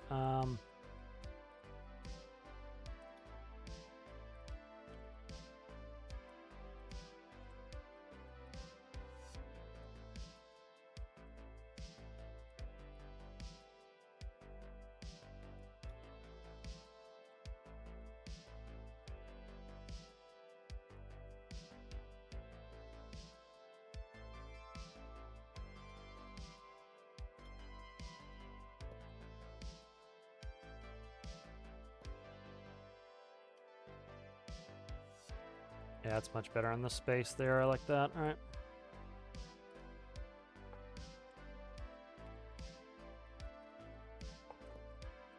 There we go.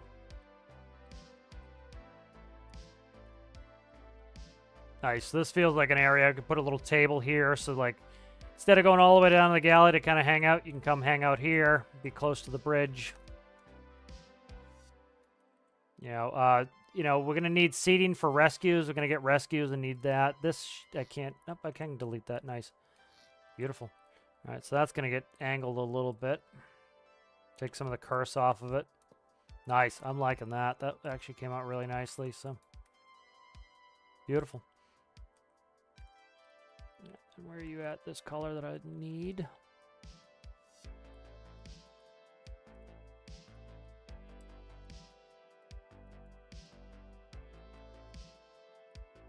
Yeah, so some of these cabinets I can change to be active opening cabinets. Like probably put some low cabinets right here.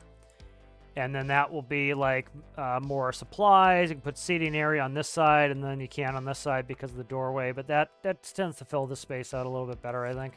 I'm starting to like that area now, where I was kind of hating it before. That was my least favorite part of the ship, was right there, so...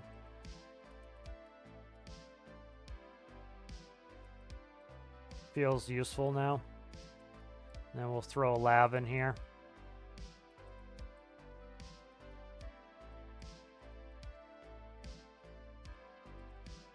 Okay. And then we'll make this the infirmary. Is it? Oh. Oh, it's magic, you know. Okay, there we go.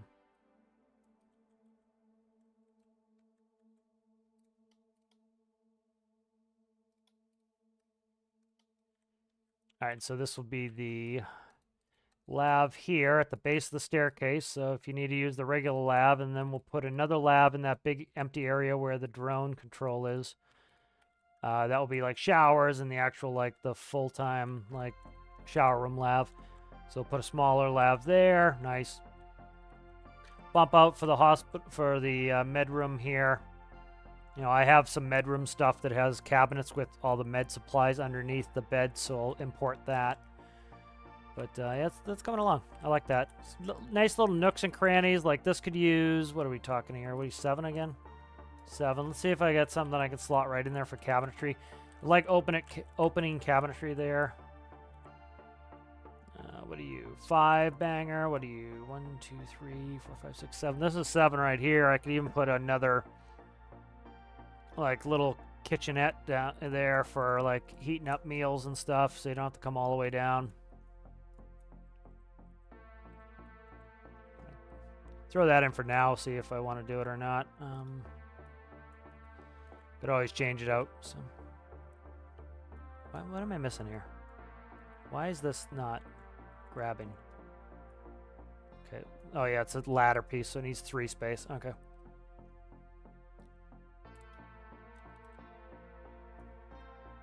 Kind of like a little kitchenette up there.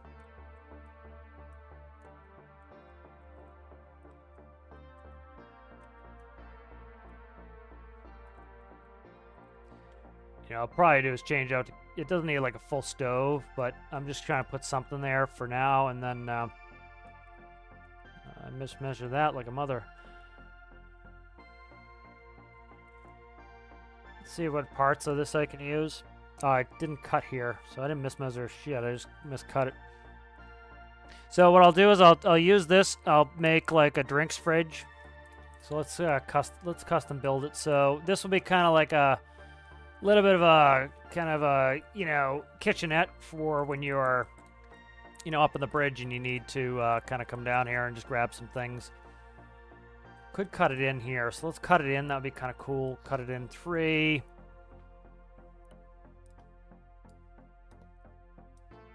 There we go. I like that. Let's go ahead and we want a little fridge here. So we'll do mini fridge on this side.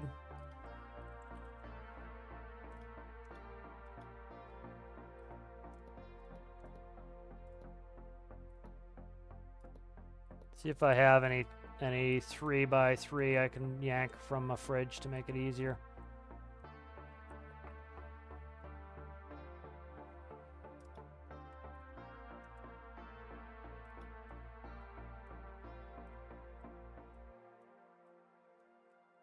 So it'll be like a mini fridge here with microwave, so that, like, you know, you don't have to go all the way down the galley. If you're working the bridge, you need to be able to just like run down, throw something in the microwave, come back up, and do what you're supposed to be doing.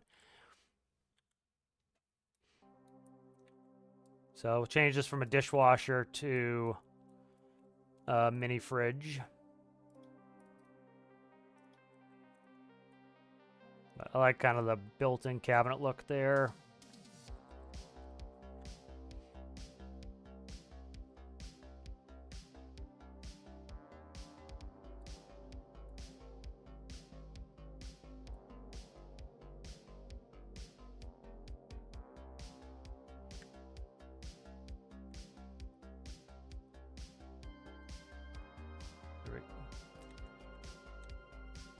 I like the handle like that.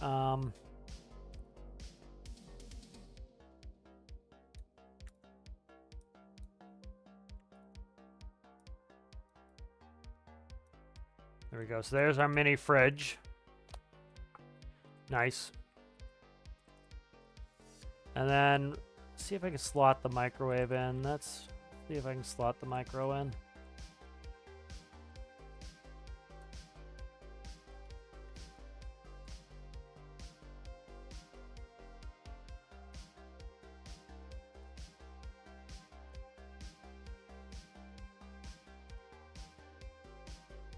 Where's the microcontroller for that? Is right here.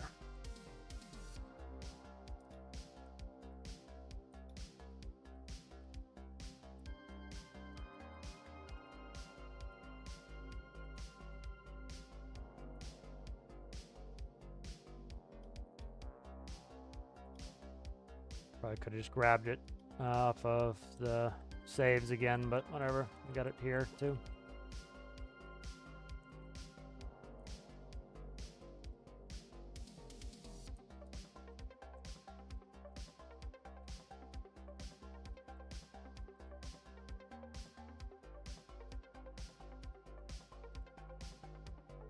Come on, man, I fucked up the connections here. I'm just gonna grab a fresh one here.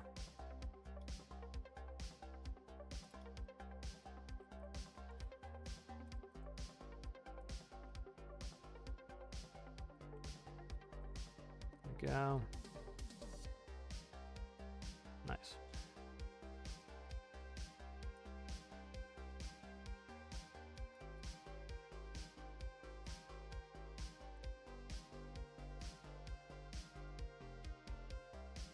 I think, 'cause that's too thin for microwave. It's got to be 2 blocks. It's gonna look weird. Let's grab that. Where's the tube? I should be able to put it behind the dishwasher where the other one was. Probably have it. It's sitting right here. Nope. Okay.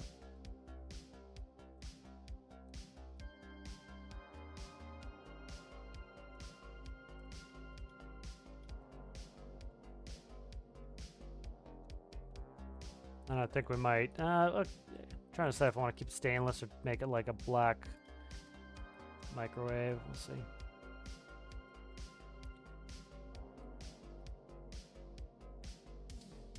I'll do around the rim will be this.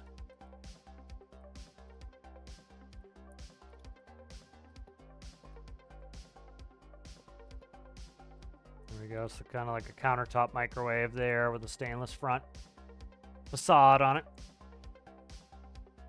Right above the mini fridge, kind of a little bit of a cabinet area there. And then slot some cabinets in here.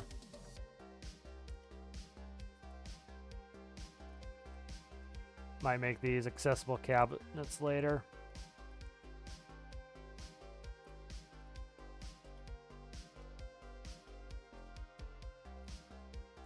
Nice. That's starting to dress up a little bit there. I like that. That makes this room actually kind of usable and interesting. And we'll put a little table in here on this side right here.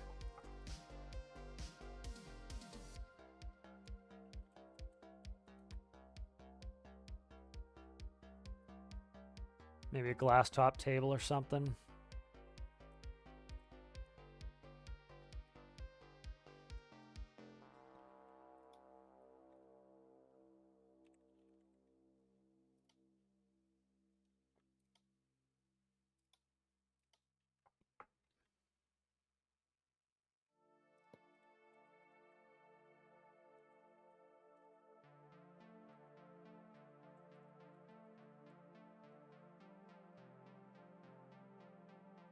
Is that a little high? That's a little high. All right, let's go down one.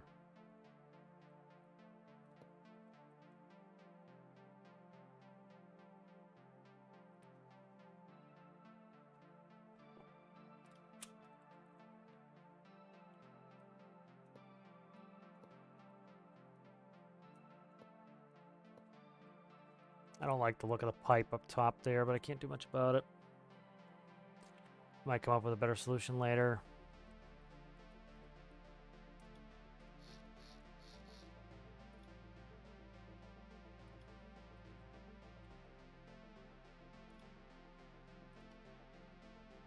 That's too floaty doing it like that. The float's doing that. Don't like that.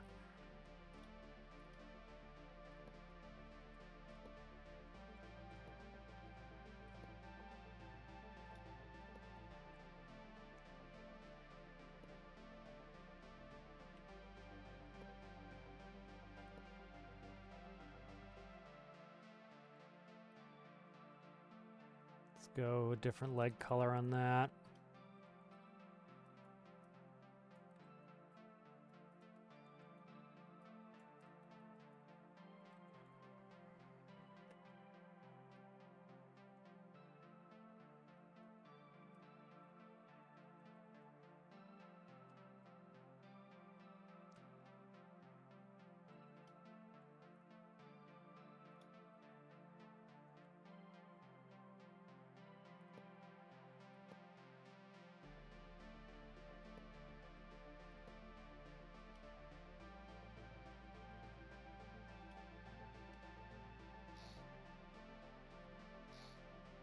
Now I want to put the legs back to chrome, seeing that or stainless, seeing that I changed the color of the top of it.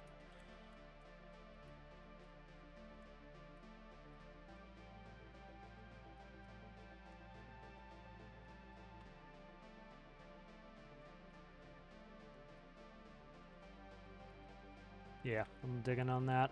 Maybe a little bit darker, but it's not too bad. Let's go ahead and take a walk through that space. Kind of liking it. Yeah, it's like making models. I like it. It's like, this is, sometimes decorating can be like pulling your hair out. So it's like, this is nice. Like, I feel like doing nothing technical right now. Like, you know, I started out doing a bunch of PID tuning, which I did last night. And it's just, I have a bunch of things screwed up in my microcontroller. Oh, shit, this is sitting here on the ground. That it needs to be fixed. And so I was like, did my little technical time, and now I don't feel like this. See, I like this area now. Before I hated it. So like a lot of it was just trying to hide those corner pieces. So that was nice. So this feels nice now. We have some cabinets. Microwave. Gotta plug it in at a time again, but you know, a little mini fridge. Unfortunately, I can't. I might. Yeah, I could. Yeah, I could put in the trim on there. This trim bar across the top, and we have a little seat. You have to sit backwards because I can't put them like right under the there, but like makes it a nice little flowing area, a little bit better. Makes it usable space. Come in here, put some. You know, we'll have some cabinets under here for med equipment. Some cabinets above med equipment, so like you get somebody who's really banged up, throw them in there. Probably a little seat here, so you can dump somebody. You want to, you know, when we come in with the helicopter, we're gonna want to come in here, throw the really infirm person who keeps losing health in the bed. Go ahead, throw a couple in these seats. So we have some seats close. Maybe bring a couple upstairs, throw them on the couch. You know, a couple on the couch there. Like, this is going to get, like, a little table here, maybe a TV in here. We'll see. Kind of just dress this up a little bit, but slowly coming along. Like, here's going to be the monitor. So, like, if you're docking, you can switch this to the port camera. Maybe port camera facing forward, port camera facing rearward. You know, and then you can kind of watch as you're coming in and you're manipulating. You can see how close you get in the dock. So, you, like, be here and, like, connect it. You know, move some stuff there. Needs a compass. I might put the backup compass right there. We'll see. But it feels pretty good space-wise. And then, like, if you're coming down, you know, you need to use the bathroom. You come in, use the lav. You know, you need to come down. You want to get a drink real quick. You know, grab a drink, microwave, grab something out of the cabinet. You don't have to go all the way down. Now you can go right back to the bridge and control it again. You know, so that's one of the reasons I would really love to see an actual survival mechanics come in innately in the game, like having food and drink. Like Delta is, you know, was talking about. He really likes survival games, and he, you know, he was really liking that mod. He sounded reasonably open to it. Like, that's something that I think, you know, like I talk about Star Citizen. Like, if you're in a single seat fighter, you can't go very far because you're going to need food. And so it makes sense that if you're in a single-seat fighter, that you need to stop all the time. You know, just like in real life. Like in a single-seat fighter, you have a little bag to piss in, you know. And then they have bigger fighters in there that that have a lavatory and that have a bed. And you need a bed to log out. So in Star Citizen, if you want to log out, you have to log out in a bed. So if your ship doesn't have a bed, you have to go to a rest stop and go to a bed. And so, like, kind of the same thing in this ship has a bed, so I can refresh, get new missions while I'm moving. If for example, we had survival mechanics, I could go buy food and stock the fridge with food. Like, they could even make it where a fridge, like, auto restocks on reload, kind of like an equipment container. And so, like, on a big ship like this, it makes sense to have a fridge or a couple fridges. And so, like, you could stay out on this ship for weeks at a time and have all the food and drinks you need. You have a tiny little piddly, like the rescue skiff. Yeah, you can't stay out forever on that. You know, you'd have to come back and get food. So it informs your gameplay based on the mechanics that are in the game. And I like that, you know. So that's, you know, that would give this ship a benefit over, like, just always going out with Rougeau. Is like, there's a point to take the ship. There's a reason to go back to the ship. I have food in the ship, I'll go back, you know. That sort of stuff. Like, you can imagine if you couldn't save unless you were in a bed, you know, that would mean you'd have to go back to base. Now, I don't agree with that for this game, that you have to go back to base, but, like, you know, like a multiplayer game like Star Citizen makes sense that forces you to have to go to a rest stop. It forces you into that potential interaction with other people. Going to that POI, you know, to rest, you know. But it's coming along, you know, so we'll do a bunch of work with, let me quickly delete that stuff out while I remember it. But yeah, I'm liking it, starting to come alive. Where is it? Right here, okay. I don't have symmetry on. Good. All right. Let's save this. It's a lot of good progress on Tethies. I've been wanting to get Tethies working on, so we're going to finish up here in a second, so we'll kind of go over some of the other stuff. I'll try to get some of these small things out on the workbench, or the workshop, whatever the hell it's called. I need to work on this. This is just going to be me digging through my autopilot, because I essentially, I take like an airplane's autopilot, put it on a helicopter, and then I take an autopilot for a certain helicopter, it's tuned in for that, move it to another helicopter, so they kind of become Frankensteins. I got to dig in there, fix a bunch of shit to get that working right. I think the black helicopter flies really, really well. I'll have to like go through its systems and see, because I can't recall which helicopter is the most modern autopilot. I think it's the black helicopter. I think I took it from a different vehicle. Yeah, so, you know, but we've got a bunch of stuff to play with that now, so that's good. Yeah, probably want to work on this ultralight a little bit. You know, I've got a bunch of ultralights, but I'm trying to just make this my lightest one. So it's been cool looking at everybody's builds they're working on for the challenge. Let me quickly look over it while people are here. I want to look at the, if there's any extra rule clarifications. I don't think so. I think pretty much people are pretty much good, I think. Yeah, so there was a rule I added on there. You know, like here's, you know, I think it was Citrus asked, where the hell is it? People are asking for weapons. I just no friggin' weapons. You know, try to actually do the challenge. I said there's a couple people that always cause problems that are gonna get the boot if they keep doing it. There's difference between asking a question and causing a problem. There are people who legitimately try to troll and are a pain in the ass, but most people, vast majority of people are good. But it's like, yeah, I think it was Muffin asked about, you know, I put no invisible micros.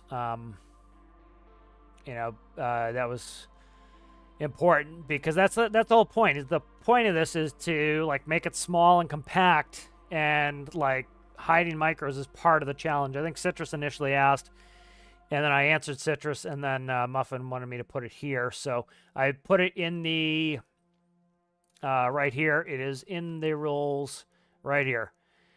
Again, people keep trying to think of new ways to get around like the spirit of the challenge, and so I have to keep adding to it, and eventually I'm just going to start booting people who like consistently can't make something within what the challenge is supposed to be about. But no glitches, no pivot, rocket wheel, exhaust deletion, negative mass, invisible micros is now on there, or any other glitches. You know, so that's on there now. See what people are working on. This is cool. That's the air truck. Somebody was worried about it doesn't like Megazorb. If it was an ultralight. Is this an ultralight? No. Do I care? No. I'm not going super precise on it.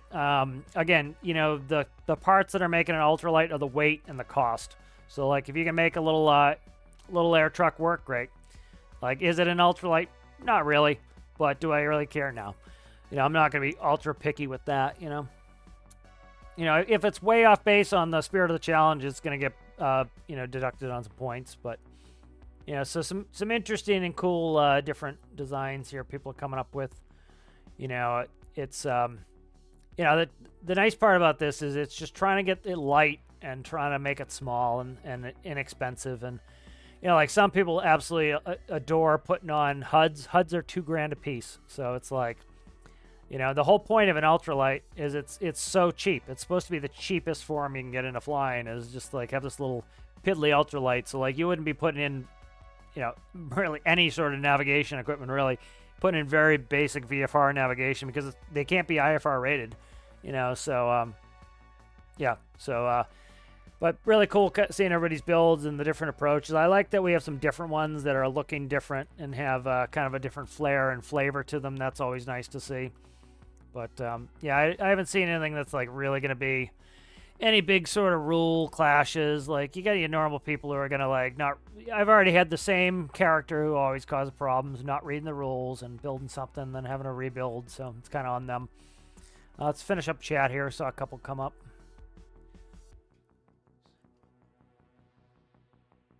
All right, we'll see Erasmus.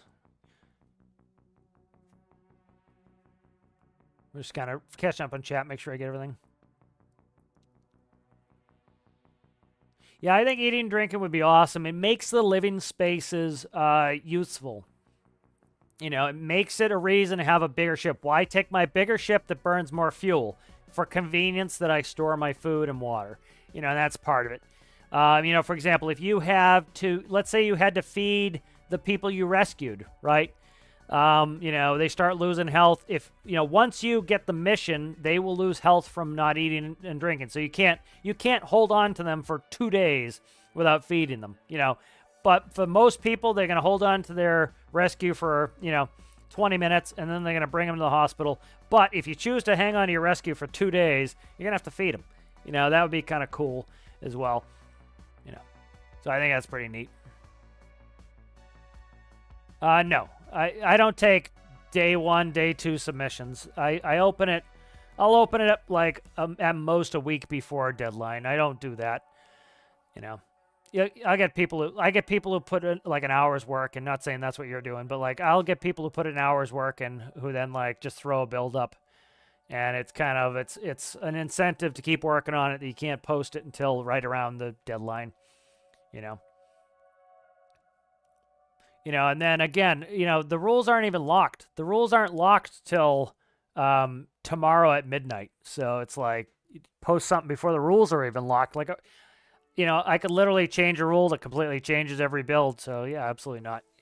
It'll come up a week to half a week before.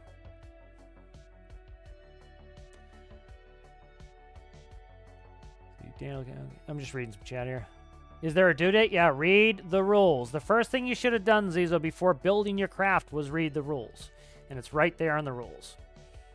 So, again, I don't understand, like, part of it's my background. Like, you know, I don't touch an airplane, I don't touch a machine unless I've read how to operate it. You know, it doesn't compute in my brain. Like, I don't know why somebody would start a challenge without reading through the rules. You know, it's really, it's a couple paragraphs long. It's like read through the paragraphs, understand them. Like so many people just start building and then they're like, oh, I thought I could do this. It explicitly said from day 1 you could not do that. I don't know why you thought you could do that. All it tells me is you didn't read the rules. You know, so I just don't get it. Like, just read the rules, man. I spend a lot of time putting the rules together to make sure everything you need is there. And sometimes people point out things that I'm missing, and I put them in, you know, so everything's in the rules. Read the rules. Exactly. That's what the challenge is the rules make the challenge. Like if I said, hey, build me something, yay, you know, that's not a challenge. That's a build review, you know. The point of the challenge is the restriction. So that's why it frankly pisses me off when like people, and right off the bat, again, they're usually people who don't submit anymore. They don't even submit the build at the end, but they are a big pain in the ass, and they try to build something that's outside the rules, and then they try to bend all the rules, and then they end up being the people who don't submit at the end anyway, because they didn't really care about the challenge. They just they wanted to build whatever they wanted anyways. You're free to build whatever you want at any time. You know, the point of the challenge is you're building something specific within the rule set. It was like I talk about Big Man's challenge all the time, the hot hatch. Was it had to be a 3-cylinder engine or less. And so that really, you know, it was supposed to be a race car with a 3-cylinder engine. So that means you had to use your skills to build a proper gearbox. You had to build the engine microcontroller so that it would have enough power. You had to do things like putting in, you know, superchargers and stuff like that to be able to get power out of this small motor. The car had to be very compact. So you have enough. Like, it was a real challenge to stuff all the mechanics into the hood. You know, it had to have a hatchback, you know, so, like, all these restrictions made it so that was a really good challenge. With all those rules, it made it tough. You know, and the same thing with this, like, it has to be less than 1,000, so you can't really go buck wild with blocks, and it has to be less than 10, so, like, you can't go buck wild with blocks and with 200, you know, different HUDs on there. You kind of gotta constrict it. That's what makes it, you know? Yeah. It's not just you, Zizo. It's the fact that, like, literally every challenge, I'll have people that will ping me, like, oh, you know, when's it due? And it's like, all the, you know, read the rules, you know. It's just good practice to get into. Read the rules first, then ask the question. It's usually in there, and if it's not, go and build in the build forum and ask there. Like, for example, like I didn't put wind calm, so I'll change that right now. So like if somebody was like, what's the wind going to be? Like Phil did last challenge, you know, so I'll edit that right now. But, you know, read the rules. I'm not saying it just because of you. I'm just like, trying to... It's something that happens literally every challenge, you know? And that's... All right, so I just put in wind calm, so that's in there. And so, you know, if people ask, they can go look for that now. It says wind calm. So, you know, if somebody pops up with a question, you know, what's the wind going to be? Tell them, go read the rules, you know?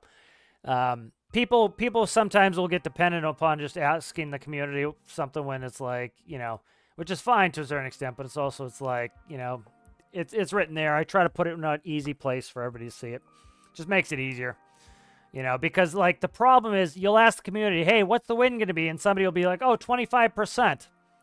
And then they'll be like, oh, I thought the wind was supposed to be 25%, Cap. Didn't you say it was supposed to be 25%? I'm like, no.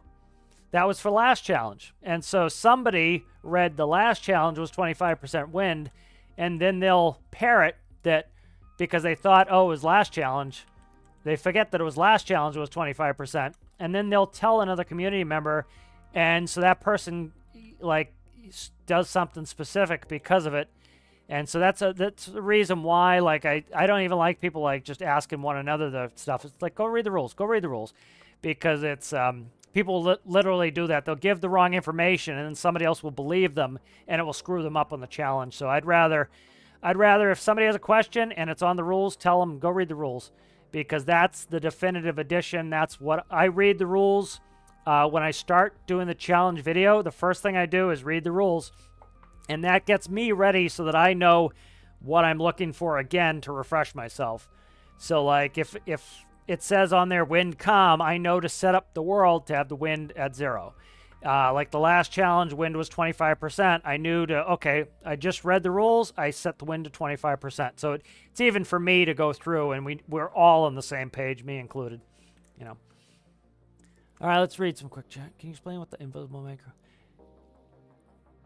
It means essentially you can change some values on in the XML, and it allows you to make the microcontroller invisible, so you can essentially put them wherever you want. And this is not cool, especially for this challenge. One of the things is like you could use them to move center of gravity. You could, for example, have a microcontroller that dangles 70 blocks off the end of your airplane as long as it's within the 71 block limit, and then it would balance your airplane out when it shouldn't be balanced, and it's invisible. I've never used invisible micros myself. Some people use them on these tiny, tiny little builds. And so it essentially, like, I'm not a huge fan of it myself. It's one of the reasons it's not allowed. But especially this challenge, it would break the rules. It would be like, for example, you know, like, let's say I take my ultralight here. Microlight's a different thing. So, like, if I went ahead and... like, say I wanted to balance the plane out, and let's say that the CG is way too far forward, I could go, like... It's going to be a pain in the ass like that. Let's do this. Like, for example, I could go like this, and I could put a block all the way out like this, and I could lay a microcontroller, you know, way the Christ out here to change the center of gravity, and then I could delete all these blocks, and now I have this phantom microcontroller out here, you know, that's doing stuff, and so it's invisible, you can't see it, so it looks like a tiny ultralight that fits the characteristic of the spirit of the challenge, but it's actually, you know, way too big, you know. And so, like, that's one of the reasons why I wouldn't allow that is, you know, the part of the point is I want to see how people artistically hide it. I also don't want people to, like, have advanced systems in this. It's supposed to be a very simple craft. So, like you see here, I can put plenty of microcontrollers in. I've got 4 4x2s. So what do we got? 8 times 4, so 32 blocks of, you know, we've got 32 blocks of microcontroller just in the wing. You could hide some other end of the seat. So there's plenty of space for microcontrollers, but it makes it so that you're not having super duper advanced systems. Like a lot of people are choosing to go no gyro because they don't have space. And so that gives challenges. So that's part of the challenge. So like if they could make things invisible, it would kind of just defeat the challenge. Yep. Let's see. Yeah, thanks for, I'm going to put in no reaction wheels. Let's put that in there too. That's going in the rules. Thank you for bringing that up.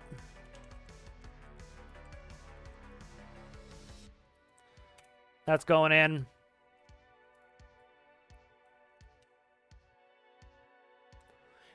Yeah, again, for example, let's say you wanted to submit your build and I just put in no reaction wheels, and your whole thing was based on reaction wheels. Well, that's a problem, So it's so it's that's one of the reasons why, like, I don't even let people put things in early, is for that particular reason, is especially before the rules are kind of done and dusted, is like that's something I didn't even think about, and I guarantee you people are going to put in reaction wheels if I don't make a rule against it. So I just bolded up like the prohibitions. But yeah, so that's that would be. I want people to actually have to balance their aircraft. That's part of the challenge. Like, if you've been listening to me build my ultralights lately, like when I redid the ultralight that I had built before and I changed the engine up, I changed the cooling system, I had to do tiny little like tenths or hundredths of changes in the prop pitch to get it to fly correctly. And that's kind of what the challenge is about, is because it's so tiny, you have to, like, any sort of change has to be small. And if you're doing reaction wheels, you could throw a couple reaction wheels in there and essentially make it work like piece of cake, So that's not really a challenge. So that's good to bring that up there, Xhorus. Yeah. I'm putting a pic in the description of the bear plane so you can see. Oh, nice. Yep, that's good. You don't have to, but I appreciate it. I certainly do. Yeah, well, that's part of my captain's favorite, is, like, again, the point of this challenge is to be an ultralight. So, like, for example, there are some cool builds there that I don't think are ultralights necessarily, or don't fit that spirit. And so that's like when it might lose a point. Now, some people get like, literally, I had to boot 2 people from the community because they couldn't stop bitching about they might lose a point for cheating. Like, that was the thing, was they were literally straight up cheating, and I told them they might lose a point here or there in Spirit of the Challenge, because they were violating the Spirit of the Challenge. They were cheating, full-on cheating, and I finally just booted them for it because they were like, they were a troll level at that point. But for example, it's supposed to be an ultralight. If somebody built something that, like, I don't think is fitting the bill of an ultralight, which pretty much I don't see any that are really, like, Cat had one that he had up this, whatever this is. Like, it's got, what's that? XML propeller on there. It's got rocket on there. Like, that one wasn't following the rules. He went back to realize it wasn't following any of the rules.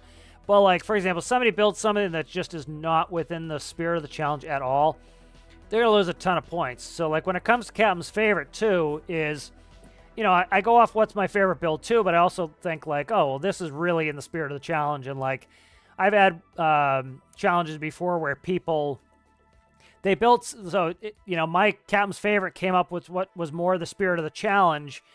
And then other people's, what is all this stuff? Oh, I'm on, what? When was this? Anyway, so, I had other people on, so, like, Captain's favorite very much favors the spirit of the challenge, and then the community favorite is sometimes something that is completely outside of that spirit of the challenge, and that's fine. That's the whole point of the community favorite, is let the community pick it. Like, I had people last challenge who were bugging me right off the bat, like, they were trying to do fish trolling, and it's like, dude, it's supposed to be a fishing rod challenge as stated in the rules. And so, like, you're never going to get Captain's favorite if you had something that did not have a rod on it. It was going to lose spirit of the challenge, and it was never getting my favorite if it didn't have a fishing rod on it, because that was the point of the challenge. So it's like stuff like that. And so it gives me a little bit of leeway, and then it also allows the community, if the community really loves something, they can pick it. And I have no problem with that. If I full on disqualify something, like if somebody makes a truck that doesn't even fly, that's just getting disqualified because it's not an airplane. But and that, you know, the community can't vote on that one. But like, you know, you'll get one every once in a while. It's like, let's go way the Christ back here. Like there was some. I'll even bring up the cheaters. They're not part of here anymore. But oh, this is a long time ago. But like, you know, Captain's Favorite is just it's like the other nice thing I do with Captain's Favorite is, for example, like last challenge, the person who wins the points is often Captain's Favorite for an obvious reason, is they're both my opinions. And so they often will be the same. And then if I get some that are like 1 point off, which I often do, like last challenge, Captain's Favorite and the points winner were the same. And so I went to points winners. There were 2 tied for second, so they got points winner, and Captain's Favorite got, you know, that. And so it's kind of a way that I can also, like, there's 15 builds. It's nice to have multiple winners instead of just picking the one, you know, and then the community can pick whichever one they like, which was different. Like, I'm glad that the community picked a different build than I did. I always like that. It's, you know, it doesn't have to be, but it's nice when that does happen. You know, let's see. Oh, it's way back there, man. I was going to look at, like, the, let me see. Was it even alpha? I don't know if it was alpha. But it was, you know, people were cheating on the size. It was supposed to be beginner base, and they were purposefully trying to build it bigger than the beginner base. And it's like, that was the point of the challenge. And I told them they might lose a point or two, and they were throwing a hissy fit. And so, you know, I was trying to be accommodating. They ended up getting booted because they couldn't behave themselves. But, and they were trolling at that point. But, yeah. Yeah. You know, they were told multiple times that's essentially cheating. I'll take a couple points off. I was trying to be extra diplomatic and just take a couple points off.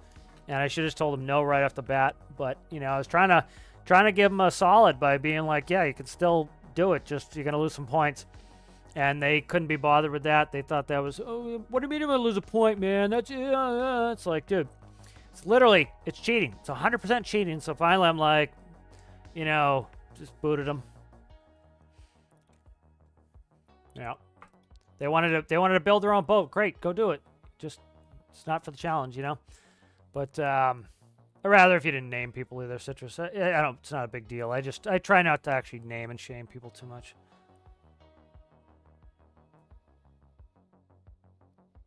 Yeah, exactly. Yep. You know, it's those are the people too who will generally ask for 900 rule changes to, like, because they just can't, like, conform to a build challenge. Like, they don't want to be challenged. They want to build whatever they want to build, and it's like, then go build whatever you want, but you're not participating in the challenge at that point, you know. But yeah, so let's go ahead and let's go over the members. So thank you to members: Sodom Mountain, Connor Boyle, Danny, Sergeant Chaos, Aaron Pairs All, Rasmus Johnson, Man of VR, Citrus, Anton Anderson, and Zachy. Thank you guys for being members. Thank you to Check It Server for being a patron. If you're interested in becoming a member or a patron, you can look down in the description below. Let's see. I'm just going to read Mopar's question really quickly here. What does a ultralight need for lights? Nothing. It is VFR day only, so I believe it does not require lights. If you look here, I'll bring it up, FAR 103. Again, I'm not going strictly by FAR 103, but if you do go by FAR 103, that is definitely within the spirit of the challenge. Christ, where is... Give me the FARs. I'm on, like, a third-party website. Where is it? Federal FAA. There we go. Here's the FAA doc for this. Let me see. Where is it? AC 103. So let's see. So here's, what is an ultralight vehicle? This is like all the FARs for it. Here, I'll copy this out and I'll just do this. I can grab the PDF doc here. That's probably going to be weird with the Chrome. I'll just do this one here. I'll put that on the page. It doesn't have to be exactly within that. That's not the rules. The rules are the rules that I posted, but so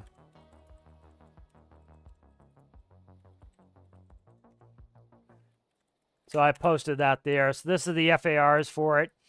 You know, so when it asks what's a what a ultralight is, it will go through it. It will talk about the weights. It will talk about all those different things. Again, like I specify, like here's a hang glider, hang balloon. Like I specified, it has to be an airplane. You know, single occupancy. I don't care about that. You can have 2 seats if you want. I don't give a shit. But generally, an ultralight cannot be operated under Part 103 if it is more than 1 occupant. You can have more than 1 seat if you want. I don't really care. Ultralight cannot be operated under 103 if it is operated for purposes other than sport or recreation, or if it is equipped for other uses. So, like, you can't use it for commercial flights. There was a guy down in the Keys. He used to take an ultralight and take people for rides. He called it, he said he was doing flight instruction. Well, he didn't have a flight instructor's license either, so he was operating illegally. There's no airworthiness certificate required. So if it has been given an airworthiness certificate, it cannot be operated under 103.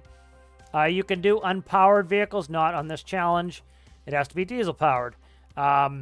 So if you had an unpowered vehicle weigh more than 155 pounds, you can't have more than that if it's unpowered. If it is powered, which is what these are, it would be 254 pounds. Again, the game's not going to really allow that.